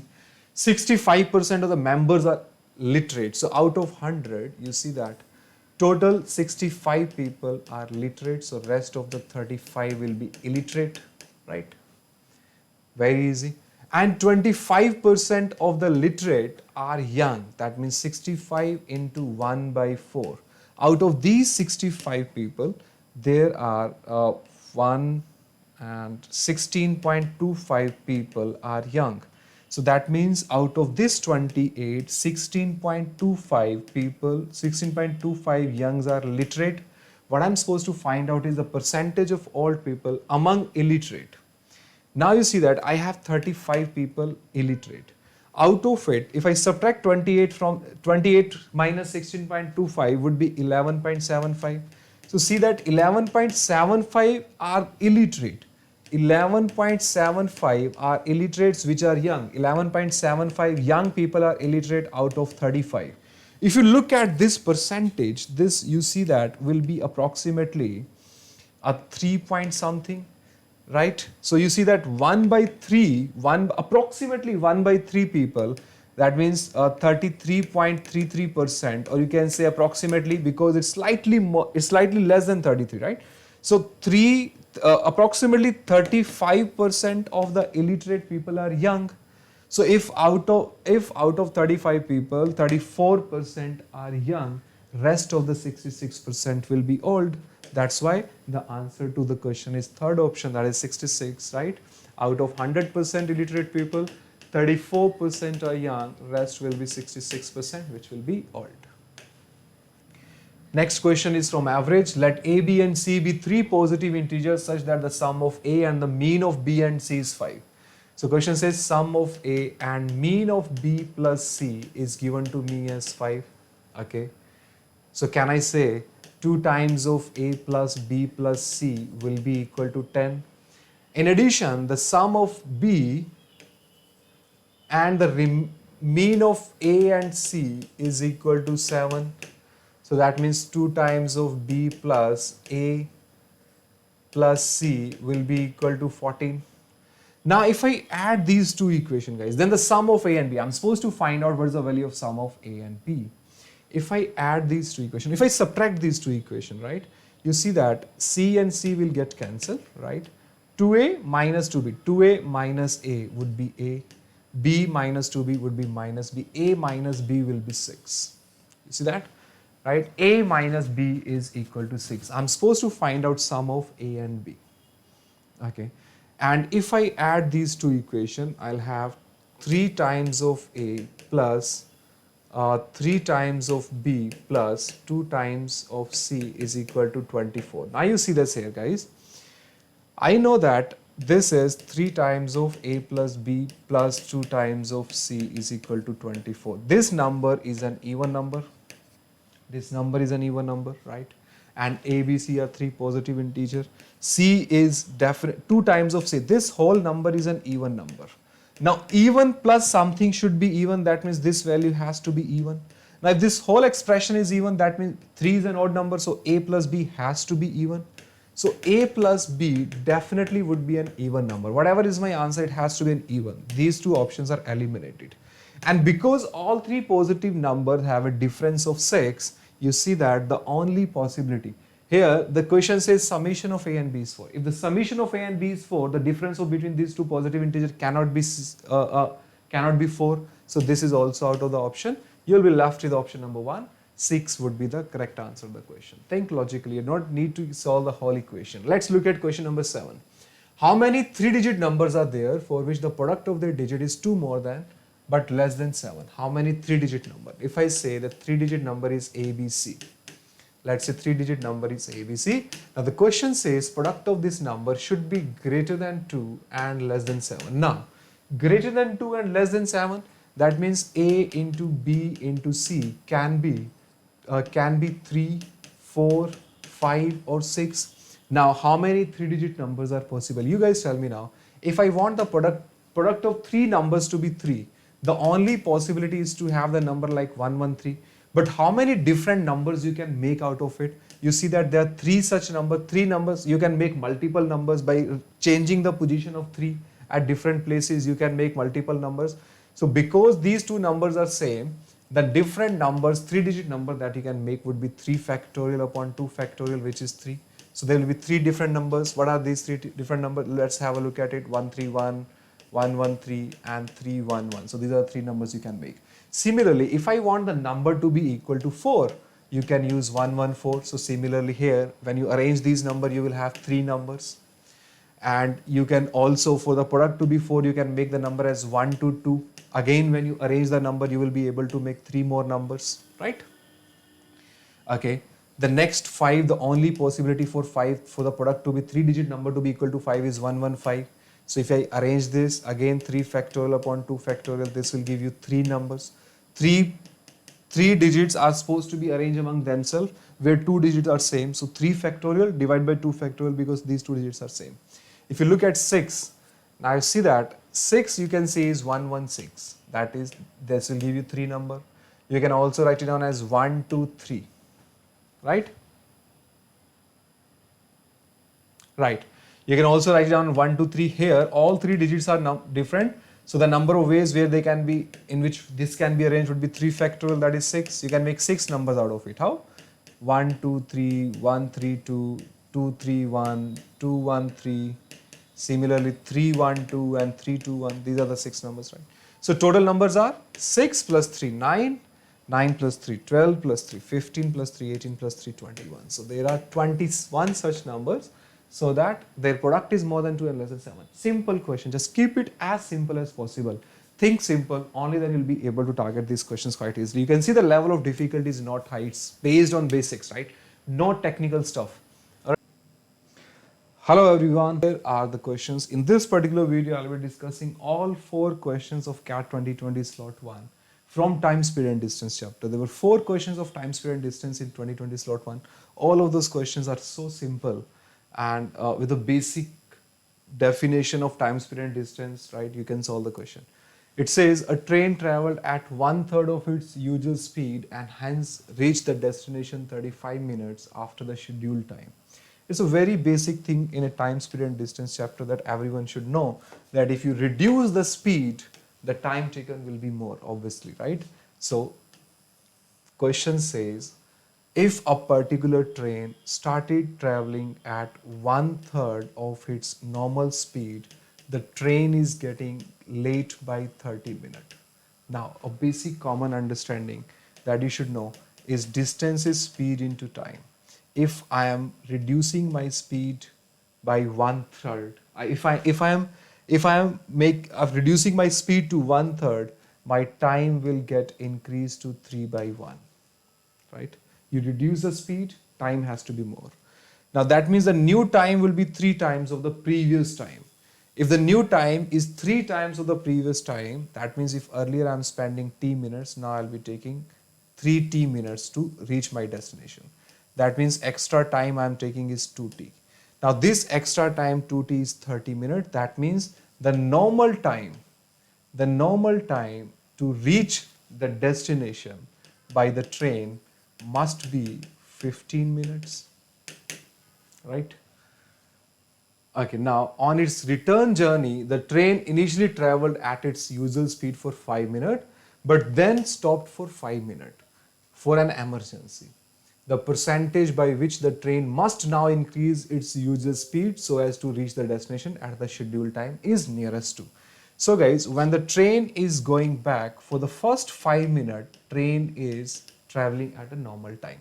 I know that the normal time to travel this whole distance is 15 minutes. So if the train is traveling for 5 minutes at normal time, train will be left with a distance which in terms of time is going to take 10 minutes because train is traveling at for 5 minutes at normal time. So now the train will be having 10 more minutes to reach its destination while returning. But then the train stops here for 4 minutes. So out of these 10 minutes, 4 minutes are still are also gone because the train is taking a stoppage of 4 minutes here. So now train will be left with 6 minutes only. Now the question says by what percentage the train must now increase its speed. So now you see that the train which at normal speed will be taking 10 minutes to travel a distance. Now that same distance is now supposed to be traveled in 6 minutes. The train that was supposed to take 10 minutes to reach from this point to this point is now this whole distance is supposed to be covered in 6 minutes. Guys, you tell me, if you reduce the time of traveling, obviously you'll have to increase your speed. You see the time ratio is 5:3, so speed ratio would be 3:5. That means the train now need to increase the speed by 2 over the base of 3, which is 66.67%. And because it says it is nearest to, the answer will be 67%. Train need to increase the speed by 67%. That's the question that you can solve easily without making any equation or using any formula. Let's have a look at the next question. A straight road connects point A and point B. Car 1 travels from A to B. देखो बच्चों, A से B car 1 जा रहा है, right? A straight road connects point A and B. Car 1 travels from A to B and car 2 travels from B to A. Both leaving at the same time. Both the cars are leaving at the same time. After meeting each other, they take 45 minutes and 25 minutes respectively to connect the journey. So guys, let's say this is the point that at which they are crossing. Now after crossing, car 1 is going to take 45 minutes to reach this destination and car 2 is going to take 20 minutes. Car 2 is going to take 20 minutes to reach the destination. Now, in time, speed and distance, you should know that the ratio of speed of car 1 and car 2 will be inversely proportion to the square root of the time that they are taking. Inversely proportion to the square root of the time. The car 1 is taking 45 minutes, car 2 is taking 20 minutes. So car 1 and car 2 speed ratio will be same as ratio of square root of time taken by car 2 upon time taken by car 1 after crossing each other. T1 and T2 is a time crossing after each other. After crossing each other, this is T1, this is T2. Now that means this is equal to square root of 20 upon 45, 5 into 4, 5 into 9, which is 2/3. That means speed of car 1 and car 2 is in the ratio of 2:3. Now question says if car 1 travel at a speed of 60, the speed of this car is 60, what is the speed of the car 2? If in front of 2 I have a value of 60, in front of 3 I'll have the value of 90. So option 1 will be the answer to the question, right? बहुत ही simple question है बच्चों, right? इसका derivation अगर आपको सीखना है तो theory के अंदर time speed and distance में कोई भी standard book के अंदर आपको मिल जाएगा. And I'll explain it if you want it. You see that if I assume कि ये गाड़ी का speed C1 है, ये गाड़ी का speed C2. I'm trying to explain the derivation of this part here. ये आना चाहिए time speed and distance के chapter में, right? Let's say that from A to B, right? You see that this car is taking 45 minutes from this time, from this point to this point. So can I say that the distance from this point to this time is C1 into 45?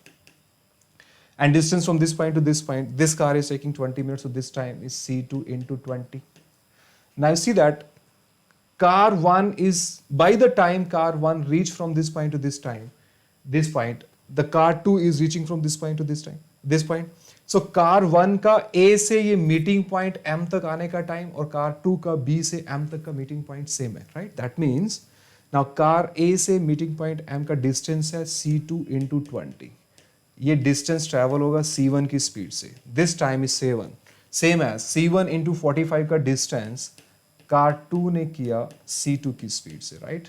So you see that now, if I take c1 here and c2 here, c1 square would upon c2 square will be 20 upon 45, or you can say c1 upon c2 would be root 20 by root 45. This is a basic derivation.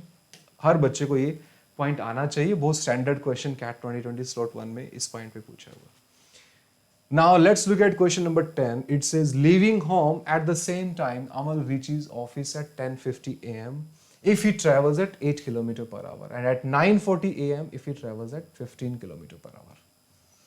So there's a time, right, at which Amal is reaching home, right? So when he is leaving the home, अपना घर वो किस time पे छोड़ रहा है, we don't know that, right? But question says Amal reaches office at 10:15. 10:15 पे reach करने का time है at a speed if the person is traveling at a speed of 8 km per hour. And this person reach at 9:40 if he drive or travel at a speed of 15 km per hour. Now you see that here, the difference between these two times is of 35 minutes. 35 minutes. Speed, you see that speed ratio is 8. Speed given at both of these two is 8 km and 15 km per hour. So speed ratio is 8:15. Can I say time ratio would be 15:8? So this is a difference of 7. Difference is supposed to be of 35, which is 5 times. So can I say the norm, right, at when the person is traveling at a speed of 8 km per hour, this person is taking 15 into 5, that means 75 minutes to reach the office. 8 km per hour की speed से person को office पहुंचने में 75 minute लगा. So can I से कि उसके home से ऑफिस का जो डिस्टेंस होगा 8 किलोमीटर की स्पीड से 75 मिनट को आवर में कन्वर्ट किया, 15 into 5, 15 into 4, 4 into 2, that means ये डिस्टेंस आ जाएगा 10 किलोमीटर का. होम से ऑफिस का डिस्टेंस है 10 kilometre, right? Okay, and the person is taking 75 minute to travel. Okay, now question says, leaving home at 9:10, at what speed in kilometer must he travel so as to reach office exactly at 10 a.m. Now 10 kilometre का distance, right, 9:10 पे leave करके अगर आपको 10 a.m. पे पहुंचना है, 9:10 to 10 a.m. you see that how much time you have? 9:10 to 10 a.m. you have 50 minutes. So 10 kilometre का distance 50 minutes में अगर आपको करना है तो आपका स्पीड क्या होना चाहिए? This is what the question is asking. 10 kilometer by 15 minutes, multiply it with 60, right? This will cancel, you'll get the speed. Why multiplying 60? We are converting minute to hours. Minute को hours में convert करने के लिए 60 से divide किया. So you'll get the answer as 12 km per hour. That means to reach office at 10 a.m. he must be traveling at 12 km per hour. A very simple question, right? Here is one more question, question number 11 here. Two persons are walking besides the railway track at respective speed of 2 and 4 km per hour in the same direction. A train comes from behind them, cross them in 90 and 100 seconds respectively. The time in second taken by the train to cross an electric post is nearest to. Okay. So guys, there's a railway track here, right? Let's say there's a railway track. Two persons are walking beside a railway track at respective speed of 2 km and 4 km per hour. There are two persons, person 1 and person 2. Person 1 is traveling at a speed of 2 km per hour. Person 2 is traveling at a speed of 4 km per hour. Train coming from behind them and cross them in 90 and 100 seconds respectively. Now you see that if a train is coming from behind, right, you see that if train has to cross person 1 as well as person 2, both of these two persons are traveling in the same direction. Train as well as both of these two persons. Now when a train is supposed to cover a standing man or a moving man, the distance, the train will be traveling a distance equal to the length of the train. That's a basic concept here. अगर ये train को ये person को पूरा cross करना है, that means उसको अपने length के equivalent distance travel करना पड़ेगा. So if I say the length of the train is x, so x का distance, if the train travel at a speed of v minus 2, तो उसको 90 seconds लग रहा है, right? And the same distance of x when traveled at a speed of v minus 4. Why v minus 4? Because second person को 4 km per hour की speed से जा रहा है तो उसको ट्रैवल करने में उसको उसको क्रॉस करने में इसको 100 सेकेंड लग रहा है, राइट? Now we have these two standard equations. What you can do is you straight away just divide it. If I divide it, I'll get v minus 4 upon v minus 2 equal to 10 by 9, right? I'm dividing this by this, right? V minus 4. So this would be 9 by 10, right? Cross multiply. 10y minus 40 will be equal to 9v minus 18. So you will get v will be equal to 40 minus 18, that is 22 kilometer per hour. So जो speed आया वो 22 kilometer per hour आया, right? Train का speed is 22 kilometer per hour. Now the question is saying the time in seconds by train to cross an electric post. अगर train को electric post cross करना है तो उसको अपना distance travel करना पड़ेगा with a speed of 22. अभी speed निकालना पड़ेगा question में, right? So just put train का length निकालना पड़ेगा. Just put the value of v here as 22. So 22 minus 2 would be 20 into, because this is 90 second, right? 90 second. So kilometer per hour. So to convert it into meter per second, I will multiply it with 5 multiplied by 18. This will cancel it on 5. So you'll get to know that 500 meter is the length of the train.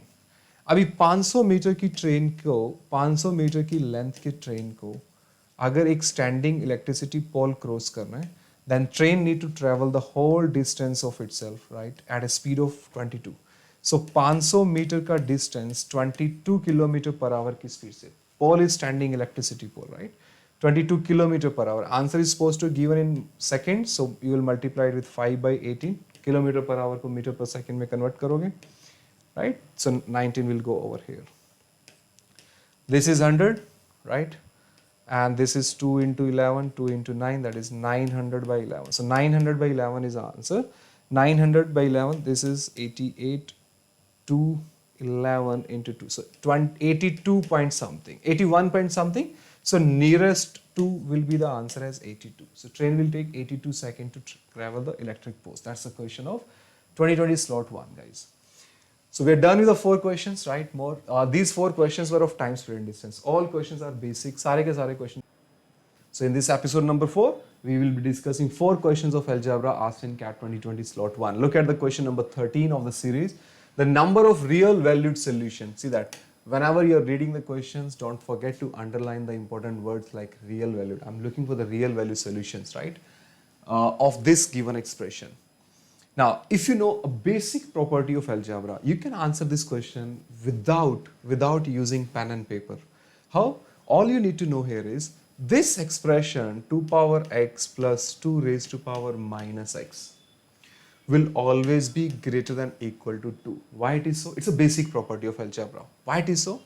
Because even if you don't know this specific property, what you can do is you can just check it by putting the values of x. If I'm putting a positive value of x, you see that this will be 2, right? The minimum positive value of x would be 1. So this is 2 power 1 plus something. Now 2 plus something will never be less than 2. It will always be greater than 2, right? Or equal to 2. If I put the least negative value, the highest negative value to make it as minimum as possible, I'll put it as minus 1. But in this case, this x minus 1 will make this as 2 power 1. Now you see that this is 2 power 1 plus something. That is, again, it is never less than 2. So this expression is definitely greater than or equal to 2. It is never less than 2. The minimum possible value of this expression is 2, and that will be 2 power 0 at x equal to 0, right? That is 2. And this expression, look at this expression. I know that this part of this part, left hand side part of the expression is greater than or equal to 2. And because this is 2 minus something, now when you subtract something from 2, you will never get a value which is more than 2. And this expression will definitely be less than or equal to 2. So the only way when the left hand side will be equal to right hand side is that when both of these two are 2. That means when this is 2 as well as this is 2, this is the only possible solution. But you see that if I want this expression to be 2, I need to put x as 0.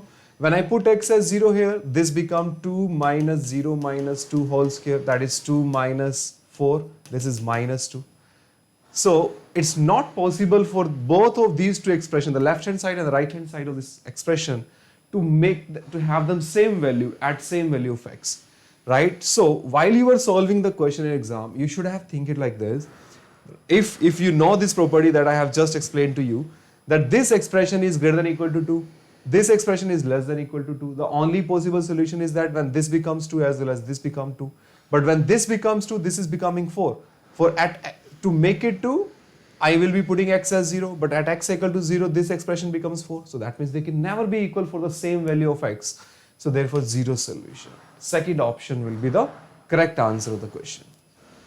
Let's look at question number 4. Again, a very simple question of 2020 slot 1 algebra. It says x is equal to 4096 raised to power 7 plus 4 root 3. Then which of the following expression is equal to 64? Now here comes the role of the first session of your preparation of the CAT exam preparation, that is a finding squares till 1000 and finding square roots till 1000. अगर आपने first session cat का अच्छे से लगाया हुआ है जिसमें आपको squares and square roots teach किए जाते हैं, you should be able to know that this is a square of 64, right? Now I want an expression in terms of x so that value should be equal to 64. See this guys, if I have to multiply this expression with something so that the whole expression comes down to equal to 64, what I need is a number. What I need to do is I need to remove this whole power. So what I want is I want something which will make this whole bracket equal to 1. Only then this will be equal to 64. Now tell me, what should I multiply 2 into 7 plus 4 root 3 with so that what should I multiply this with so that let's say I'm multiplying this with a and it is becoming 1. So guys, what is the value of a in this case? A will be equal to 1 upon 2 into 7 minus 4 root 3. So if I multiply this expression, this whole thing with this, I'll get 1, right, in the power, and this whole expression will be 64. Now what is this? You see that which of this expression is equal to 1 upon 2 raised to power 7 minus 4 root 3? That's the answer of the question. You see that here it is x raised to power 7 minus 4 root 3. No, I need 1 upon 2 into 7 minus 4 root 3. Right, I want this, I want a to be equal to 2 into 1 upon 2 into 7 minus 4 root 3. Look at it, guys, look at this expression. If you look at this, this becomes x raised to power 7 minus 2 root 3. But if you look at this expression, this is 7 upon 2 minus 2 root 3, which is 7 upon 2 minus 7 minus 4 root 3 upon 2. Exactly the expression that I required. I want to multiply it with, sorry, this is plus, right? A would be 1 upon 2 raised to 7 plus 4 root 3, which on rationalization, you see that if I rationalize it, this becomes 7 minus 4 root 3, which is 7 minus 4 root 3 upon 7 minus 4 root 3. I'm just doing the rationalization. 2, 7 square minus 4 root 3 square, which is 48. 49 minus 48 will be 1. So I'm looking for this thing, right? I'm looking for 7 minus 4 root 3 upon 2, which you can get in option number 4. Straight away you can say the answer to the question will be option number 4. Looking at the next question here, question number 15. It says ABC are the positive integers. Now underline this statement. The ABC are the positive integers such that AB is equal to 432 and BC is equal to 96. C should be less than 9. These are the 3 things that you need to take care. And I'm supposed to find out smallest possible value of A plus B plus C. Now where should I start solving this question from? From here. Why? Because I have a condition on C. I need C to be the factor of 96 because B into C should be 96. But C has to be less than 9. So C can be 8. So if C can be 8, B will be 12. Now if I put B as 12, A will be 12 into 3, 36, 36. 30 into 3 into 6, 36 into 12 will be 432, correct? Now if I take these values, in this case A plus B plus C would be 36 plus 12 plus 8, which is equal to 12 plus 8, 20, 20 plus 36, that is 56. Okay, now what is the next possible value of C? Less than a factor of 96, which is less than 86. So if I take C as 6, in that case, B will be equal to 16. If B is 16, A will be 16 into 2, 32, and 16 into 7, 27. Now in this case, A plus B plus C will be 27 plus 16 plus 6. That is 49. You see that value is getting decreased. Now find out the next factor of 96 which is less than C is 4. In that case B will be 24. If I take B as 24, this will be 18. Now here A plus B plus C will be 18 plus 24 plus 4. That is 46. If I go further, this will be 2, this will be 48. I don't need to check this. Why? Because I have already got a value of A plus B plus C as 46. Now if only one of the number is 48, how can A plus B plus C will be less than 46? So therefore, you can straight away go with this option, that 46 is the smallest possible value here. Third option is the correct answer to the question. You see the questions are quite easy to solve, right? Okay guys, what does the question say? It says how many distinct positive integral value solution exist to this equation. There's a quadratic equation, also there's a quadratic equation in the power. So to solve this question, you need to know the basics of surds and indices, where you should know that if a number with an index is given, what are the different cases to make it equal to 1. You see the case number one is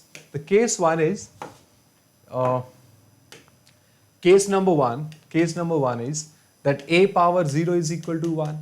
Case number 2 is that 1 raised to power anything is equal to 1. And the third case is minus 1 raised to power even number will always be equal to 1. This one is a bit tricky question, right? So you first need to make those cases where this power is equal to 0. Right? All the values of x at which this power is equal to 0, whatever is the value of this base, right, the expression will be equal to 1. So I just need to find out the roots of this. Right? What are the roots of x here? Minus 13x plus 42. I hope you can factorize it.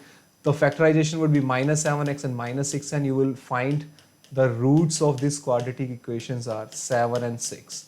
So there are two values here, 7 and 6, right? Simple, very simple. Second is a case where this base, the expression in the base should be equal to 1. So what are those values of x for which this will be equal to 1? You see that I need to find out the root of x square minus 7x plus 10 is equal to 0. You see that factorization would be minus 5x minus 2x plus 10, right? The roots are 5 and 2, two more values. The third is a case where this power is an even power and this is equal to minus 1, and for those values of x at which this is equal to minus 1, at those values of x, this should be equal to an even number. Now, if I want this expression in the base to be equal to minus 1, that means I need the roots to be equal to, I'll have the quadratic equation as x square minus 7x plus 12 equal to 0. Now, you see that 3 and 4 are the root of this equation. Now, just see at x equal to 3, what is it? Is it a positive integer or negative integer? Let's check. If I take x as 3, is it an even number or odd number? 3 square is 9 minus 39 plus 42. You see that this is an even number. Even plus even will be even number. So for x equal to 3, I have the power as an even number. When I take x as 4, 4 power 2 is 16 minus 52 plus 42. All these three values are even, so this finally will be resulting into even. That means both of these two values are also valid solution. So 2 solution here, 2 solution here, 2 solution here. The answer will be 6. First option will be the correct answer of the question. Looking at question number 17, it's a logarithm question of slot 1. A simple question, simplest one. This was a theta question. The basic rule of logarithm that you need to know is log a to the base b is always equal to log a upon log b is equal to log y upon log 4 multiplied by log root 5 would be 5 raised to power 1 by 2 divided by log 6. Now log 4 will get cancelled. This 1 by 2 in power can be taken on the front hand side of log, so log 5 and log 5 will get cancelled. Now you see that you will get the value of log y is equal to 2 times of log 6, and here, so therefore you see that now 2 can be taken into power here, log and log will get cancelled, and the value of y will be 36. This was a theta question of CAT 2020 slot 1. Answer to the question is 36. Let's have a look at the next question, question number 18. Y is a negative number such that 2y square log 5 to the base 3 is equal to 5 log 3 to the base 3. Then what will be the value of y? Now again a simple question. You see that if you have any kind of expression in the power, to simplify this question, you need to bring this expression on the lower side, and for that you need to take log on both sides. If I take log on both sides, the whole expression can be written as y square log 5 to the base 3 multiplied by log 2, right? Just take the base as 3. When you are taking log on both sides, you can take as whatever log that you want to take, whatever base of the log you want to take, you can take it. जब भी आप दोनों side log लेते हो तो power नीचे आएगा, और जो बेस आप चूज करना चाहो आप बेस अपना चूज कर सकते हो, राइट? बट सेम बेस आपको दोनों साइड चूज करना रहेगा. So this will be log 3 to the base 2 multiplied by log 5 to the base 3. Now you see that log 5 to the base 3, log 5 to the base 3 will get cancelled. You will have y square is equal to log 3 upon log 2, and this will also come in the denominator. This is also log 2 upon log 3, so log 3 will go in the numerator, right? And you see that finally y square will be equal to log 3 whole square upon log 2 whole square. Or you can say y, when you take square on the right hand side, you have to consider both plus and minus sign, right? So it will be plus minus log 3 to the base 2. Now because it says that y is a negative number, so therefore you need to take the negative case. This is y is equal to minus log 3 to the base 2, right? Or you can also write it down as log 3 raised to power minus 1 to the base 2. That is log 1 upon 3 to the base 2. This was one of the option given. I forgot to write down the option for this question, but then this would be the answer of the question. That's question number 18 for you. Quickly look at question number 19. Again, a very simple question of algebra. You see that in this whole bracket, the same expression is there, right? X plus 1 upon x is the same expression. So can I take it as y? Can I write it down as y square minus 3y plus 2 is equal to 0? So this is y square minus 2y minus y plus 2 is equal to 0. So this is y into y minus 2 minus 1 into y minus 2, right? The whole thing, the whole algebra is based on quadratic equation that was asked in CAT 2020. Y will be equal to 1 and 2. Now what is y? It is x plus 1 upon x, right? Now is it possible for x plus 1 upon x to be equal to 1? No. Because if I'm taking x as a positive number, because if when I take x plus 1 upon x as 1, you can straight away see that I'll have the expression as x square plus 1 is equal to x. This is x square minus x plus 1 is equal to 0. Here on this quadratic equation, discriminant is less than 0. So there is no solution for x plus 1 upon x to be equal to 1. But there is a solution for the second y, that is x plus 1 upon x is equal to 2. Here I can put x as 1 here. So this is the only possible solution. The number of distinct real root of the equation, answer is 1. There is only one root that will satisfy this equation, and that value is 1. You could have straight away checked it also by putting the values. If I put x as 1, 1 plus 1, 2, 2 square is 4. 4 minus 3 into 1 plus 1, 2, 6 plus 2 is equal to 0, right? 6 minus 6 is equal to 0. There is no other value that will satisfy. So the answer will definitely be, there is only one root, and that is only for x equal to 1. All 4 questions you can see that are based on the basic concept, right? The idea of this whole series is to make you realize these questions are not difficult at all. They are based on basic concepts. You are not supposed to study anything technical or anything of quite of advanced level for CAT exam preparation. With the basics only you can clear the CAT. Question number 20 of this series. 19 questions have been discussed already. This one is from coordinate geometry. You need to know how to draw the graph of it. Let's read the question. It says the area of the region satisfying the inequality mod x minus y less than equal to 1. So first of all, you need to know how to draw the graph of y, how to draw the graph of mod x minus y less than equal to 1. See this, guys, right? You should know that a value inside the mod. I'll tell you the basics. Otherwise, we can straight away draw the graph of this equation, right? If you know how to draw the graph of this equation, you can solve the question in less than 1 minute. But I'm explaining the basics here, how to draw the graph here. See that, guys, value inside the mod of x mod can be greater than 0, or it can be less than 0 also. If x is greater than 0, if x is if x is greater than 0,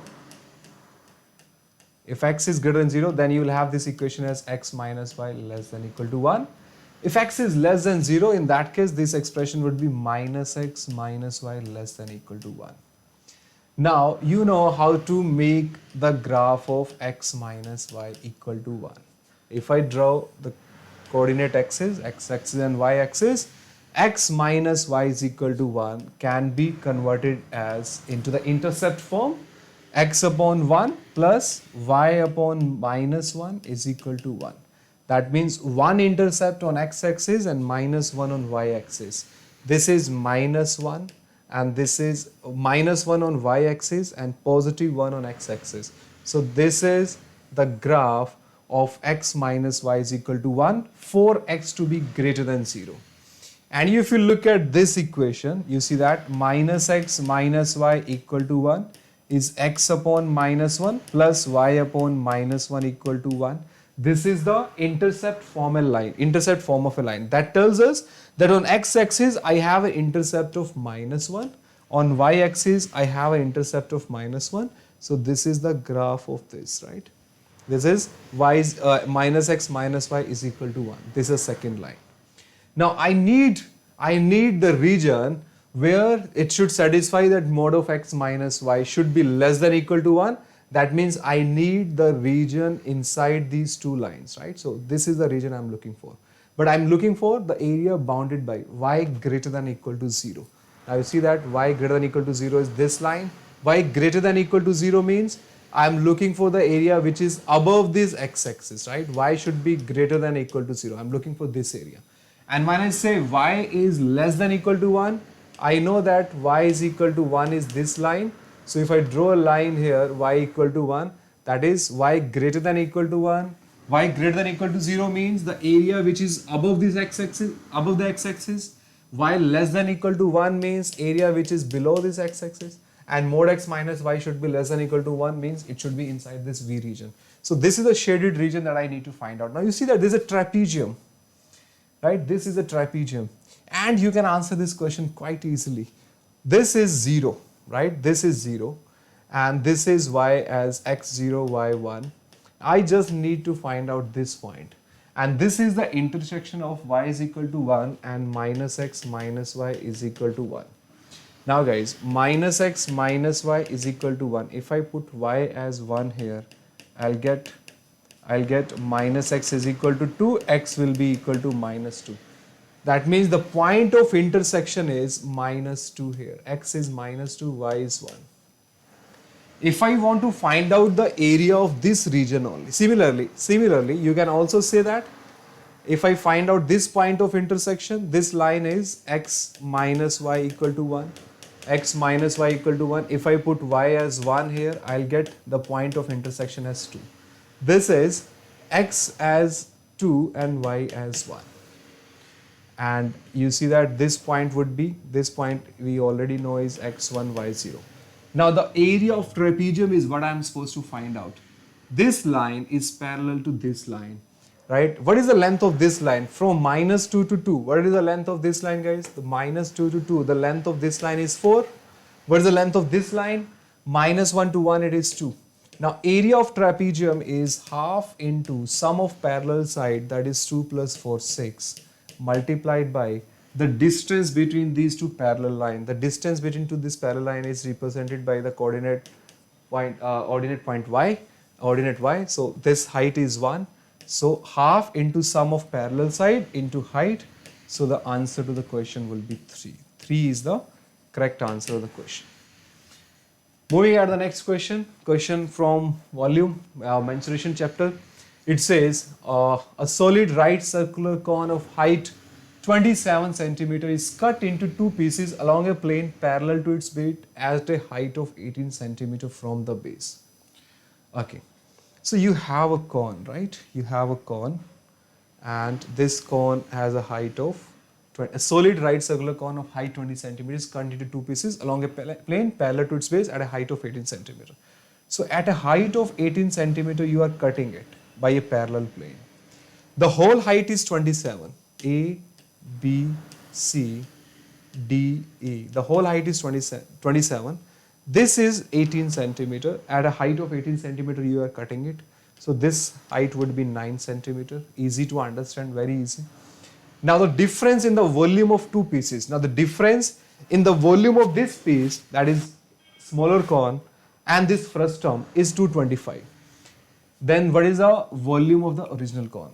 A very basic question, a standard question of area and volume, that whenever you are cutting a plane, a cone parallel to the base, by a plane parallel to the base, this triangle, you see that this triangle will be similar to this triangle. Now, if this triangle is similar to this triangle, can I apply the similarity? So, what is the height ratio? You see that this is 9, this is 27. The height ratio of triangle ADE and triangle ABC is 9:27, that is 1:3. Can I say the radius ratio will also be 1:3? So, if this is 1 radius, this will be 3 radius.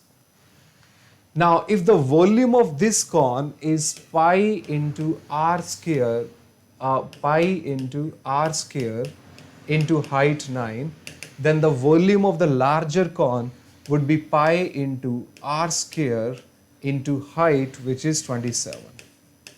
Now this gets cancelled, pi and pi will get cancelled. You see that volume comes out to be in the ratio 1:27. What does it mean? It means if the volume of this part is 1, the whole volume will be 27. And if the whole volume is 27 and this is 1, the volume of the frustum will be 26, right? Volume of the frustum will be 26. This is volume 1, this is frustum volume is 26. And the difference between these two volumes is 225. Now the frustum volume is 26, upper part is 1, the difference between them is coming out to be 25. I want the difference to be equal to 225, which is 9 times. So the whole volume 27 will become 9 times, which is 243. That's it, right?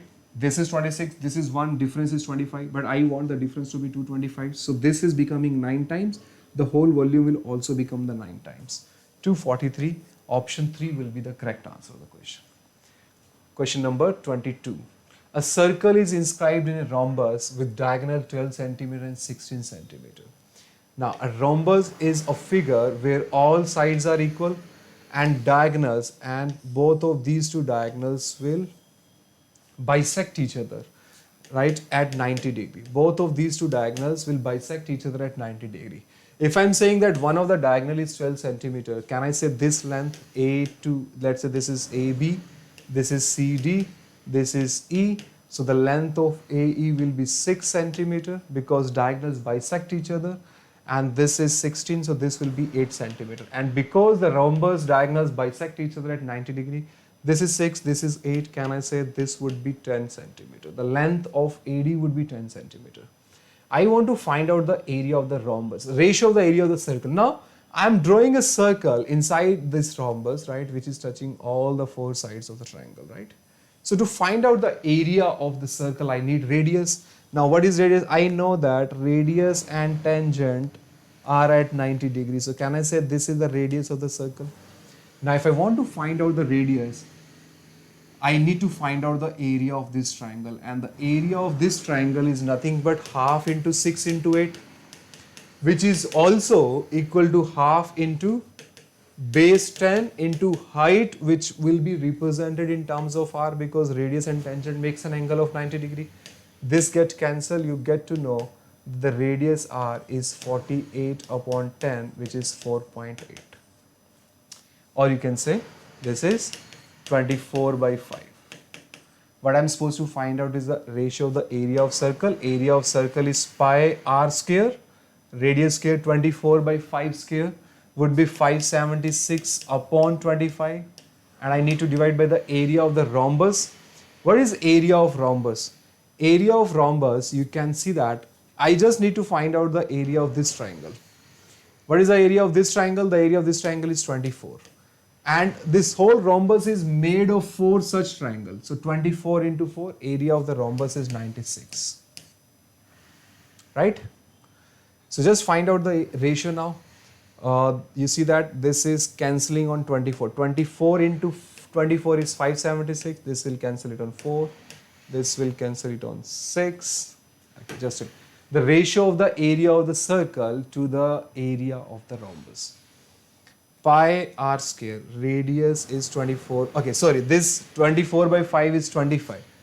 24 by 5 square is 26 by 25. This value is 25, right? 24 into 24, 24 into 4, this will cancel it on 6. And then 6 pi upon 25. Yes, 6 pi upon 25 will be the ratio of the area of the circle with the rhombus. That is option number 1. 1 is the correct answer to the question.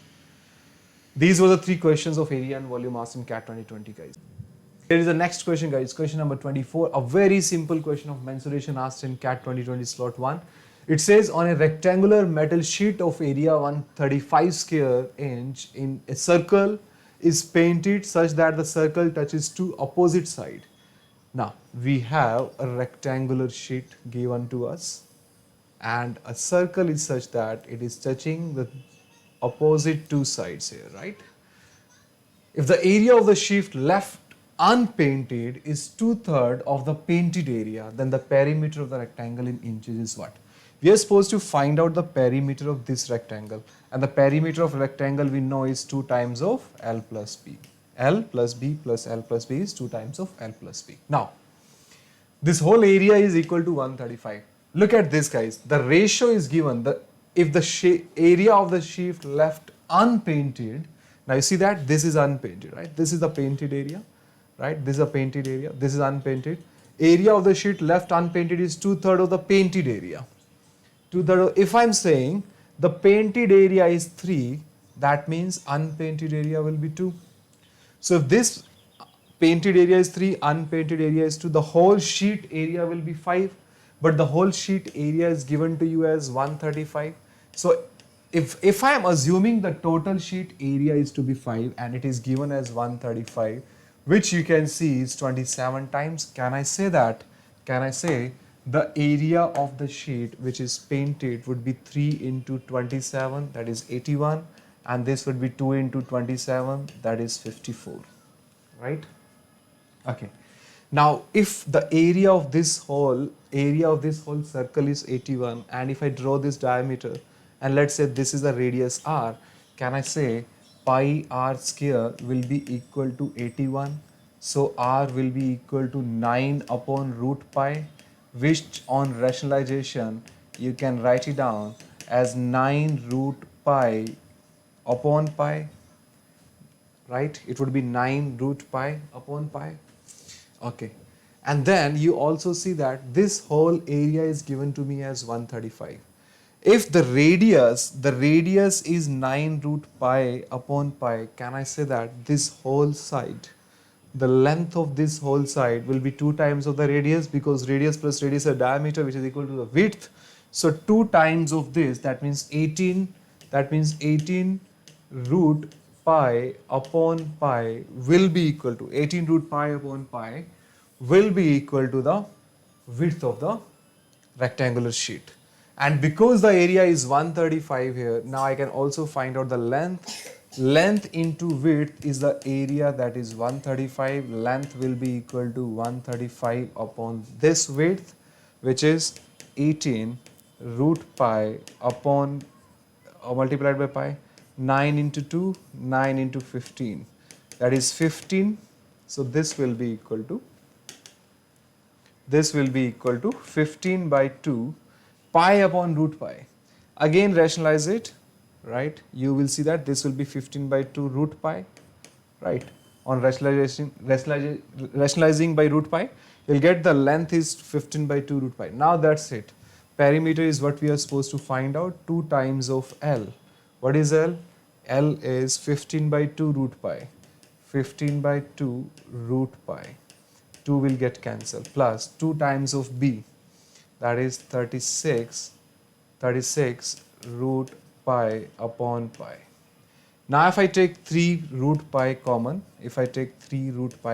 I'll have 5 plus 12 upon pi, which is the perimeter, option number 1. A simple question, right? Only this calculation might look complex to you, but actually the question is based on a very simple topic. It could be done easily in CAT exam. Next question is a kind of function question. Question number 25, it says, among 100 students, X1 have birthday in January, X2 have birthday in February, and so on. If X0 is max of X1 into X2 up to X12, then the smallest possible value of X0 is. Let me first explain what this question is talking about, then I will discuss the solution.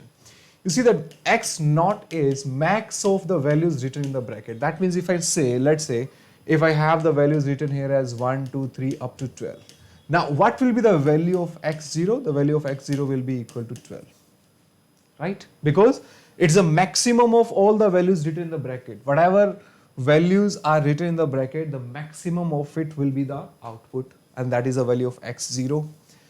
Now, as per the question, I'm supposed to minimize X0. If I want to minimize the X0 value, I need minimum possible values in the bracket. But there is total 100 students that I have to put over 12 values. So there are 12 months and 100 students have birthday in the different month. You can choose as many students in a particular month having birthday as you want, but you have to make sure X0 has to be minimum. Now, if I have to divide, if I want to minimize each of this value, I will divide the 100 students equally among all the 12 months. So you see that if I assume that 8 students have birthday in January, 8 students have birthday in February, 8 students have birthday in March, and so on, 8 students have birthday in December, I will be able to accommodate 8 into 12, that is 96 students. But still 4 students will be left. So, but I want to minimize the value of I want to find the minimum possible value of X0. I'll make sure the minimum possible value is available in the bracket. Now, do I need to give this whole 4 students to 1 month, or should I distribute it evenly on 4 months? Because I want to minimize, I'll make sure that these 4 students are distributed evenly on first 4 months or any of the 4 months that you choose. So basically X0 will be 9, 9, 9, 9, and rest of the values will be equal to 8. Now, because I have the word maximum written outside of the bracket, so what is the maximum? What is the maximum possible value among these 12 values where 4 values are equal to 9 and 8 values are equal to 8? Maximum value will be 9. So therefore, the minimum possible value, the max is output of X0. And because we are trying to minimize it, we are distributing the total 100 evenly among as many values as possible, right? So minimum possible value of X0 is equal to 9. That's the question number 4. One more question, the last question of CAT 2020 slot 1, and with this we are done with CAT 2020 slot 1 questions. It says f of 5 plus x is equal to f of 5 minus x. A kind of function that so that the value of f of x is same as value of f of 5 minus x. Now for every real x, that means x has to be real number, and f of x is equal to 0. So f of x in terms of x is a kind of expression which we are not aware of. But if I make f of x as 0, it will have 4 distinct roots. What does it mean? It means whatever is a graph of f of x is equal to 0, it cuts x-axis on 4 different values, 1, 2, 3, 4. These are the 4 different values at which f of x will be, graph of f of x will be cutting the x-axis, right? So these are the roots, alpha, beta, gamma or delta, right? Whatever you want to take it as. What are the alpha, beta, gamma, delta? Basically, these are the values of x, those values of x at which f of x is becoming 0. Now look carefully, if I want to find out how does f of x looks like, what you can do is simply put x as 5 minus x in this expression. If I put x as 5 minus x, I'll get to know that 5 plus, or simply put x as x minus 5, not 5 minus x. Simply put x as x minus 5. So we will find that f plus x minus 5 will be equal to f of 5 minus x plus 5. That means 5 and 5 will get cancelled. You see that f of x is equal to f of 10 minus x. What does it mean? That means the value of f of x is same as value of f of 10 minus x. So if I'm saying that x is one of the root of the equation, or if I'm saying that alpha is one of the root of the equation, The another root will be same as 10 minus alpha, because both of these two, if f of x, if I'm saying alpha is 0, alpha is a root of it, that means f of alpha will be 0. Now if f of alpha is 0, f of 10 minus alpha will also be 0. And if f of 10 minus alpha is 0, that means I would say the another root of the quadratic equation would be 10 minus alpha. And then if I'm saying that gamma is a root of this third equation, the gamma is a third root, then the fourth root would be 10 minus gamma. So if I want the summation of all of these values, this will get cancelled. 10 plus 10, answer will be 20. That's it. Answer is question number 4, guys. That's the answer of the question. So with this, we are done with all question 26 questions of CAT 2020 slot 1. Thank you so much for watching this video.